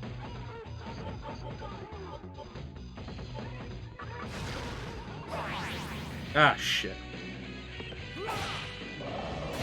Okay, so these guys absorb fire.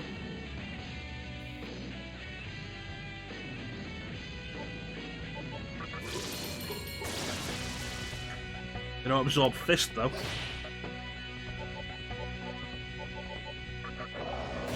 Yeah, I need to remember meditation more often. It's a good skill. Befitting of a fiend. Ugh. Oh, come on. Oh, god damn it.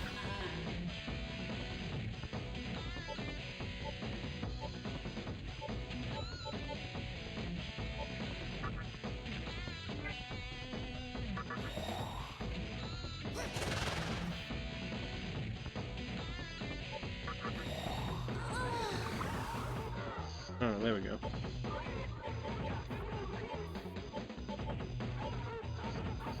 Ugh. He'll wake up if I attack him. Yes.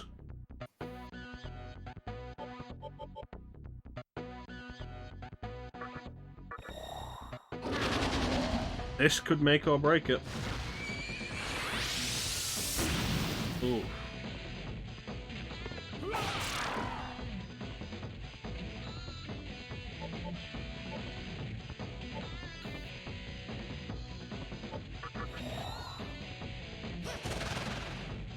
Okay, come on. Wait, can we end him, please?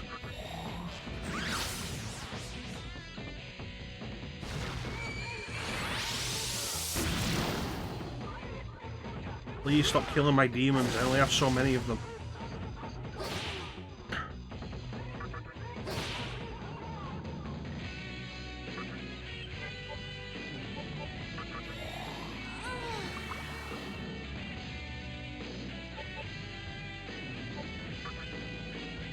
Alright, the real thing I need to do is just heal myself. That's the big concern.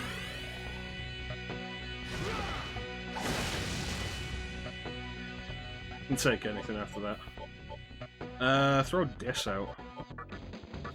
Give her a little experience. What I do.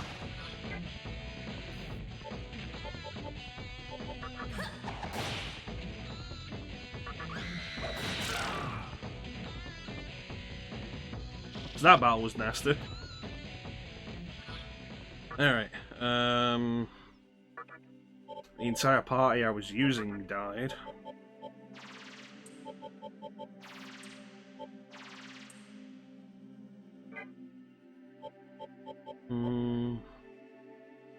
Yeah, the beat would be a good idea.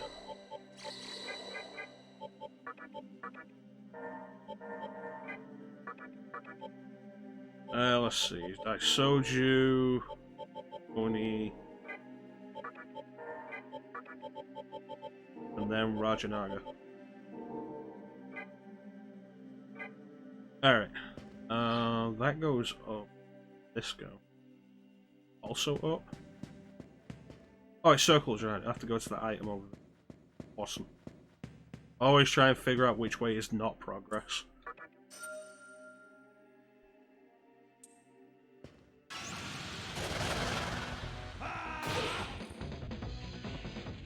What do you want?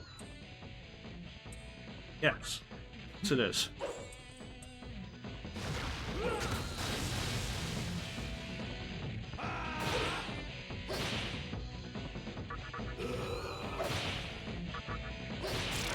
Yeah, kill them all.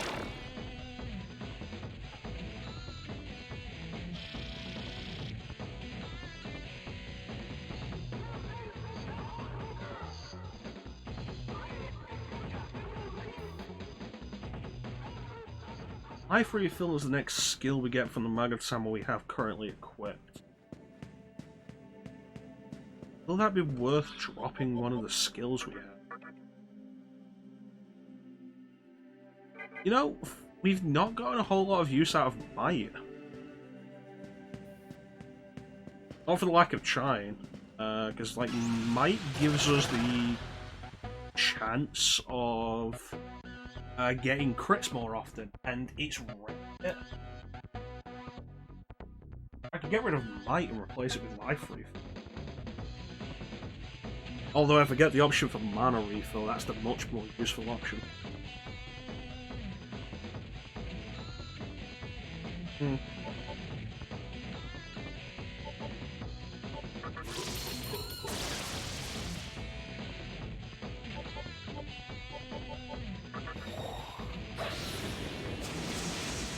Didn't want that, I wanted Tornado, god damn it. Yeah!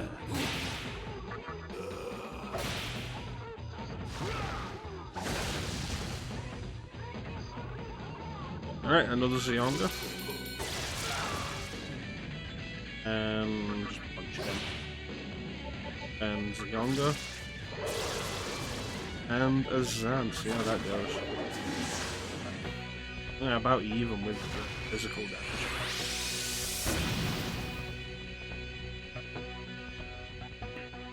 Really wish Rajanaga wasn't weak to fire, because it feels like everyone's using it at the minute.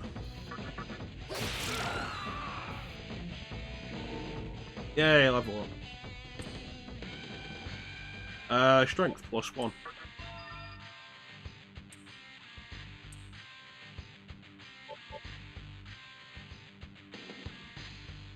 Yeah, like the health we're at the minute, 318 or 402. Not low enough to really be a concern.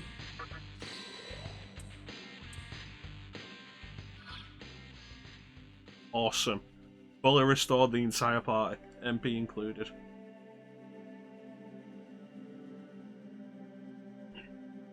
But yeah, 318 or 402, not low enough to be a real concern. But having that, like, the health refill gradually as we do that, not a bad idea.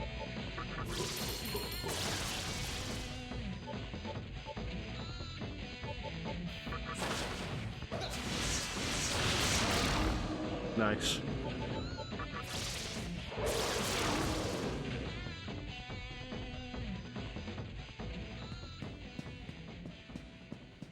Any goodies over here? Nope, it's a dead end.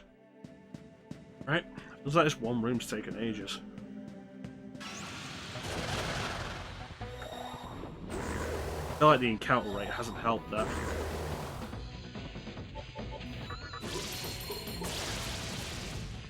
Oh, stunned, get him.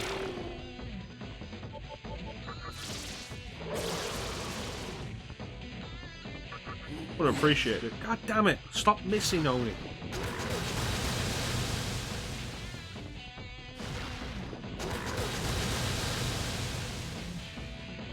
Look at that, you're almost dead because of that, Oni, you fucking idiot.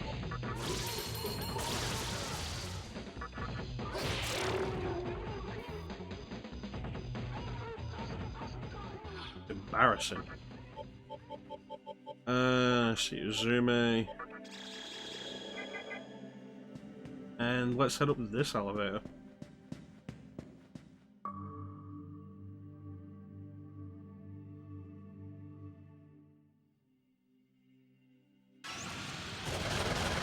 Yeah, I feel like the encounter rate has been really high in this area.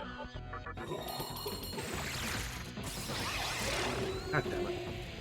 Like, even with the weakness, there's still a really high chance of those missing.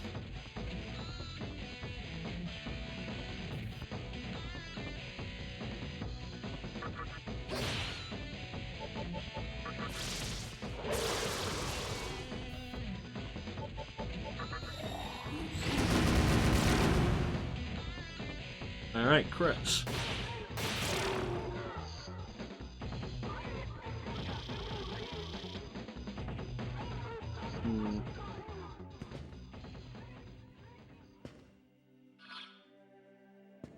How many floors this tower has?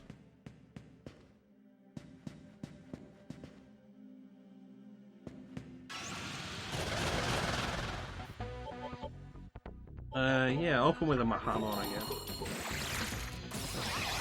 There we go. All it needs to do is take out one of them when we get the extra turn.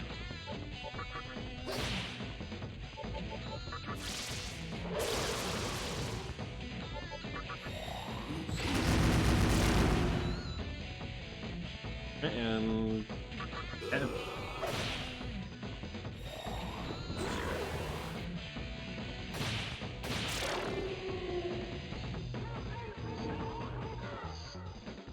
What else do you got? Egging, which is not something I'm after.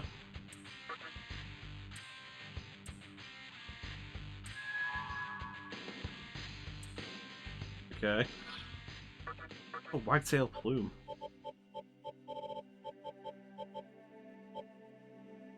Okay, it's a charm type item.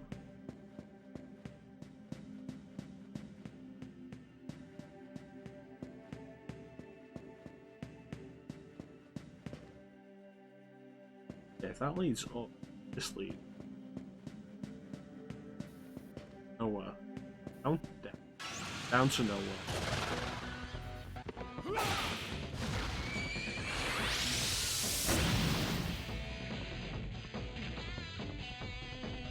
Alright, get him.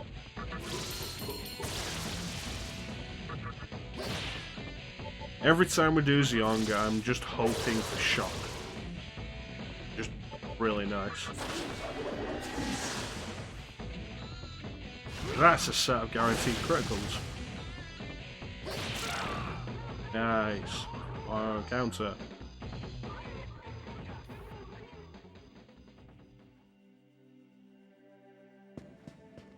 Okay, dead end.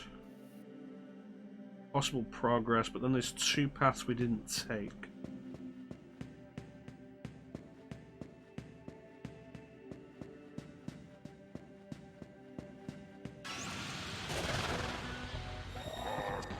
Ah, fuck, you can do the Dragon Eye.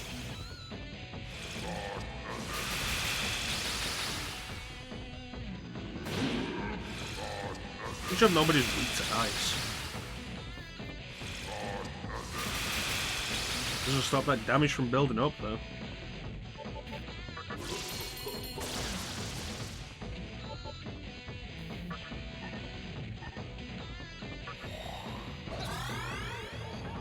There you go, even with my low magic stat, Diorama's still got some use to it.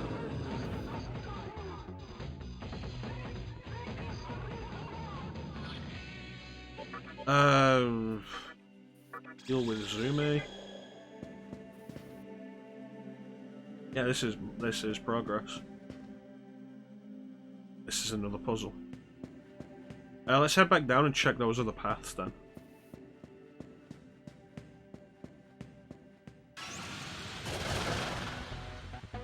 Yeah, it's only Baphomets. I say that Baphomets come with fucking. Pretty sure they have Mudoon. They probably have Mamudoon.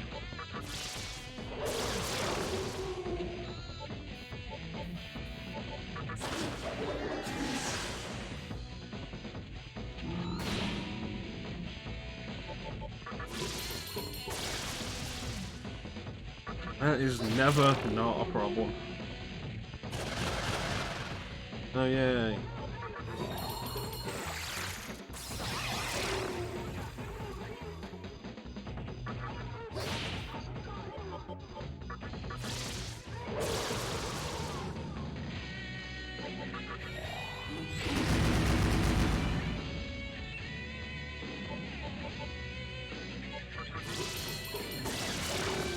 Oh, that's good. Especially if that's all he's gonna do.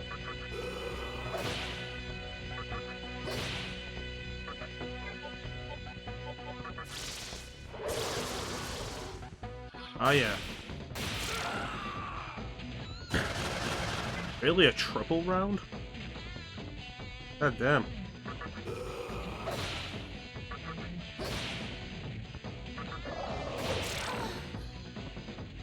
Looks like it was weak to electricity or force. Should weak to neither?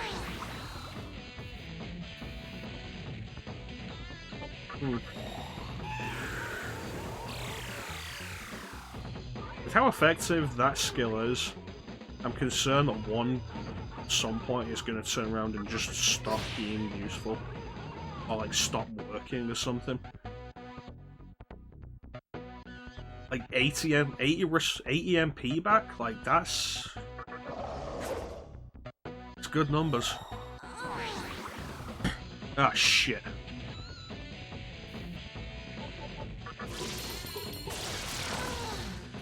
That other one gets a chance to cast Eternal Rest, that's it, that's actual death.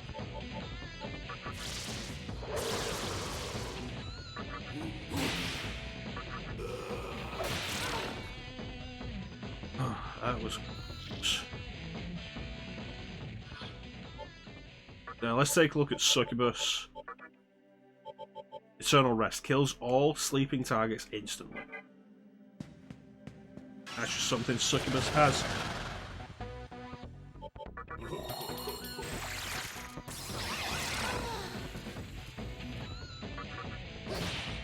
Very dangerous.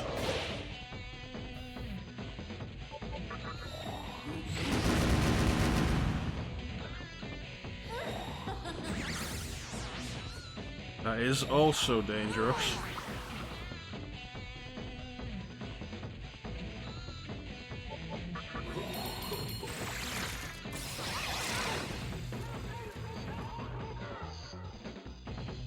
Okay, it gives us time.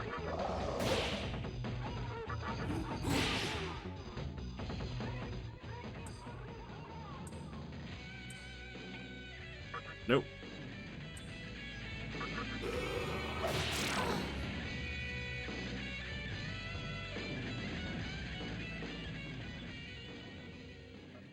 Charm, the most worrying status effect. God damn. I feel like I'm getting like 3 steps. And then getting hit with the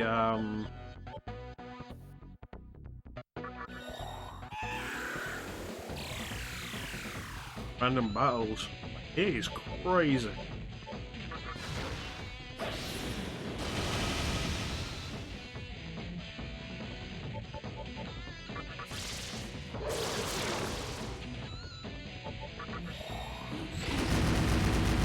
Nice, critical.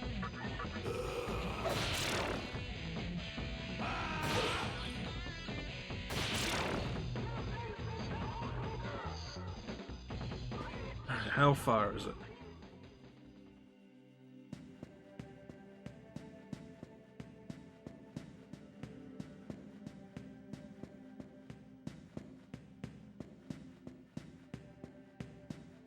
Oh, save point. Glad I went back for this.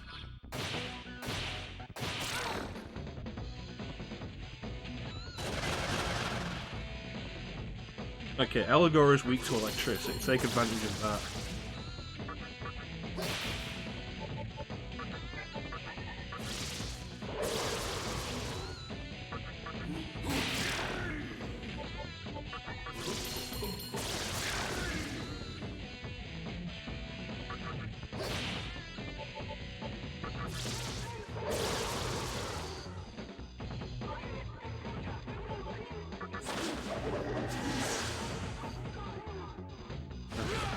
Accuracy is terrible.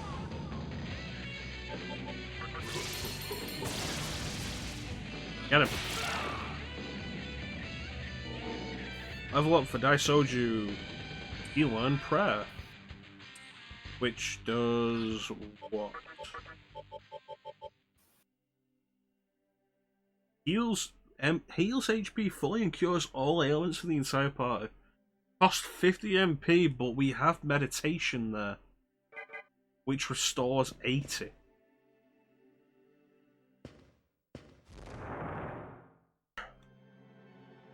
Like, that's an ability. God damn. ChanceEm's taken a while. Hope everybody's enjoying the stream. Where I'm having fun today. I look forward to playing Nocturne.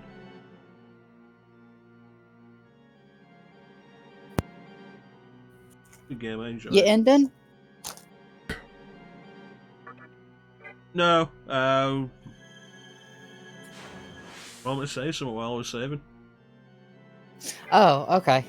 I was just confused for a moment. I was like, I came back and I'm just like, oh, hey there.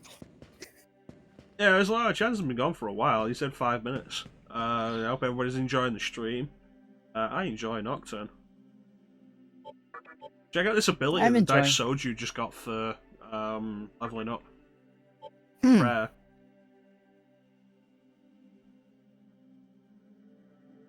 Holy shit. The MP cost is pretty high, 50 MP. Meditation has been reliably restoring 80 MP per use. Huh.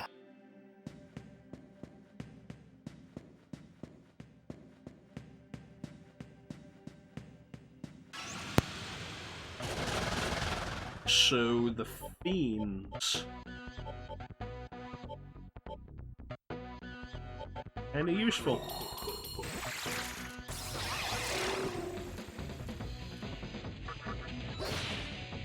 Yeah, well, I look forward to doing Nocturne every week.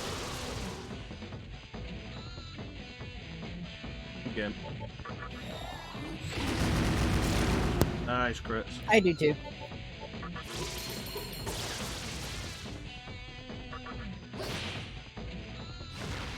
Probably a good thing we're doing it once a week. Like any more than that could lead it to wear on us. Yeah. With SMT, it's like sometimes it can just literally have like a rage quit moment of like, okay, I need to take a break from this for like a little bit. You know, I think. Oh, what was that? Oh, it's 13,000. That was like 131,000 to the next level for a minute. I don't think. I think I like rage quit Digital Devil Saga once.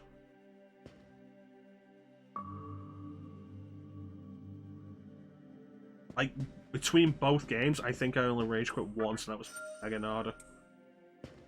Every other time, it was like, okay, death. Okay, let's do some grinding. With Meganada, it was like, I don't want to do grinding right now. I am really fucking angry. Mega Nanda is fair to get angry over. We had him down because I was calculating the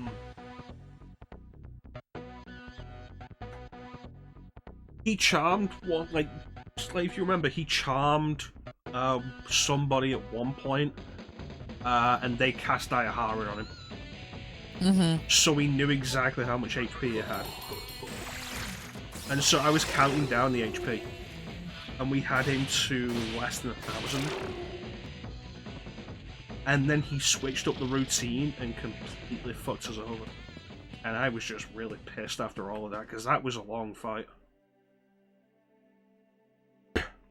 That was like the only time during like all of Digital Devil Saga where I had to stop.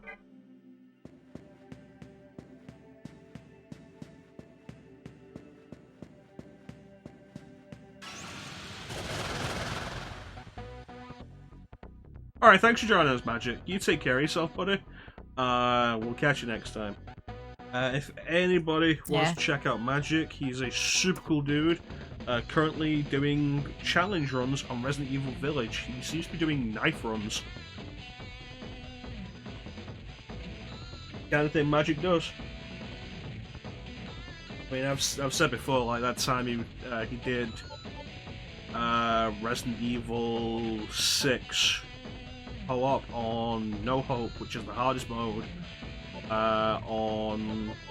with only the handgun. It was crazy. Magic, definitely someone worth following. Cool dude. Just crazy stuff.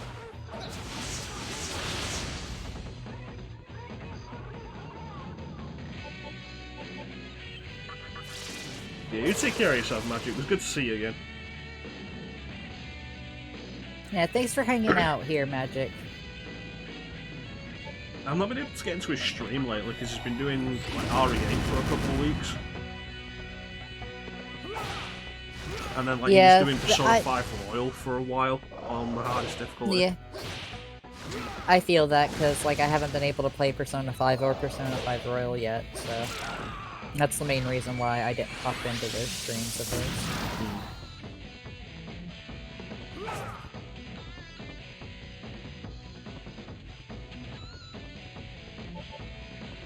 Alright, Zionga.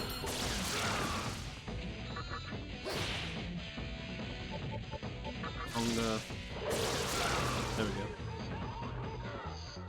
I feel like that went really badly while I wasn't paying attention.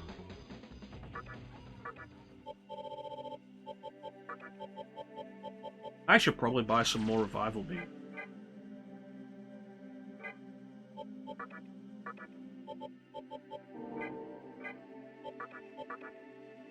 Cannot use prayer outside of battle.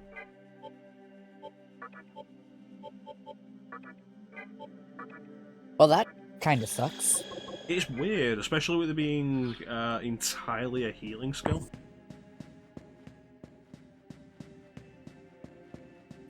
You could argue it's like, oh, because it cures ailments. Like, ailments will stick around after battle.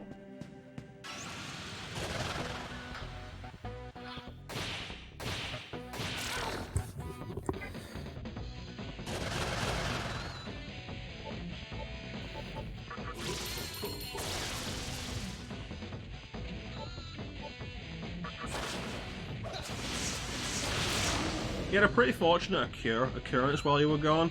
We leveled up, and the Magatama started raging within us,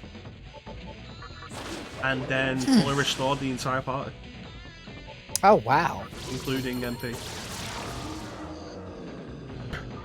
That was nice. That is really nice. What do we got? Wooing. User recruits enemy to join your party. No.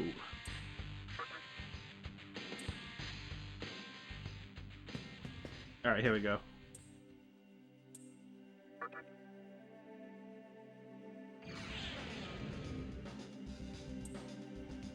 Oh boy, let's see what this one. Let me see if my idea for the previous one. That's 8. It's 4. So.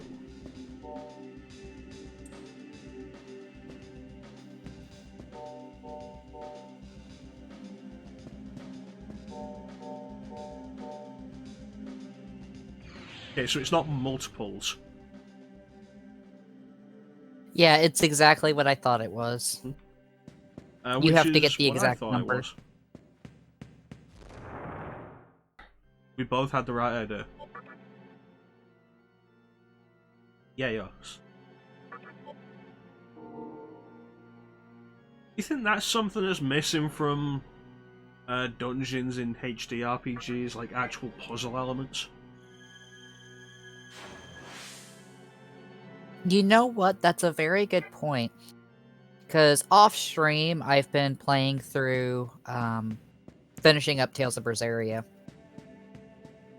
And thinking more about that, I remember there being puzzles in, like, Tales of Graces F when I played it. But playing through Tales of Berseria, I don't readily, like, at least out of the dungeons that I've done currently, there's not really any puzzles. I remember puzzles in Tales of Zestiria, but it's like Berseria, there aren't really any. I'm thinking back to Xillia and Xillia 2, and I remember absolutely none. I feel like every See, dungeon was just a straight run. my memory of Sheila 1 is mostly non-existent because of stuff that was going on around the time that I played that. Like, you mentioned, like, if you mention something from the game, it'll spark a memory, but beyond that, my brain is just, like, a huge question mark for Sheila 1. And I only played a few hours of Sheila 2, so I think I did the first dungeon in Sheila 2, that's about it. Train? Okay, I did the second dungeon.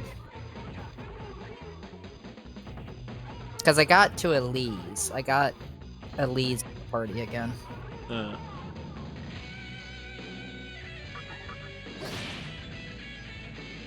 It's just a thought that pops up in my head, like... I feel like Final Fantasy 13 didn't really have any puzzles. What it presented as puzzles was really just go here to press a button. And no actual thought to it. You think back to stuff prior to the HD generation, like think about Final Fantasy X with the trials they had to do in the temples that were actual puzzles. Mm-hmm. And, you know, were kind of dickish. Like Final Fantasy X's dungeons, while a pain at times, were actually really, like, well done. That made it actually seem like they were legit, like, temples, so to speak, if that makes sense. Yeah, because there was supposed to be the trial the summoner would have to go through to get the new Aeon. Aeon's what they call it in then.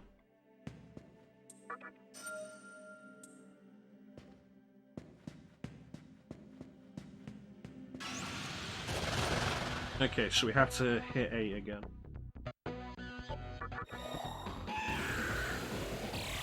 Like, this has regularly been hitting for 80. And I was saying while you were gone, like, that feels too good to be a lasting thing. Cost 10 MP, at Daisoju's then current magic stat, it was restoring 80 MP. It looks like it's restoring 83 now. Like, that's ridiculously good. That's an ability you never want to let go of. I feel like, and that's an ability that I feel like ATMP is a number that is never going to be insignificant. Yeah. That's an ability that makes me worry that if anything happens of, there's signs of change on this demon, do you want to let it happen? It'd be like, no. Because there'd be too high of a potential to lose that ability. Demons lose? Like, do the abilities change when demons evolve?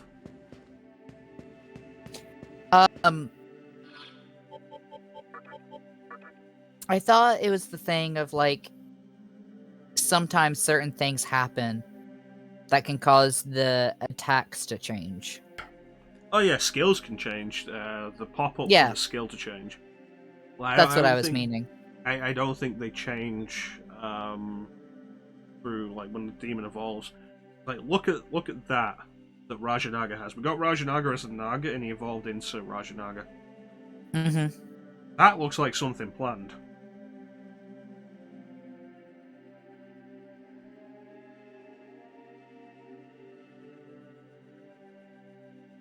Like, all of those skills have a use.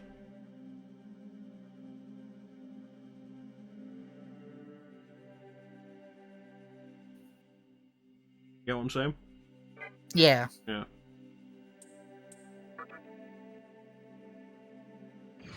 Do this again. Alright, now we gotta go for 4. If it automatically, like, it sets it to new Kagetsuchi when we start it. Mm-hmm. So, Math 8 is hard. is super easy to get. Mm-hmm. Like, 1, 3, 4.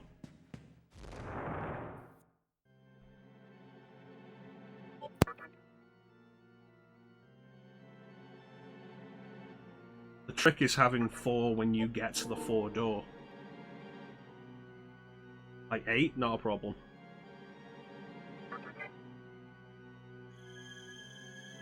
Come up to 5 hours. I feel like we're getting near the top of the dungeon. But I could be very wrong. ChanceEm.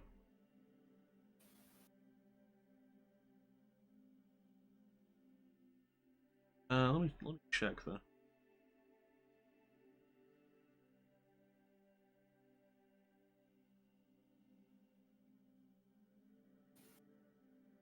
Oh, okay, that's fair enough.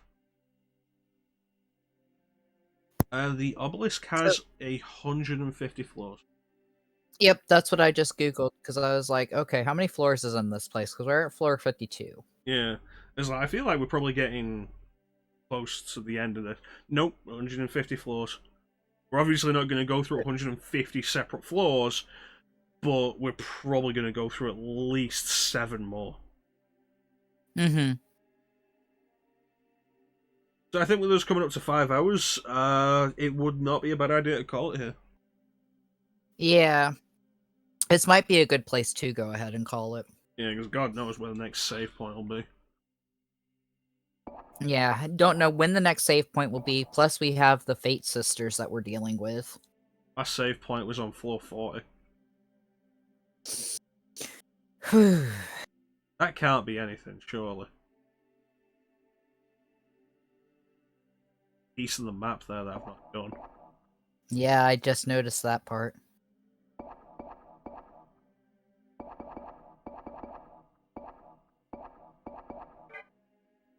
Ugh. So next week, hopefully, we won't just immediately finish this. Immediately finish the temple. I think we've got a decent amount of progress done, which hopefully makes up for last week. I think we did. I mean, we spent an hour on Puzzle Boy, but I think this Magatama so far has been worth it. It definitely has, especially for giving us the ability to heal on top of it. We already had Dia. We've replaced that with Diorama. I feel at this point in the game, Dia is not very helpful. Dia was never going to be helpful for me with my magic stat. Mm-hmm.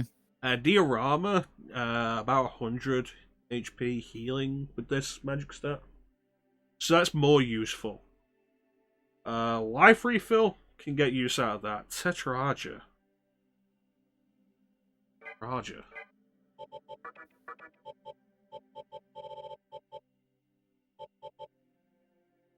Attacks against expel and death. It's situational, but that will have uses. But the problem is, like, expel and death isn't super common. And I don't want to get rid of anything else. And this Magatama in and of itself expel, like, nulls expel. That's a fair point. If we come up against anything major that we have to deal with, expel or death, we're going to be nullifying it with the Magatama. Although we haven't got anything that expels death. Oh, we do. Yeah, no, Anathema does it.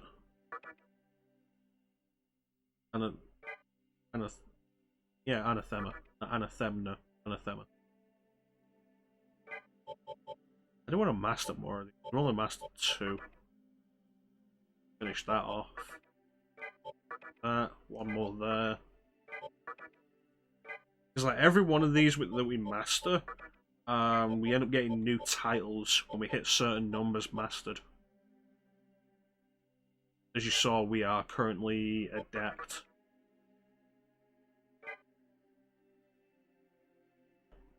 What does it really mean? Yeah. Gotta remember, I'm also doing the Vice the Legend playthrough on Skies of Arcadia, which we'll get back to eventually. I feel like I just needed an extended break from Skies of Arcadia. I just really lost interest in it after that last stream through the Dark Rift. Oh, I'm gonna be looking forward to that on Tuesday. It's not even like the Dark Rift was that bad.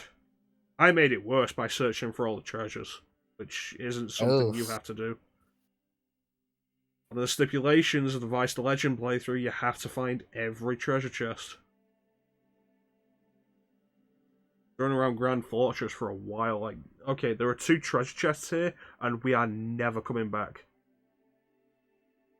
So it's like, okay, I need to make sure I don't miss these. And then they were both right near the end.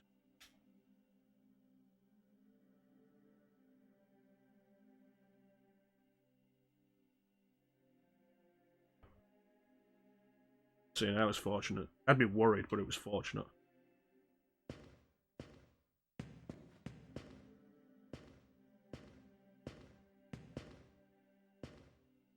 You ever notice this with the Demi-Fiend?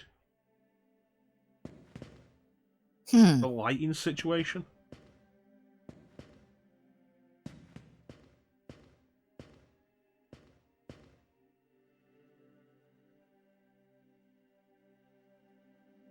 His back is always dark. Until he starts moving. At which point there's light that goes on it and the chest goes dark.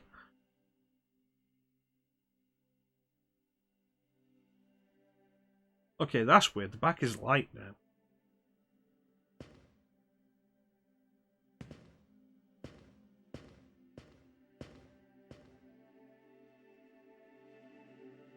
Is there actually a dynamic light source? It looks like there is. But then you have that. Like, his back was just dark, and then... Huh. There must be, because like he's lighting him from the side now, and the shadow. Mm-hmm. Strange. That's kind of neat for a game from this time. It is. Anyway, I want to thank everybody for joining the stream. I just really appreciate the support. Big special thank you to everybody in the chat. Chat is always the best part of the stream. Super big special thank you to EID for the raid. And everybody who joined the chat. Clem, Teak, Signer, EID, Magic, Arrow, Umi, Bill.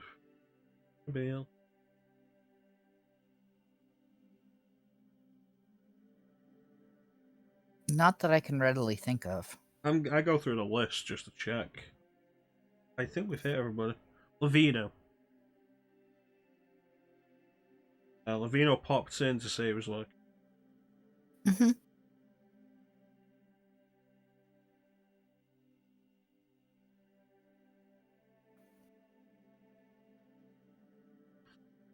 So yeah, thank you for joining the chat and keeping us company. Chat is always the best part of the stream. And of course, super big special thank you to ChanceEm for once again joining me on the mic. Well, thank you so much for having me. Definitely be sure to check out ChanceEm's stream. He's currently doing Skies of Arcadia Legends for his very first playthrough. And if everything doesn't screw me over, I should be back with it on Tuesday this week. Which is something he's said for the past 2 weeks. Because life keeps screwing me over. So lend your support to ChanceEm. And hope life doesn't screw him over this week. I need to realize my sky pirate dreams. But life just insists that piracy is not good. I mean, I'm gonna go and kill God, so, you know, fuck what life says. Double shout out, the bot finally got around to it. Eh. I'll be back tomorrow, 8 p.m. British Summertime BST, with the Devil May Cry conclusion, which I'll be doing with the Burpee Ninja. We should be finishing Devil May Cry tomorrow, and possibly moving on to Devil May Cry 2. So look forward to that. And after Devil May Cry 2, we'll be doing the Switch version of Devil May Cry 3, which has the notable distinction of having freestyle mode, which allows you to switch between any of the weapons and all 6 styles. Standard 4 to unlockables. At any time, which is completely unique to the Switch version, unless you have the PC version of the HD collection and you mod it into. I just look forward to that. I should make Devil May Cry 3 a little more interesting. As for continuing through the week with Metroidvania, I will let you guys know in the Discord. I did want to push Metroidvania an extra couple of weeks anyway, because we started with anime and then we switched to Metroidvania, and I didn't think it was really fair to really try and cram that into a small time. At the very least, I feel like maybe doing Bloodstained to cap it off. To make up for not streaming for the last week, because Bloodstained is a big Metroidvania, and it's really good. It's the last truly big, impressive Metroidvania. Partly for being very much a Castlevania spiritual successor in every way. Koji Igarashi was helming it. Shiro Yamane came back to do the music. Yami Kojima did the artwork. It's a Castlevania in every way that matters. So that's definitely a good thing. Also, it is huge. It is huge, and it is mechanically fantastic. It is such a good Metroidvania. So yeah, we might do that. I want to do that to cap off Metroidvania anyway. So Metroidvania is going to continue for a little while, and it will end when I say it does. My stream. It's gonna go on and create June Trevania now. June Troidvania.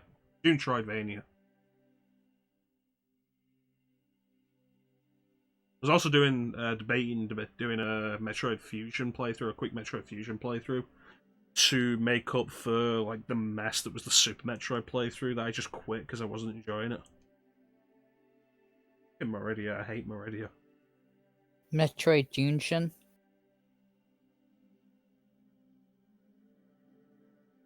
No.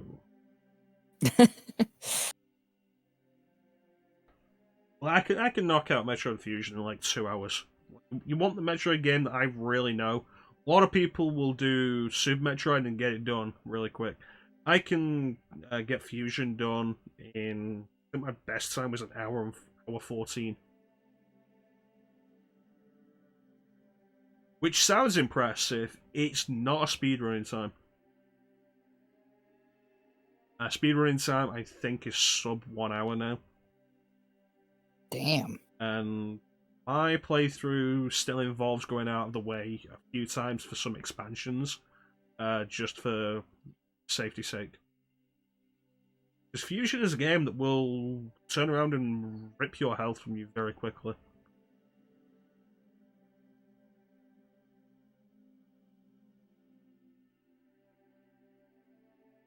Plus, once you've known the joy of having so many missiles that you can just constantly pump them into a boss, you don't ever want to be without it.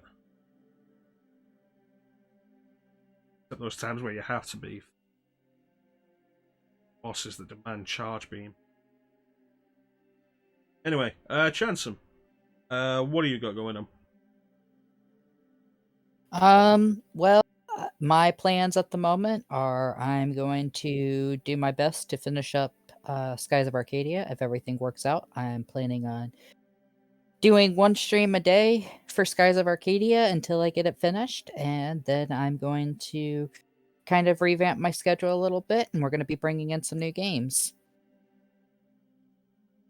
Are you going to be taking days out for when you are guesting on other people's streams? Because I know you're also guesting on Megumi's Kingdom Hearts 2 stream at the minute. In regards for Meg's streams, hers tend to be later at night for me, and we're on the same time zone. Mhm. So I'll be able to play earlier in the day before jumping into her streams. In regards to streams with you, I will be skipping Sunday because you stream technically at an earlier time for me.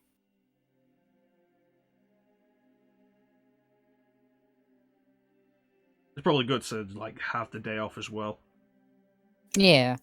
Like Nocturne's pretty chill, and like there's always a difference with being the person playing during the stream and being an additional voice on the stream. Like it feels less draining in that regard.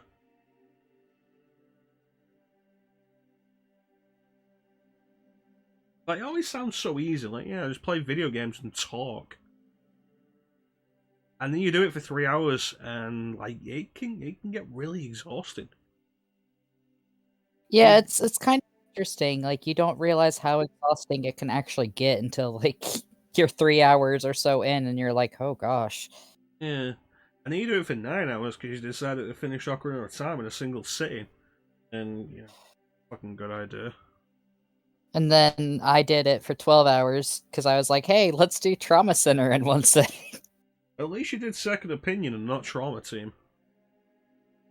I would never do Trauma Team in one sitting. That's like 30 hours. A 1,000 follower goal. Yes, get me to 1,000 followers, and maybe I will be dumb enough to actually be awake for over 24 hours. I've always wanted to try that, like not necessarily streaming for 24 hours, but like being awake for 24. I used to have very horrible insomnia. The longest I ever spent awake was 7 days and 9 hours, and I can tell you 0-10 do not recommend. Oh no, I know the effects of long-term sleep deprivation. Yeah, now I'm on like medicine for it, so that's why my whole joke is like, yeah, if I want to be dumb enough to be awake for over 24 hours. Like, you know, nothing says you have to be awake for your stream. Like, just do it all in one session. Leave the stream on while you go to bed. ChanceEm bedcam.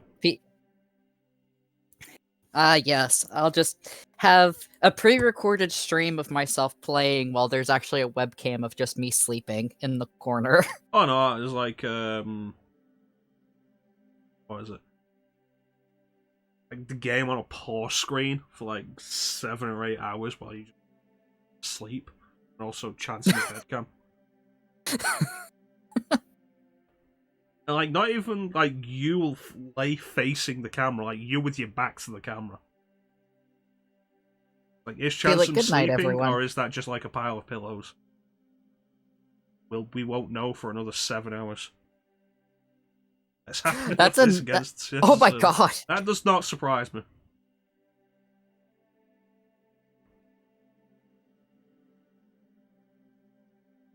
Back in my younger Twitch days, I did consider 12-hour streams at one point. And like after doing the Ocarina 9-hour stream, which was not intentional, there's stuff like Metal Gear Solid 2 Plant Chapter in one sitting, and like there was the 7-hour Metal Gear Solid 1 stream that I did that we ran the rerun of on Thursday. And it's like, you know, I don't want to do 12 hours. If I had a new setup that was more comfortable and allowed me to get up and stretch my legs easier, maybe. But like to get up and stretch my legs, I have to move everything out of the way. It's a real pain. Not allowed to sleep on stream. That reminds me of the dude who was doing like there's the legendary meme of the dude who was doing like a speed run or something, or like a single session playthrough of Majora's Mask and fell asleep during it. and the chat was going crazy as the moon was crashing into Termina. And the dude was just asleep. It was a funny idea. Ugh. Anyway. So yeah, Nocturne will be back next Sunday, 8 PM British Summertime BST, with more, probably really stupid topics. You think we should just have some topics to talk about during these streams, ChanceEm? Maybe we should come up with some topics. But I mean, I'm having fun, like, figuring out things as we go. I mean, otherwise, how would we get onto discussions about, like, fighting Kinky the Oni? I mean, like, a lot of improv, yes, but also a little bit of focus to fall back on at times. I mean, yeah, that can be a thing. Like, improv will generally only get you so far before you, like, stop. Go quiet for a little bit. Anyway. Back tomorrow with Devil May Cry, the conclusion. As we got through that game a lot faster than I expected to, thanks to my 10 hours of off-screen pre-grinding. Gotta love that off-screen, like, oh, we put the food in the oven, and now here's the version of it after it's out of the oven. Did you see that on Monday, ChanceEm? Unfortunately did not. That's basically what it was. And I think I presented it that way as well. It's like we did mission 3, and it's like, okay, now we're gonna quit, and here's a save file I made earlier.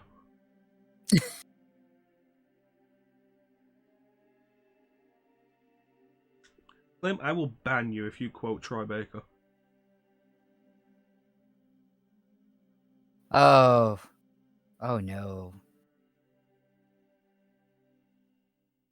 You think that was a cold voice? I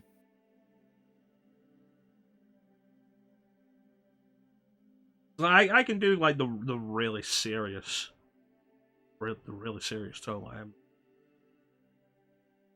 That's right, Crim. That's right, Clem. I will take my hand and so far up your arse you will taste fingernail. Well, that's a mental image. The problem with that was immediately like, okay, so there's the idea of like shoving something so far up somebody's ass that it'll taste something. But it's like, what is there to taste on the hand?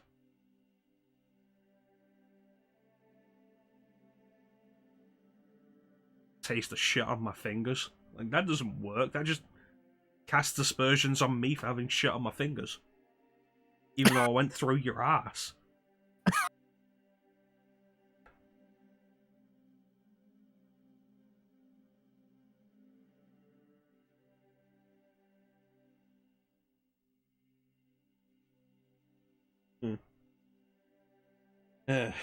Anyway, the journey continues with Shin Megami Tensei Nocturne. Next week, 8 PM British Summertime BST, which is... are you on Eastern, ChanceEm? I'm on Eastern. It is 3 p.m. Eastern Standard Time. 3 p.m. Eastern. Eastern Daylight Time. Eastern Daylight Time. I keep forgetting. EDT. EDT. Save our Mother Earth from every alien attack. Vicious giant insects who have once again come back. We'll fight with all our might. No, we won't cut them any slack. The EDT deploys.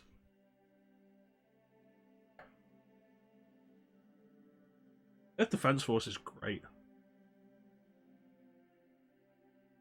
Great. Fantastic series. 10 out of 10 series. Everybody go out and buy Earth Defense Force right now. Like, not the newest one, because it's like full price, but like, buy 4.1. That goes for like $20. A few years old. Yeah, I was about to like look it up. I was like, how much is it? Earth Defense Force 5, Earth Defense Force It's Iron $60 Rain. on Steam.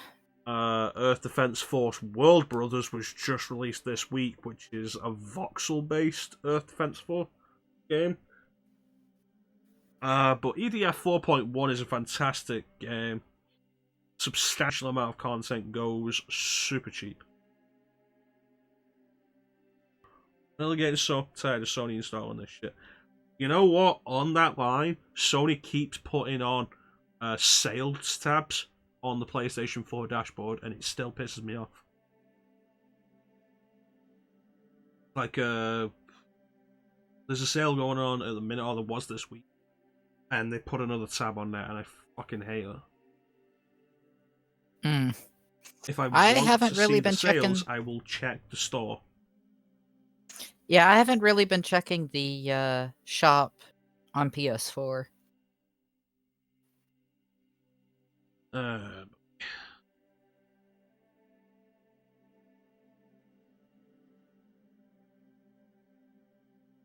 anyway, Nocturne next week, Sunday, p.m. British Summertime, 3 p.m. Eastern Daylight. Tomorrow, I'll be joined by the Burpee Ninja as we continue our Devil May Cry series playthrough, which I'm kind of debating whether or not I want to try and talk Ninja into extending it into a playthrough of like a bunch of the hack and slash games, but probably not, because 6 games is a lot to get through. I'm probably not going to do that. Plus, I don't really want to do Bayonetta again. The first time was kind of an embarrassment.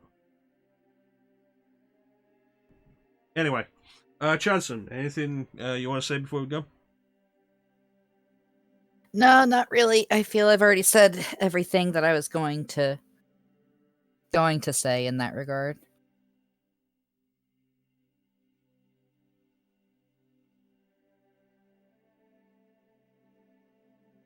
Anything else you want to say? I mean, It doesn't have to be about your stream. Any words of advice you want to give the kids?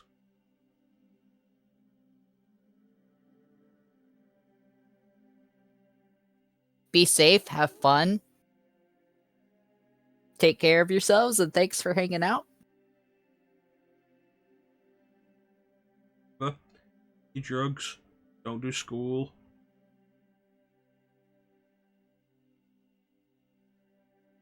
Breakfast.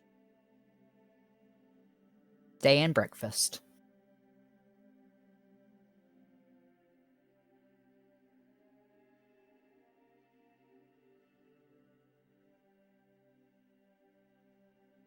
I'm thinking, like, do I want to like work that into being like the motto of the stream? Stay in breakfast. Day and breakfast. And it's like it's dumb. Which, you know, very much be the point. But I don't know.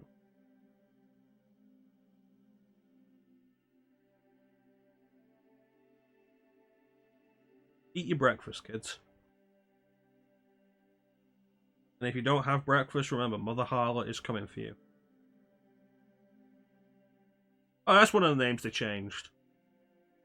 Did I mention Pyrojack's name change to you, Jensen? You mentioned Pyrojack. You did not mention Mother Harlot. Yeah, because she's called the Harlot in this, and they changed it to Mother Harlot in the remaster. Interesting. See, that one I can understand a little bit more because the other SMTs refer to her as Mother Harlot. Yeah, I mean, we've been referring to her as Mother Harlot anyway. Yeah. She is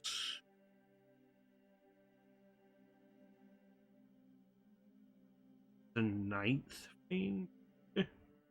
We have to deal with the four horsemen before we deal with her. Mm-hmm. And I think Trumpeter comes before her. She might be the last fiend before that. I think she before the is. super last fiend. I think she is. Skelly boys.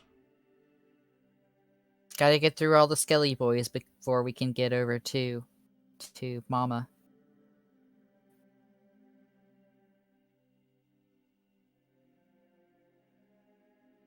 There's a joke in there somewhere. We need to work on it. Yeah. Anyway, as is so often the case, we've been sat on this screen for like half an hour now, and I really need to stop doing that. Welcome to Chrono's just chatting. Chrono's End of goodbye screen. segment.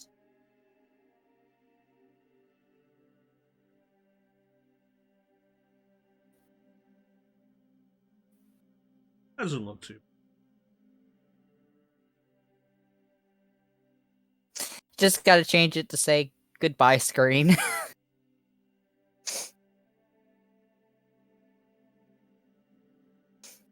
Eh. Oh, I've had this for ages. I just never use it.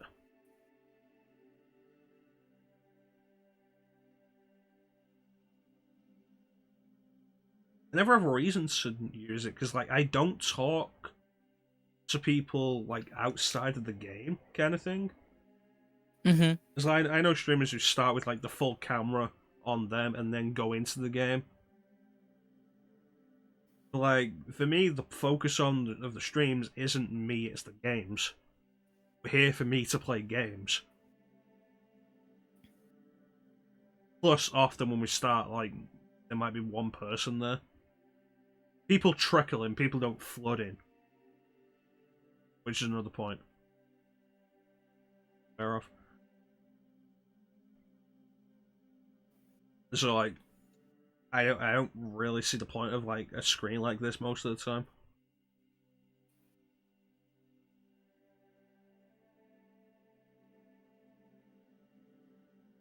You know what? I just noticed something.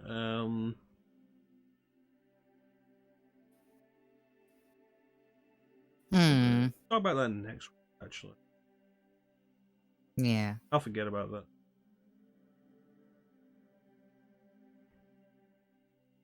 Anyway. Yeah, that is actually how the game is displayed. Thanks to the component's HDMI adapter, the game is actually displayed stretched for me. But I set my TV to just scale it back down to 4:3, and I also shrink it down to 4:3 for you guys, so it looks nice. And it does look quite nice actually in 4:3. Not perfect, 480i, but you upscale to 1080p, and then downscale to you guys to 720. I think it looks good. I think it's the best we can get. Like the PS2 with its 480i rendering resolution, it's the best we can get out of actual hardware. It's pretty interesting because it's like midway through the PS2 life was when people started paying more attention to stuff like that. At least on The like a common, screens started becoming more prevalent. yeah, at least like on a common basis.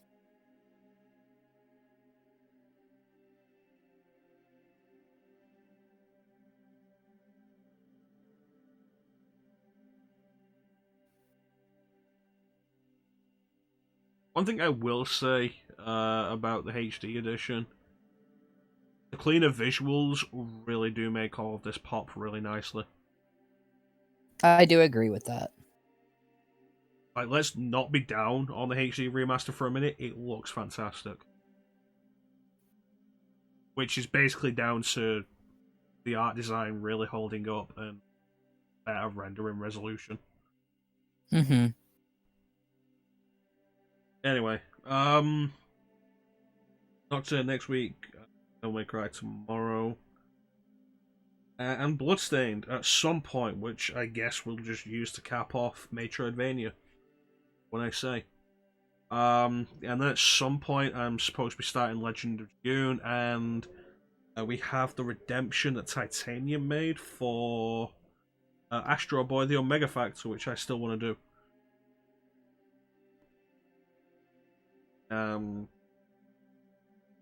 Because he did redeem points.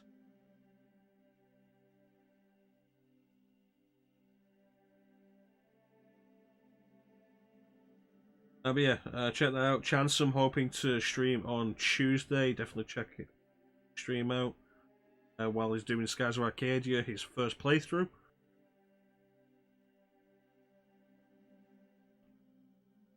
Any last minute words you want to say, ChanceEm? Not really, aside from what I already said. It's like, thanks for everyone who's been hanging out. Thank you for letting me hang out and chat and whatnot and be along for this ride for SMT Nocturne. And, stay safe, take care of yourself, have fun. Go live your true demon lives, if you so choose. Remember.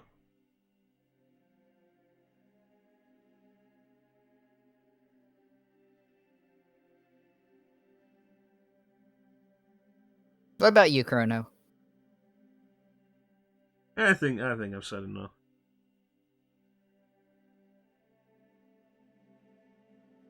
Tower goes on for another 98 floors. Deal with that next week. But yet you don't see the floor above you. Well, it's not like floor plans. Like, it's pieces of floor. Plus, the elevator's been taking us up several floors at a time. We had that at floor 50, and then below that was floor 42. And below floor 40 was floor 32. I just feel like Hikawa doesn't know how to math. He's just making up random numbers for you to go through. We'll deal with him possibly next week. If he's even here, like, he's probably here. Just sitting in his spinny chair. Yeah, it's actually a point. He didn't have the spinny chair last we saw him. That's because he hadn't found where to put his spinny chair in the new Vortex world. Up. Weird.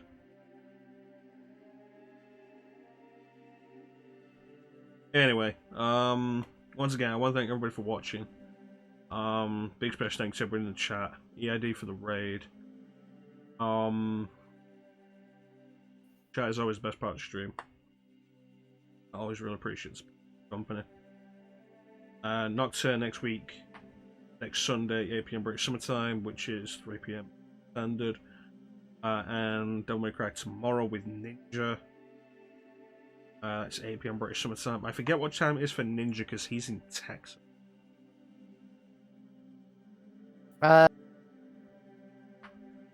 Might be 2 PM. That is Yeehaw depending. time. That is Yeehaw Texan time. Yeehaw PM. I mean, you're not wrong. Yeah. So you should join us tomorrow at Yeehaw o'clock. Ninja hears that, I'll probably be really fucking irritated about it.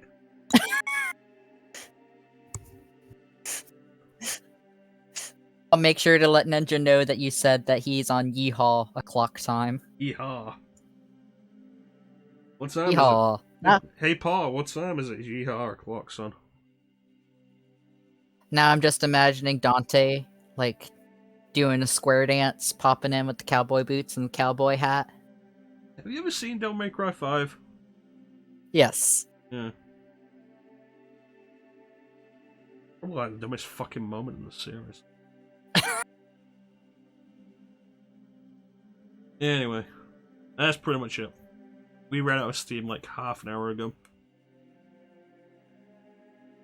And so with that, thank you all for watching. Have yourselves a fantastic time of day. And take care. Have a good day, everyone. We'll catch you next time, guys.